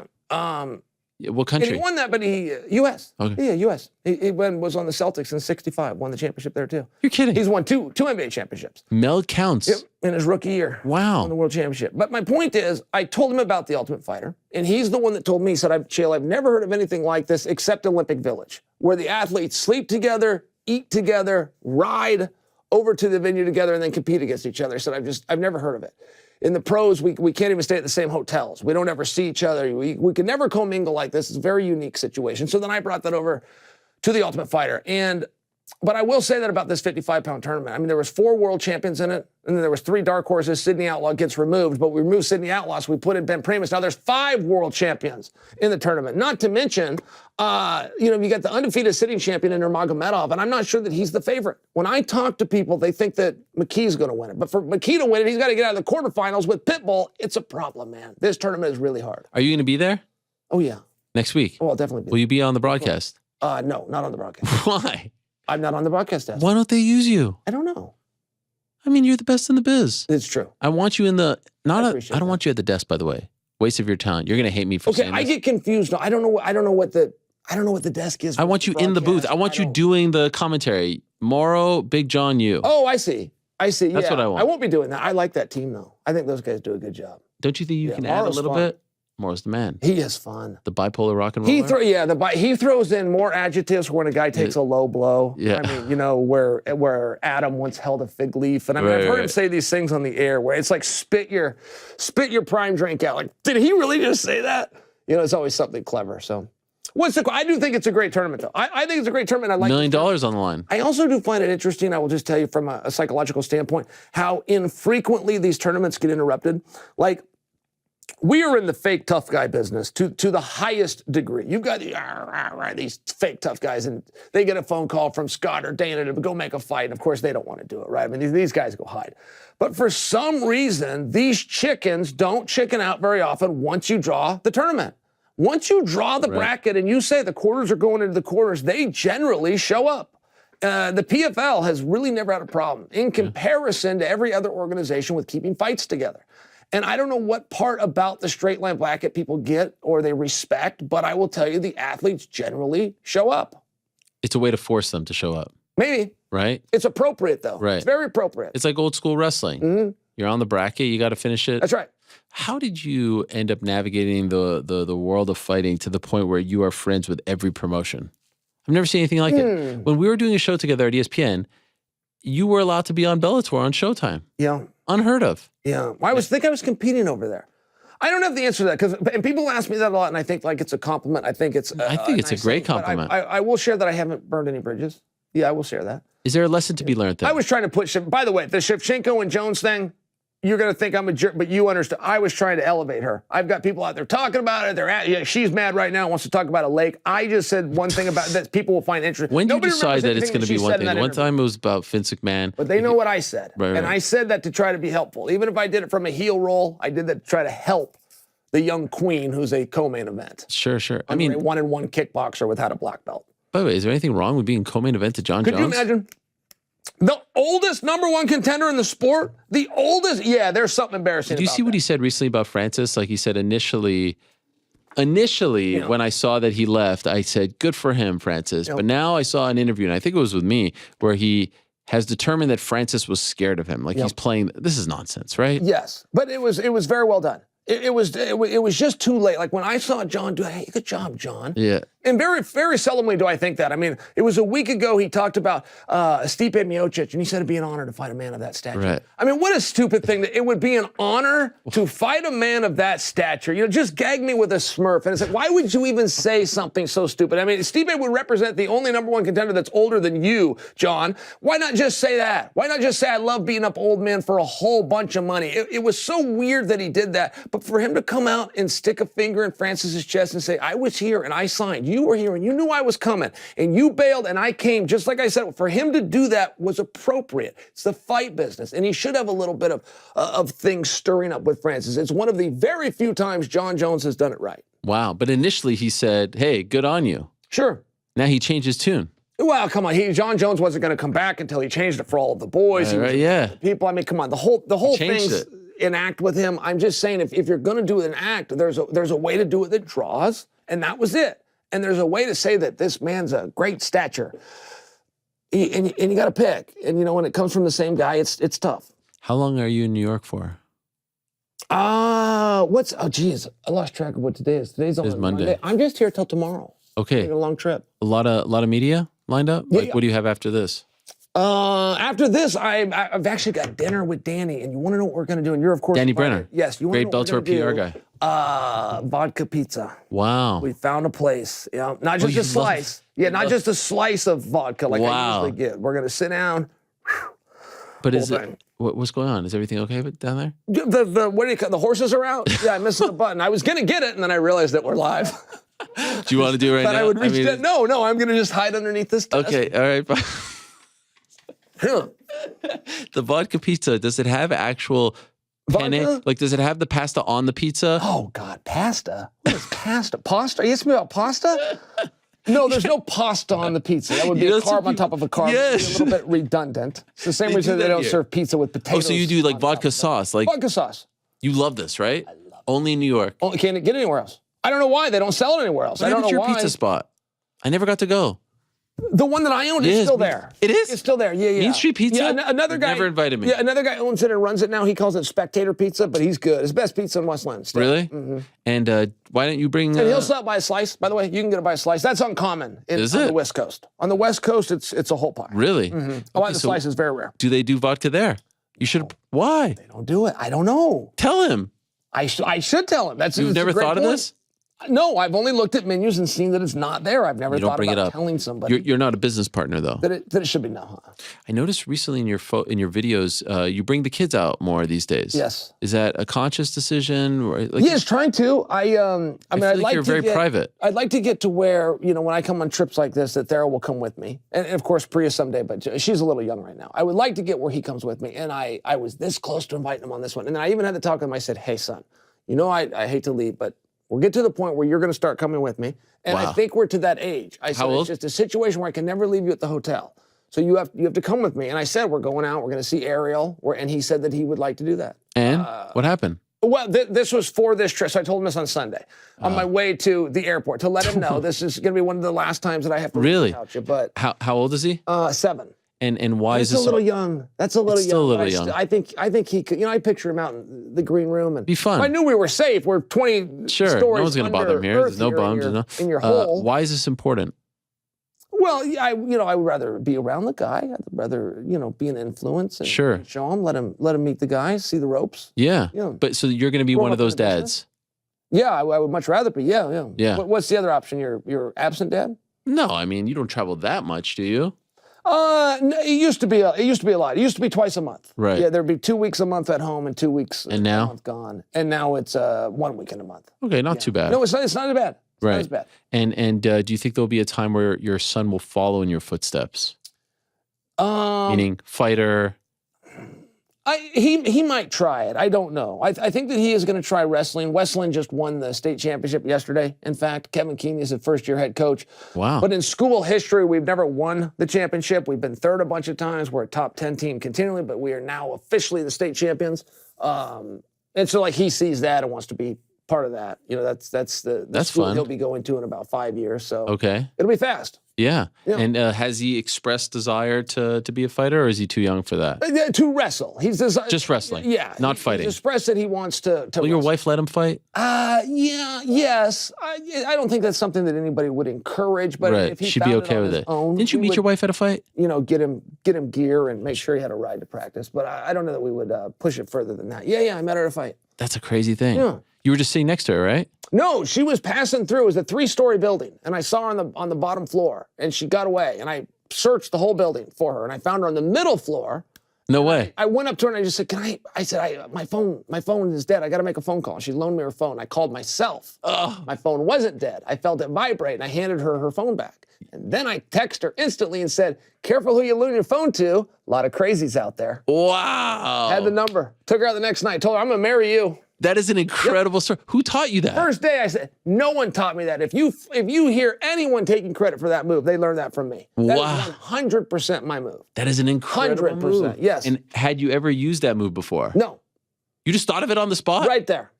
And she didn't get creeped out by it, clearly, but in the moment. She returned the... How fast did it take for her to text you back? It was pretty quick. I think she said to me, I knew you were doing that. I think she said something like that, but I don't think she did know. What a move. Yeah, it was pretty slick. And how long after that are you married? Well, I told her the next day when I took her on a date, I said, I'm going to marry you. But that was 2011, and we didn't get married till 2013. So it took a little less than 2 years. So this was post-Anderson fight? Yeah. She wasn't there for any of that? But she was there for some of the other fights later on. For part 1, she wasn't there. She was there for part 2. Part 2, you were just dating. Yeah. That was 2012. Yeah, wow, UFC 148. You remember when you did that move, the spinning back fist, and then on Raw? Yes. 2 nights later? Yeah. Yeah. Crazy. Who did you do that to? We did it with Jericho, Daniel Bryan. Oh, we did it with Daniel Bryan, yeah. Did you like that, or did you feel like they were mocking you? No, I liked it very much. I knew that it was meant as a tip of the hat. I liked it. Okay. Yeah, it was great. Punk's great. You still speak to him? Yeah, where is he though? Yeah, but I never know. I text him, and then he's got to work everybody. Yeah. I'm included on that list, so I never know but he really is in the doghouse right now. I think so. I don't really talk to him as much anymore. Because that's what he's saying. He's saying where do I interfere? On a scale of 1 to 10, before we wrap this up, you don't have any plans, right? You can go 2 hours if you want. Yeah, of course. The beauty is usually when you're on the Zoom machine, you can end it when you want. Yeah. Now, how long do you have Daniel though? When your true favorite guest, Daniel Cormier is here. How long do you have him? In studio or Zoom? No, it's right here. It's right here. It was only once. Like this. He came in 30 minutes, said he had to go. It was really annoying, actually. And would he give you advice that Shevchenko could do? Would he reference your fellow guests? Would he talk about how the queen of the division is a heel and should just come out and be a heel? Would he give you any insights into the business like that? Do you remember? Okay, so we did Aaron on the Bad Guy. That was like my first show. He would know. No, he wouldn't know anything. I don't feel. I feel like Daniel has to wait till someone like me puts it, and then he grabs it. I don't. Then he'll do it on his YouTube channel. The true leader, like say yours truly.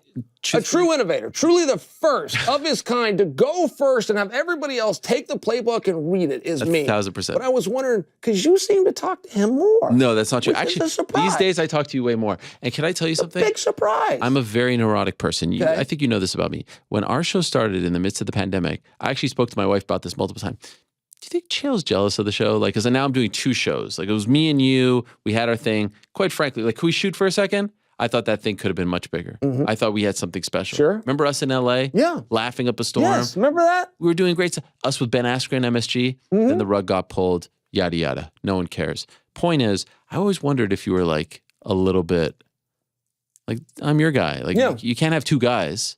Yeah, oh, yeah. Did you feel that way? Yes, I felt that way. I felt like I've made that very clear. Well, not really. Should I have called you? Was that a bad move on my part? Should I have said, hey, Chael, are you okay with this? No. But you felt that way. Yes. But I wanted to put it on you, but I wouldn't say that it was your I felt fault. like I should have called. Oh, someone else should have called you? Yeah, I didn't put that on you. Okay. No, I would think, when you got the call and here's the opportunity, I wanted to blame for you for that. And I really felt like I should have. Oh. And I like sat on that for a while. I didn't know how to bring it up. I think I was afraid of what you would say. Because then what if you say you do have a problem with it? Sure. Then what do I do? That could be weird. Yeah. I'm like, I have never begrudged you. I will tell you that. I have never for 1 second thought, hey, you should have called. I never did. I would think I would tell you. Yeah. Maybe I wouldn't, but I think I would tell you. That really didn't happen. So you didn't hold a grudge? No. No. Okay. Not towards you. What about every time I tell the story, I cry? The last event we went to together. Okay. Do you remember this story? Well, tell me a little more. Well, first of all, can we talk about I don't know, have we talked about this? Am I recycling stories here? Well, I don't have enough yet. Okay. I need a little bit more. Okay, this is let's end on this. Okay. Speaking of John Jones, the last time John Jones fought was February of 2020, right. And it was Houston, Texas. Dominic Reyes. Yes, Houston, Texas. Sure. Do you remember that night? Oh, yeah. Yes. What do you remember about that night? Well, I had to leave that night. That's the night you and Ali in the hallway. Yes. Remember that? Okay, then we get separated. Yes. And then my wife calls me and she's having like a heart. Yes. Something happened and she had to get an ambulance. Your wife was at the event. No, she was in Houston. Yes. But in the hotel. Yes. I'm there. Me, you, and Anthony Smith. Yep. Do you remember this? I do. We're going to eat dinner. We're in the bowels of the Toyota Center, right? And I'm walking like this, and what happens? Do you want me to keep going? Yeah. Do you want me to tell you the way I remember it, though? Go ahead. Well, we're all headed one way. And we've got our security. It's you and me and Anthony. And then Ali and Kamaru Usman. And I don't know who else was with them. I just remember Kamaru. Remember he used to dress so fly? Yeah. Kamaru would have like the coolest jackets. And Ali, quite frankly, is also dressed to the nines. Anyway, these two were coming towards us. And I thought we all said hi to each other. I thought like I was in the process of saying hi to Kamaru. That's how I remember it in my mind. But then you and Ali are attacking each other. Not attacking. Well, there was touching physically. You guys had grabbed at each other's collar, something along those lines. And I collar tied him? Well, or I thought you would. Yeah, I thought you guys both had each other's No. collars. He That's said, how I remember. Leave my fighter's name out of your fucking mouth. Yes. And I said, do you remember what I said? Well, I remember the whole thing pretty. I said, and what? Yeah. What are you going to do about it? Yeah. I had a backpack. I dropped it down. I said, please come over here and tell me what you're going to do about it. And what? Like, there has to be an and, right? Sure. That happened. You and Anthony tried to do what? You tried to remove me from the situation. Yes. The word on the street is I was so strong, so steadfast. Two behemoths such as yourself could not remove me from the situation. True or false? This is true. This story is true. I was fired. And I believe it was Anthony. It might have been you who said to me afterwards, I'd never seen you like that before. Yeah, I know I said that to you. You said it to me. I didn't know you had that in you. Oh, yeah. I think is what I hit you with. Yeah. Did your respect for me grow? Oh, it definitely did. But I was a little uncomfortable because I really like you. And I really like Ali. Sure. I was actually uncomfortable in that moment. I said, wait a minute, Ali, he's a great guy. Wait a minute, Errol, he's actually a great guy. But, you can't really tell two guys that. Then you gave me incredible advice afterwards. Do you remember what you told me? Huh. You said, you need to get ahead of this. Yeah. You need to go tell our mutual boss about this because other people are going to try to sabotage you, right? Yep. And so they're gonna try to say that you started it, that you did this, X, Y, and Z. That was great advice. I wasn't thinking of that because I was all heated. So I did that. Yep. And then guess what happened? They tried to sabotage me and say that I started and did all that. So I really appreciated it. Yeah. Minutes later, you leave. Remember? Because you had to go with your wife. Of course. And then they tell me, I'm now on the desk. Now, I wasn't allowed to be on the desk, if you recall, right? I had to sit in the corner twiddling my thumbs while you guys do the desk stuff. So I got to go on once, and I thought I did a pretty good job, but I felt it was at your expense, and I didn't like that. Sure, I appreciate that. It felt weird. And then, of course, I never got to do it again because the pandemic hit the following month. Do you remember this? Yes. Your wife ended up being okay. Yep. Right? Thank God. But then the following month, as a result of this little thing that happened, they told me I couldn't go through the certain exit or entrance to get into the T-Mobile Arena because that was Israel Adesanya against Yoel Romero fight. Do you remember this? Yes? Yeah. They said, we got to the front. They're like, Ariel, you have to go through the freight elevator. Yep. Because I was that much of a they had cancer. like wanted posters on the pillars. I was not allowed to go down to get food. I was banned from downstairs. Everyone got out of the car except for you. Do you remember that? Yes. You said, I'm going with him. Ugh. It's one of the nicest things anyone's ever done. Roll with you, buddy. Yeah, it was incredible. Yeah, do it again. I never forgot that. And every time I tell the story, I get emotional. And we would sit in the back of T-Mobile, like in the little arena. We'd have our little charcuterie. You know, we'd have the, Elizabeth would have it out for us. And it was some of the best times. We didn't want to talk to anyone. It was kind of a scene. Just you and me back there. Those were great times. Those were great times. They were great. Yeah. And it was kind of important to have like a somber, like there was parts of the show that you really had to take in, get your energy back. Sure. Up. Yeah. When that turned into too much of a party scene, how you doing, handshake. Now you're not watching. It was exhausting. Yeah, too much. And we're going to be there for like 7 hours. But I'm glad that story meant something to you. Oh, and I'd meant something. By you again and again. What Even a guy. down here in the basement. What a guy. Well, I miss you. This has been nice. I think we should do it more. Thank you. I think Thank you for having us. No, it's been fantastic. Now, here's the thing. When we have in-studio guests, I've been doing this gimmick. Have you seen it? Well, in-studio guests, I'm a big fan of darts. You know about darts? I knew that you just got into darts. Yes, I got into darts big time. I know you like to browse my Twitter feed, even though you don't follow me, never followed me. And so what I do is, I'm just pointing. I'm just looking. Sure. Before our guests leave, we play a game of 3 versus 3. Okay. Meaning you take 3 shots, I take 3 shots. Okay? And we see who gets the most amount of points. Sure. Are you okay with this? Especially considering the situation. Yeah. With the buttons on your pants. Oh, yeah. You want to turn around? Can you see the buttons? I mean, have I not? Oh, God, I'm missing 2 buttons. Multiple buttons. No, I'm good. People can see the buttons. We're going to go full screen here. So you can, here we go. Full screen. You're not on camera. Right. Miss Brittany packed this outfit, I should tell you. I know. She's fantastic. So these are the rankings. Okay. I beat Cody Rhodes. Okay. He was in here. I beat KSI last Wednesday. I beat Eddie Hearn. But the undefeated Australian Olympian, Cody Rhodes, wow, what an unloyal guy. Stabbed Vince in the back and worked his way back into it. Look at the picture. You got to be careful when you stab people in the back. Look at the like picture that. GC shows of you. Don't usually hold up. How is Cody? Is he a nice guy? He was great. He was great? Yeah. Bottom Did you right. call him on his lack of loyalty? No, he was fantastic. Really? Look at the picture of you. Because you're always fixing the glasses. Yeah. But I feel like we need to fix the part here on the bridge. You don't say that, Cody, ever. You don't go, hey, what's it like to wake up and the guy that set the table for your entire family, He's back. Yeah, I understand they took him back, but I'm saying, do you ever ask him about the lack of loyalty? No, never. Does it come up? I'm a disloyal guy myself. Sure. So there you go. Are we going to play darts or not? Why am I looking at these jobbers? Let's throw some darts around. All right. Ariel versus the bad guy. Now, here's the thing. I'm a mensch. I'm a great guess. Okay. I always let our I'll take guests. these. Okay, and I let you do 1 practice shot. Oh, no, I'm ready to play. Where are you looking? I don't know where the dartboard is. Oh. No, I'm ready. No practice shot. Are we ready? No. Are we ready? Are we ready? Yes or no? Joe, are we ready? We're ready. Okay. Oh my. Do I throw them all? Yes. Wow. Holy shit, Chael. All right, there, heel one. Never in my life have I held a dart that I know of. That if that's 12? Not a true statement. Never that I know. 19. So what's 19 plus 6 is 25? I date girls and things like that. Plus 12 is 37. Now, Joe, is this a 12 or a 15? It's a 15. Oh my gosh. Okay, let me do this again. 19 plus 6 is 25. Plus 15 is 40. No one knows. Maybe. That sounds right. Chill. This All right, is let's big. see it. Wow. I could tell by your form that you'd have Cody Rhodes. You want to say, hey, what about the McMahon never. set the table? I'm a little nervous here. You wouldn't have had clothes growing up. Your fat slob of a father couldn't have. You didn't say anything like this. No, nothing. And here's the thing. You have to put your foot like this and bend a little bit. Okay? Your father looked like he had no athleticism, but Vince gave him millions. You didn't, like this doesn't come up? Oh. All right, here's something. 18 or is that a triple 18? You decide, this is a decent guy. Is it a triple 18? Tattooed his neck, turned on the business. What is that, 17? Got another guy to buy in, then turned his back on him too. You didn't, but those things didn't come up? I feel like you could have had a lot better interview with Cody Rhodes if you would have. 18 times 3 is what? Shot with 36?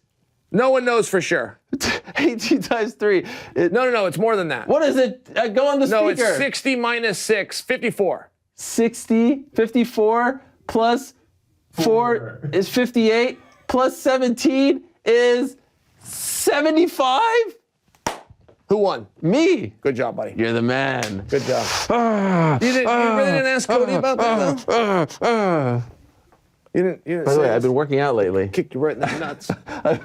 You look good. You look good. How about this? Are we done? Is this interview? I can't tell what's happening here. Yeah, Why do you get so nervous about Cody? You get just as nervy over Shevchenko, too. I'm trying to make things over here. I just whooped your butt in darts. Well, I understand that, but Cody tattooed a thing on his neck. It's not like he had a whole lot of options. I'm just really impressed by that. I just shot a 75. That might be my record. I don't know how you score darts. No, it's just by the. It was a lot of fun though. You look great up there. All right. Well, I think we're out of time. Yeah. No one has ever actually gone back to the chair though. That's the problem. So Joe, I don't know what to do. I'm happy to. We just get up and walk out. All right. Thanks, Helwani. Hey, we're gonna take a quick break. Look at this interview with Action Bronson. Chael P. Ariel versus the bad guy, and once again, Helwani wins. See you soon. You don't even know me. Yeah. You don't even know. This is it. We live, brother. Hold on. Let me put my fucking respecto down. Yeah, can we get a hug? Are you kidding me? Oh my God, look at this guy. Oh, man. What a freaking hug. What a day. Good to see you, man. Did you see MJF back there? I did. What a character. Looking good. Man. He's looking good. Yeah. He's looking like he needs to be. You know? God, look at Shredded. Shredded, yeah. What the fuck is that? Oh, pardon me. You can say whatever we have you a want. malfunction with the chair. I hate chairs. You don't like chairs? I like to stand usually. Okay. Do you want to stand right now? They didn't tell you that? No. Prior in the pre-interview? Yeah. No chairs. Is that true? No, I like chairs. Okay, all right. But I don't like those 3/4 ones, like those director chairs. No. That's weird shit to me. That's whack. I'm a little bit, I don't like to step up onto it. I get it. I like to plop down. It's weird shit. Thank you for coming. This is incredible. I know you're. This is phenomenal for me. I love this. This is a home set. This is like watching The Simpsons and then being on The Simpsons. I appreciate it. You don't get this at ESPN. No, you don't. Well, I'm not going to talk shit. Okay, sorry. I was hoping that you would. Whatever you want. It's okay. You take it there. My favorite is when you're working out and I just hear us in the background. No tag, no nothing. There's no need. It's just there. It's a part of life. That's a good thing about this show. 4 hours. Some people say too long. You could just let it play.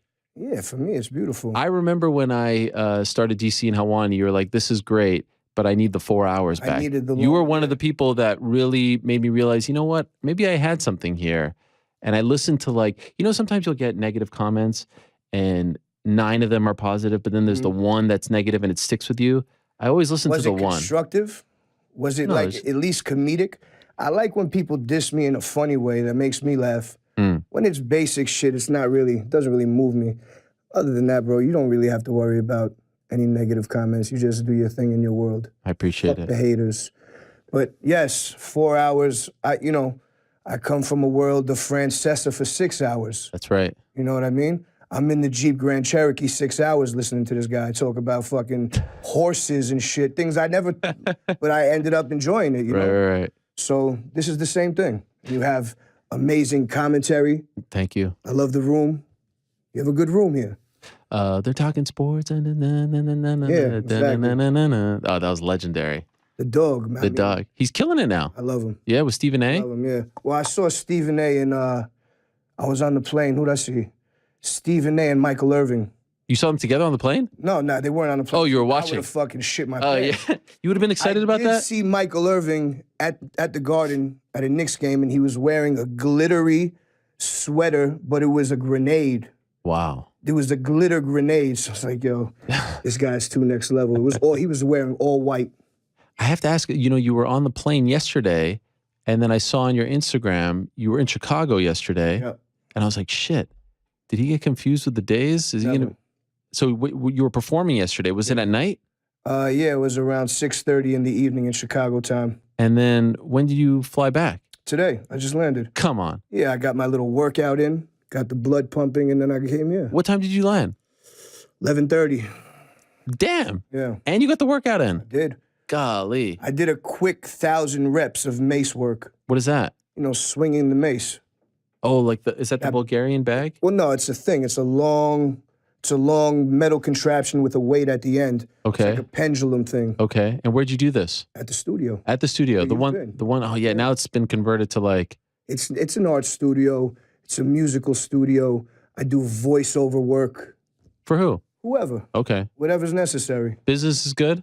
It's booming. It's booming? Feeling good. Yeah. I feel like you're indie action now. You could do a little of this. You're not tied down by one, particular network or platform. Just doing whatever you want to do. I'm just living my life. I'm doing this for so many people besides myself.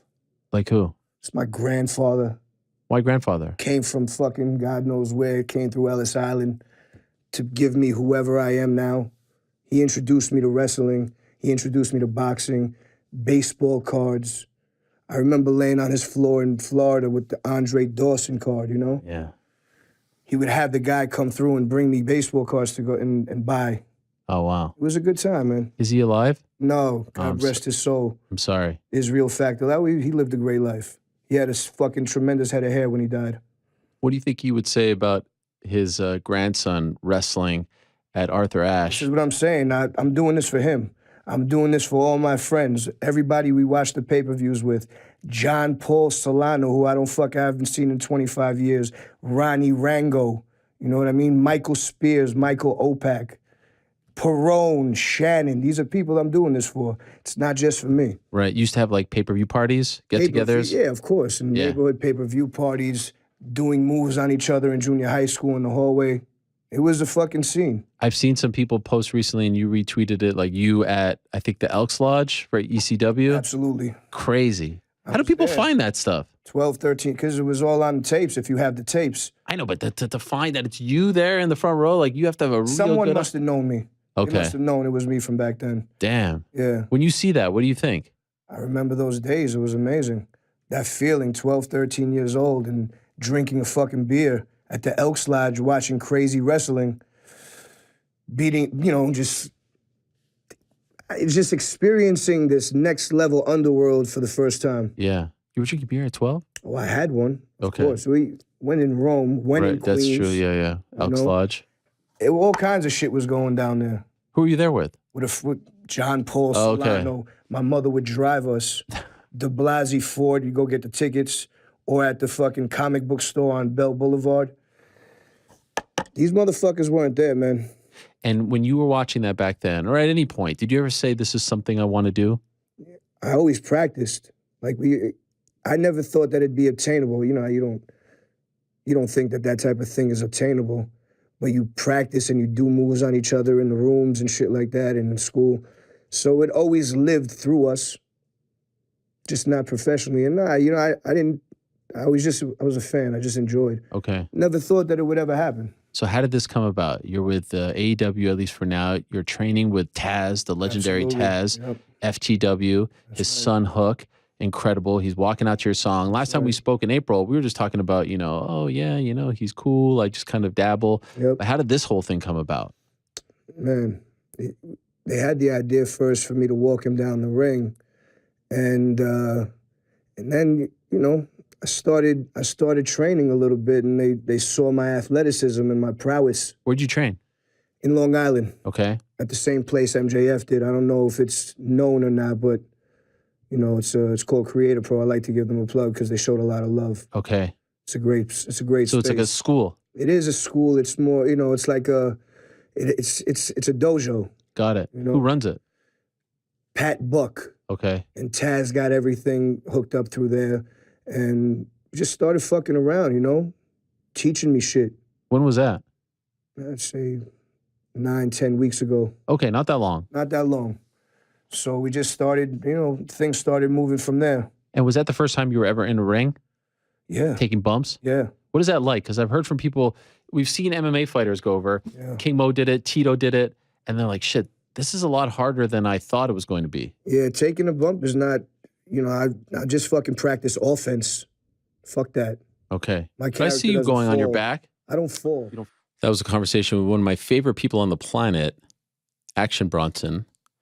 Prior to that, we had one of my favorite people on the planet, Chael Sonnen, who was in rare form today. Holy smokes.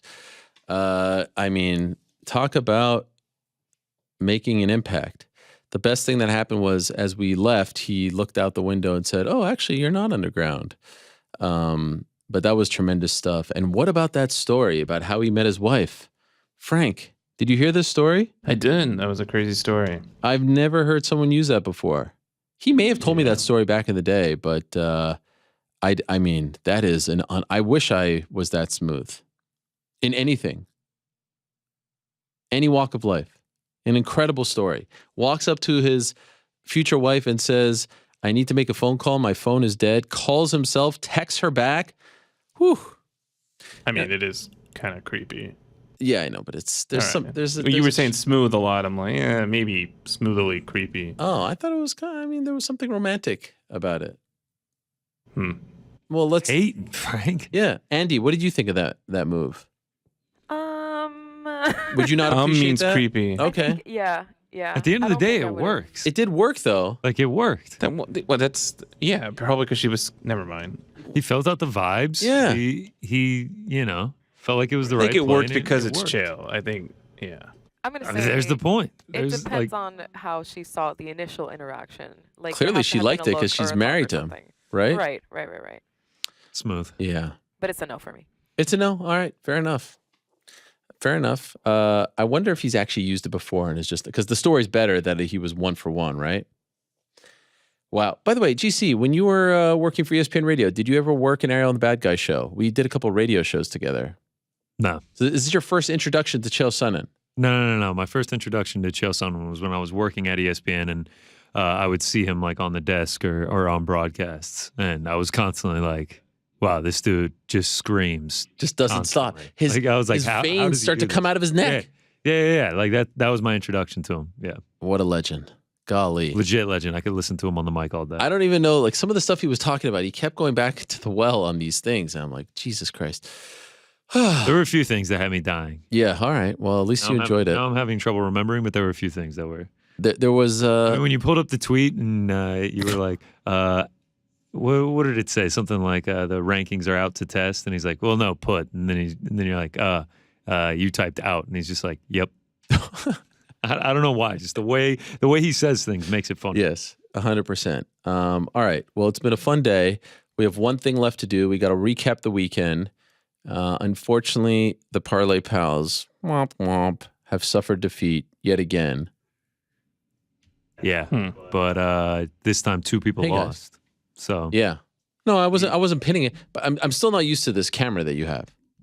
I mean, it's a great camera. Wait till Rick comes, and then you got 2 of them. We got one for Rick. Oh wow! Yeah, you better get used to it. What? You thought this was just an upgrade for me? How are you feeling, Rick? Let's go. Since we last spoke, you sound worse. Have you been? Yeah, we're doing good. Last talk? We're doing good. No, we're good. Where do you rank that Chael appearance? This was really crazy. I don't rank them because they're all tremendous, but that was a very unique one. Yes, amongst the many. What was the Valentina Jones thing? Like, did I miss that? I have no idea, and I don't want to know. What do you mean? He was saying that she wasn't a valuable and profitable fighter. I think he was saying more. Returning to that. I think he was saying more than that. I mean, he just kept going back. Like, I think Chael wanted to hang out because he's like, you still got to do more show. Let's. Oh, he was hoping you'd come for the vodka. Yeah, vodka pizza. You guys ever had vodka pizza? By the way, yes, I have. It's fantastic. I have not. You've never had vodka pizza, Rick? New York You're not guy? missing much. I mean, oh my God, you're so wrong on that. I think a lot of the places are like, yeah, back here. Vodka pizza is tremendous. You get like a, what is it called? A grandma slice? You ever have a grandma? Like a Detroit style, the square, thick. It doesn't have to be square, but the sauce is vodka. No, grandma slice is a specific type of pizza. Well, it's tremendous, whatever it is. Chael loves it. You're not missing out on much. All right, let's recap. Let's recap. How'd we do?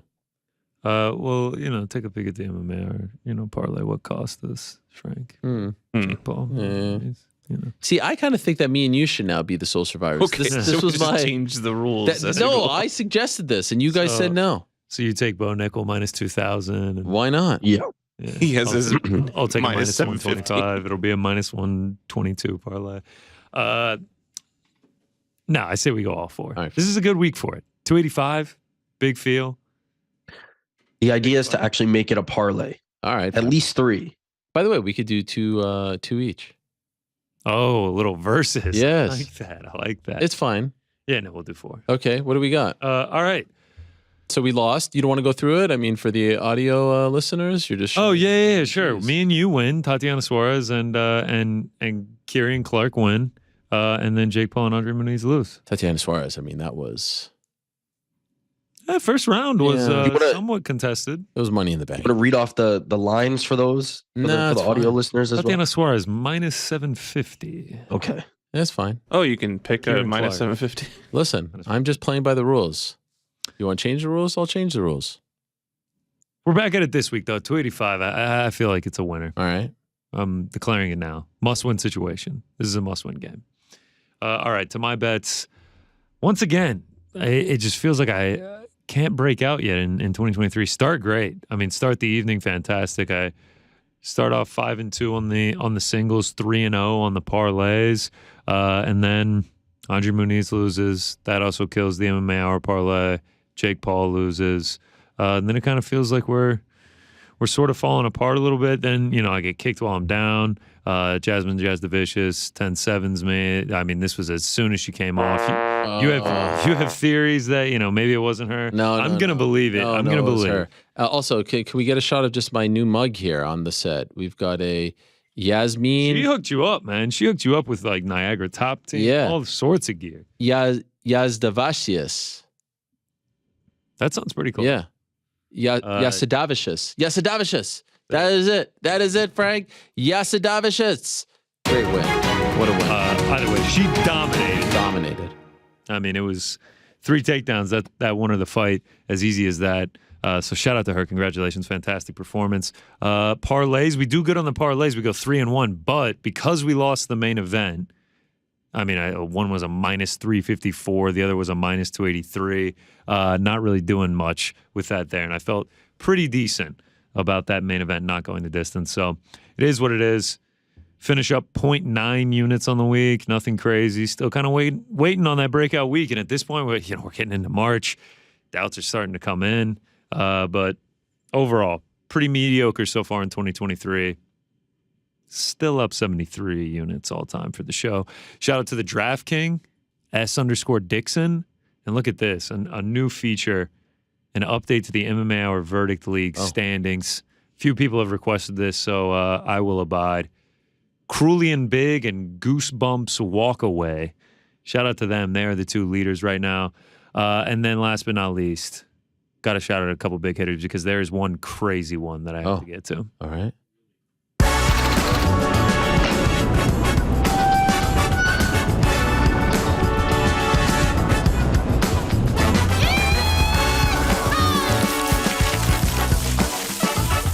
Yeah.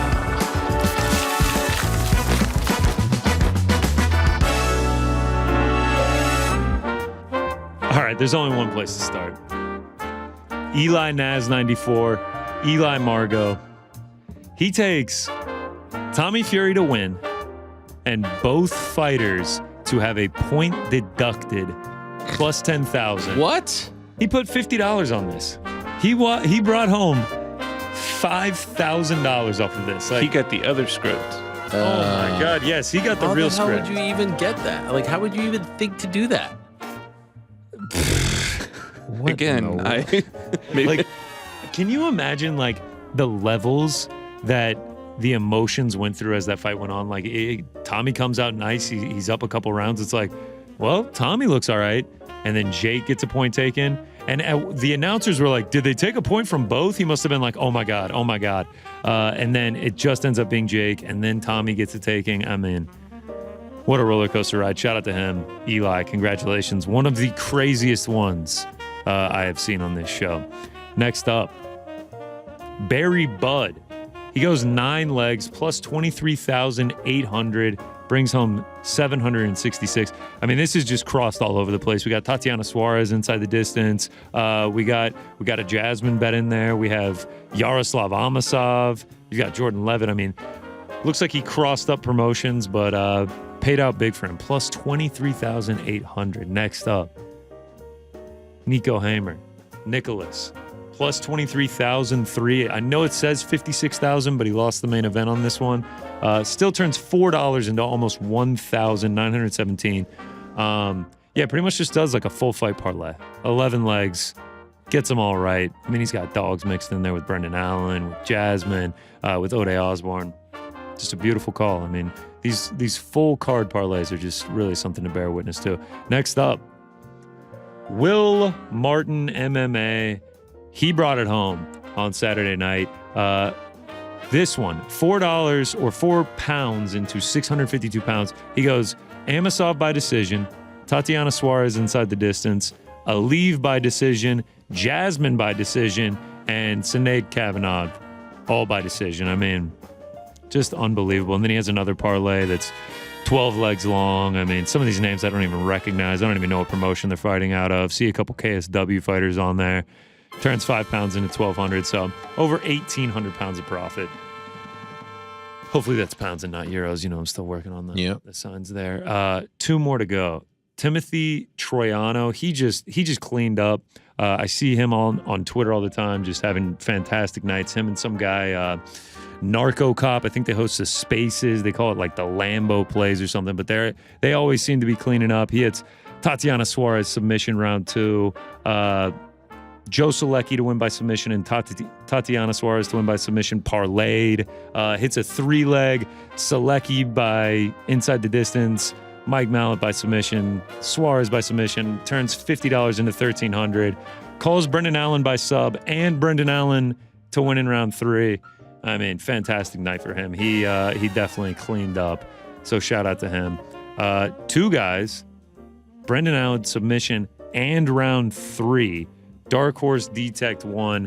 He gets it at plus 3,300, $20 into 680. Then Sheezy McFresh 1, who I actually believe he is the brother of who is he the brother of? I'm tripping. A UFC fighter, Matt Frivola. I believe he is the brother of one Matt Frivola. Wow. Plus 4,000. He took it live too.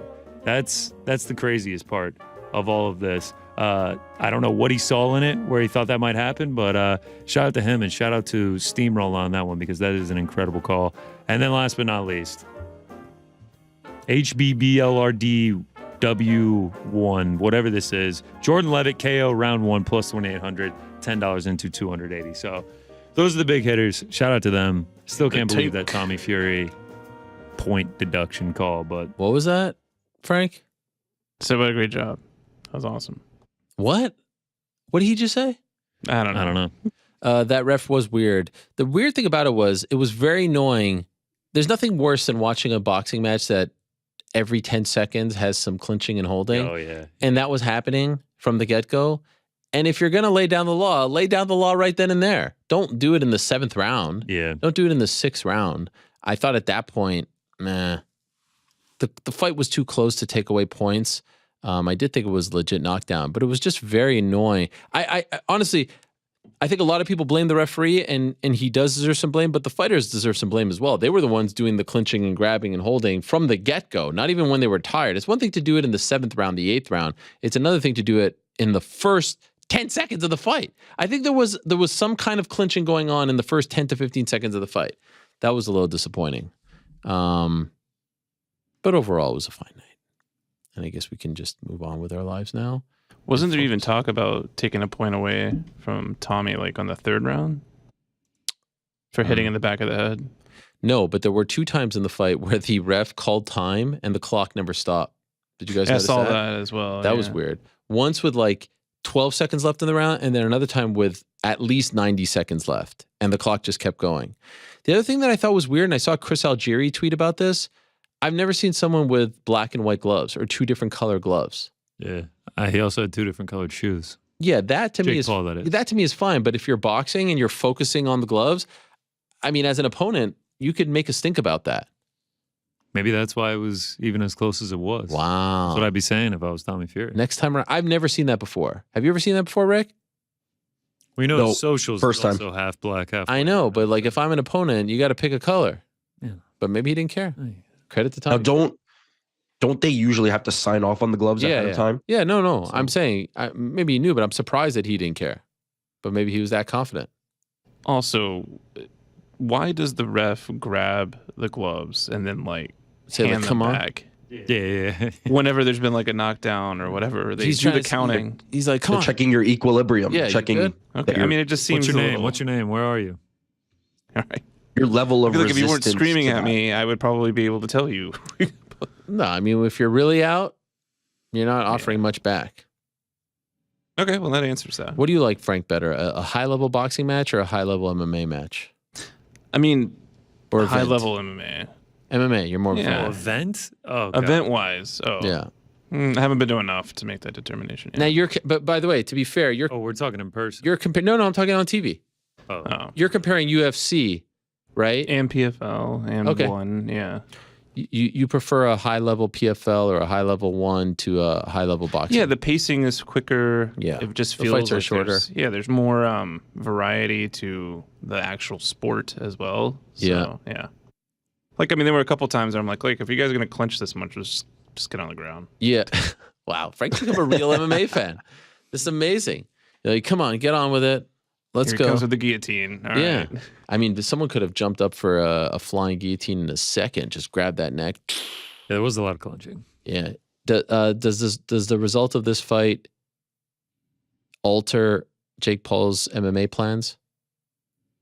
I thought you were going to ask if Frank thought about retiring again and taking another L on Jake Paul. Does Jake Paul fight in MMA this year? No. Does he fight next year?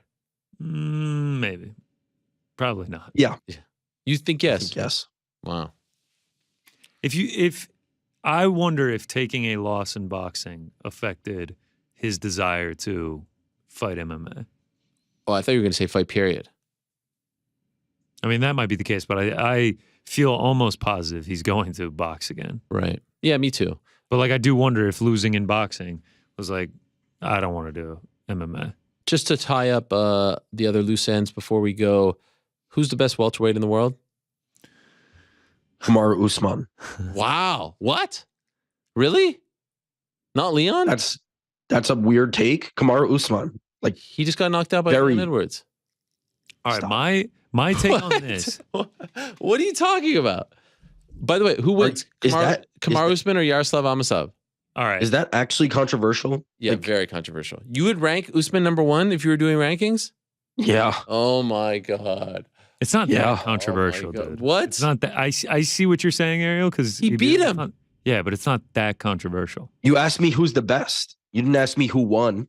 Oh, stop it with that. Okay, all right. That's how we determine who's Here's the my best. take on this, though. Yeah. No, it doesn't. Every time Bellator has a title fight, I swear everyone comes out of the woodworks and is just like, XYZ is the best whatever weight in the world. Can I tell you something? This time last year, Gegard Mousasi was the best middleweight in the world, and AJ McKee would give Volk everything he could take. He's right. Connor is right. No, he's not right. Now AJ McKee is lost, and Gegard Mousasi is lost. I and appreciate what you're saying. Now Johnny Eblin is the best I middleweight appreciate in the world. what you're saying, but it's actually not true. It just feels like it is. Here's why. I don't think anyone was saying Gegard Mousasi was number one. I think everyone was saying he'd be number two behind Izzy. I think everyone was giving Izzy number one. Here's the thing. Okay, let me ask you this. Robert Whittaker. Let me ask you this. Was anyone 2 weeks ago saying Ryan Bader is the best heavyweight in the world? Valid point. Right? Valid point. It's because of what I just said. Eblin, Nemkov, and Amosov. It just so happens they've all fought in the last 2 months. But is anyone saying Patricky Pitbull is the best lightweight in the world? No. No way. No one's saying that. Wait, Patricky Pitbull at 55. He's not even the champion. At 55. Usman When he was champion. When he was the champion. When Usman won? No, but there's probably some people that would say Usman's up there. Not me. Up there with the 55 champ? With Makhachev or Oliveira or one of these dudes? Is anyone saying that Liz Carmouche is the best in the world? No. It's just because of those three guys. And now Usman. You can put him in the conversation, but I don't think anyone's saying that just yet. And maybe Patricio as well. But I don't even think people are saying that about him. It's those three guys. And I think you can make a case for those three guys. And ultimately, that's what Bellator needs to do, right? That's the only thing they can do. Yeah, 100%. I think they need to be pushing that. I think there's a difference. You're saying like if the media is saying this, right? The media is saying this. It is a little much like I heard on the broadcast. They're like, if you don't put Yaroslav Amosov in your top 10, then your rankings don't mean shit or something like that. Yeah. And I don't do divisional rankings, so I don't really know who would be in my top 10. I think you can make a case at this point. I mean, if there was a 27-0 guy in the UFC, we'd all be saying he's the man. Of course, he would probably be fighting higher competition, but I think Logan Storley's pretty good. I'd for sure have him in the top 10, no doubt. And I would have Nemkov in the top 10 for light heavyweight. Eblin, I just don't know if he's been around long enough. I think the last 2 wins were impressive. He might be the best of the bunch. Yeah, no, in the future, yes. I just don't know if he's been around long enough. But yeah, sure. So you're agreeing. They can make that case. And that's all they can really hope for. Is to far cry from the days where you had guys as champion, much like we say about heavyweight, where it's like there's no chance these guys can be in the conversation. At least, and by the way, how many other promotions can say that? One can't say that. I think you can look at AJ McKee and Patricio Pitbull and many other Bellator fighters and rank them very highly. Yeah. There's a lot. Would Phil DeFries be a top 10 UFC heavyweight? I don't know what that looks like, but it's probably a wasteland. So I'd say, yeah. Yeah, I think he could be. I like that guy. Who's number 10? Oh, he's the man. Who knows? The heavyweight division isn't great right now. Gusto Sakai? Yeah. Yeah, Phil DeFries can be a top 10 heavyweight. I think so too. They need Aspinall back. Yes. Oh, man. Bad. Just hearing Phil DeFries talk just got me excited for Aspinall. Yeah, 10 is Marcin Tybura. This is UFC rankings. Yeah. 9 is Jairzinho Rosenstruik. So he could beat these guys. Phil DeFries could be top 10. I will say this, and it goes against probably what most people think. The best case scenario for the UFC on Saturday is John Jones winning. I mean, because you can make a case John Jones hard to deal with. He brings headaches. He brings baggage. Who knows if he shows up? But now he brings eyeballs, man. Yeah, I was gonna say he brings eyes. The amount of people that have hit me up this week that have no sort of fandom around the UFC, they're like, "Oh, I can't wait to see John Jones fight." Well, you can make the case that if you have the guy to beat John Jones, it's better, right? The guy who doesn't bring headaches. But just having him, and then also, it doesn't mean it's going to bring the eyeballs. There's one big difference too. John Jones hasn't lost to Francis, so now you could say, like, now you can really remove yourself from the Francis situation. Lord knows they're going to try this week. I mean, even the countdown video has no. I haven't watched Countdown yet, but yeah, I heard there's. But they're going to do that all week. I mean, count how many times when you do your watch party. You're doing a watch party on Saturday. Oh yeah, shout out. Oh yeah, have to count how many times they mention Francis on the broadcast. What do you think? What is the line? 1, 1.5? Yeah, I'd set it at 1.5. Yeah, I'll take the under. Yeah. Why? Why even mention him once? To tell the story. Take the under. Tell the story. No, I'm saying from their perspective, I'll take the under. Sure. Why? That's what I'm saying. Like, don't even. But it's a dishonest broadcast. You don't mention it one time. You got to mention Cyril Gane having already fought for the belt against. I feel like Anik will mention it. I feel like I don't know if I don't know if more than once. But I feel like he'll mention it. Yeah, that's why the under 1.5 is minus 250. Is it? Wow. I mean, they'll definitely. Yeah, the line just moved from minus 200. They'll bare minimum get put it on a chyron somewhere, right? That he lost. Is it Cyril Gane's last fight? Maybe, hopefully. I don't know. In the past they will sweep this stuff under the rug. Oh, no doubt. I'm expecting them to. I take the under 1.5. Well, that's a great way to end today's show because we'll talk more about UFC 285 on Wednesday. We've got another big show planned for all of you, some surprises as well. Oh. But for now, we're out of time. I love how Andy just kicked them off. Wow. Wow.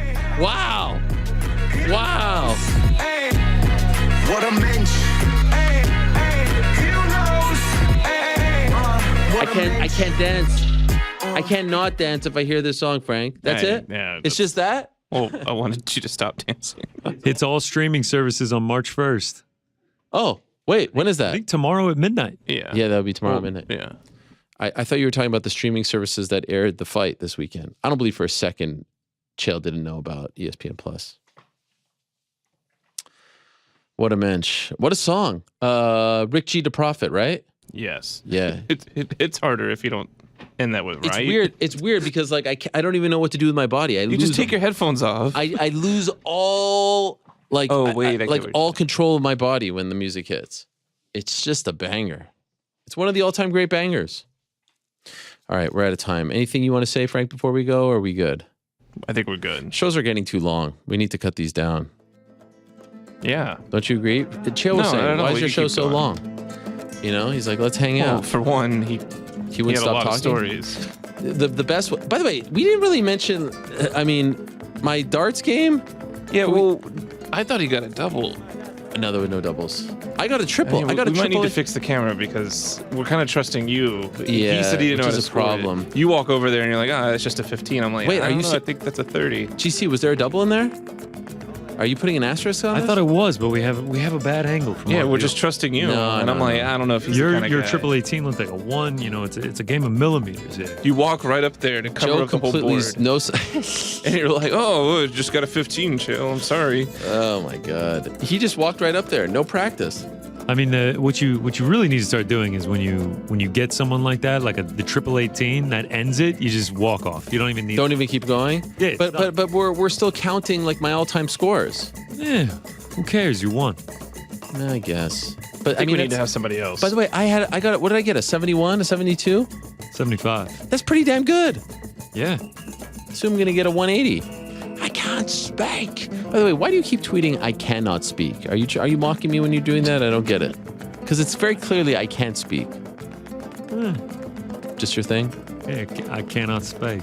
I just feel like it should be I can't speak. Anyway, great day, great show. Thank you very much to Yaroslav Amosov. Thank you very much to Phil DeFries. Thank you very much to Valentina Shevchenko. And thank you to the great Chael Sonnen for stopping by. Thanks to all of them. Thanks to all of you. Back on Wednesday, same time and place. Until then, I say peace.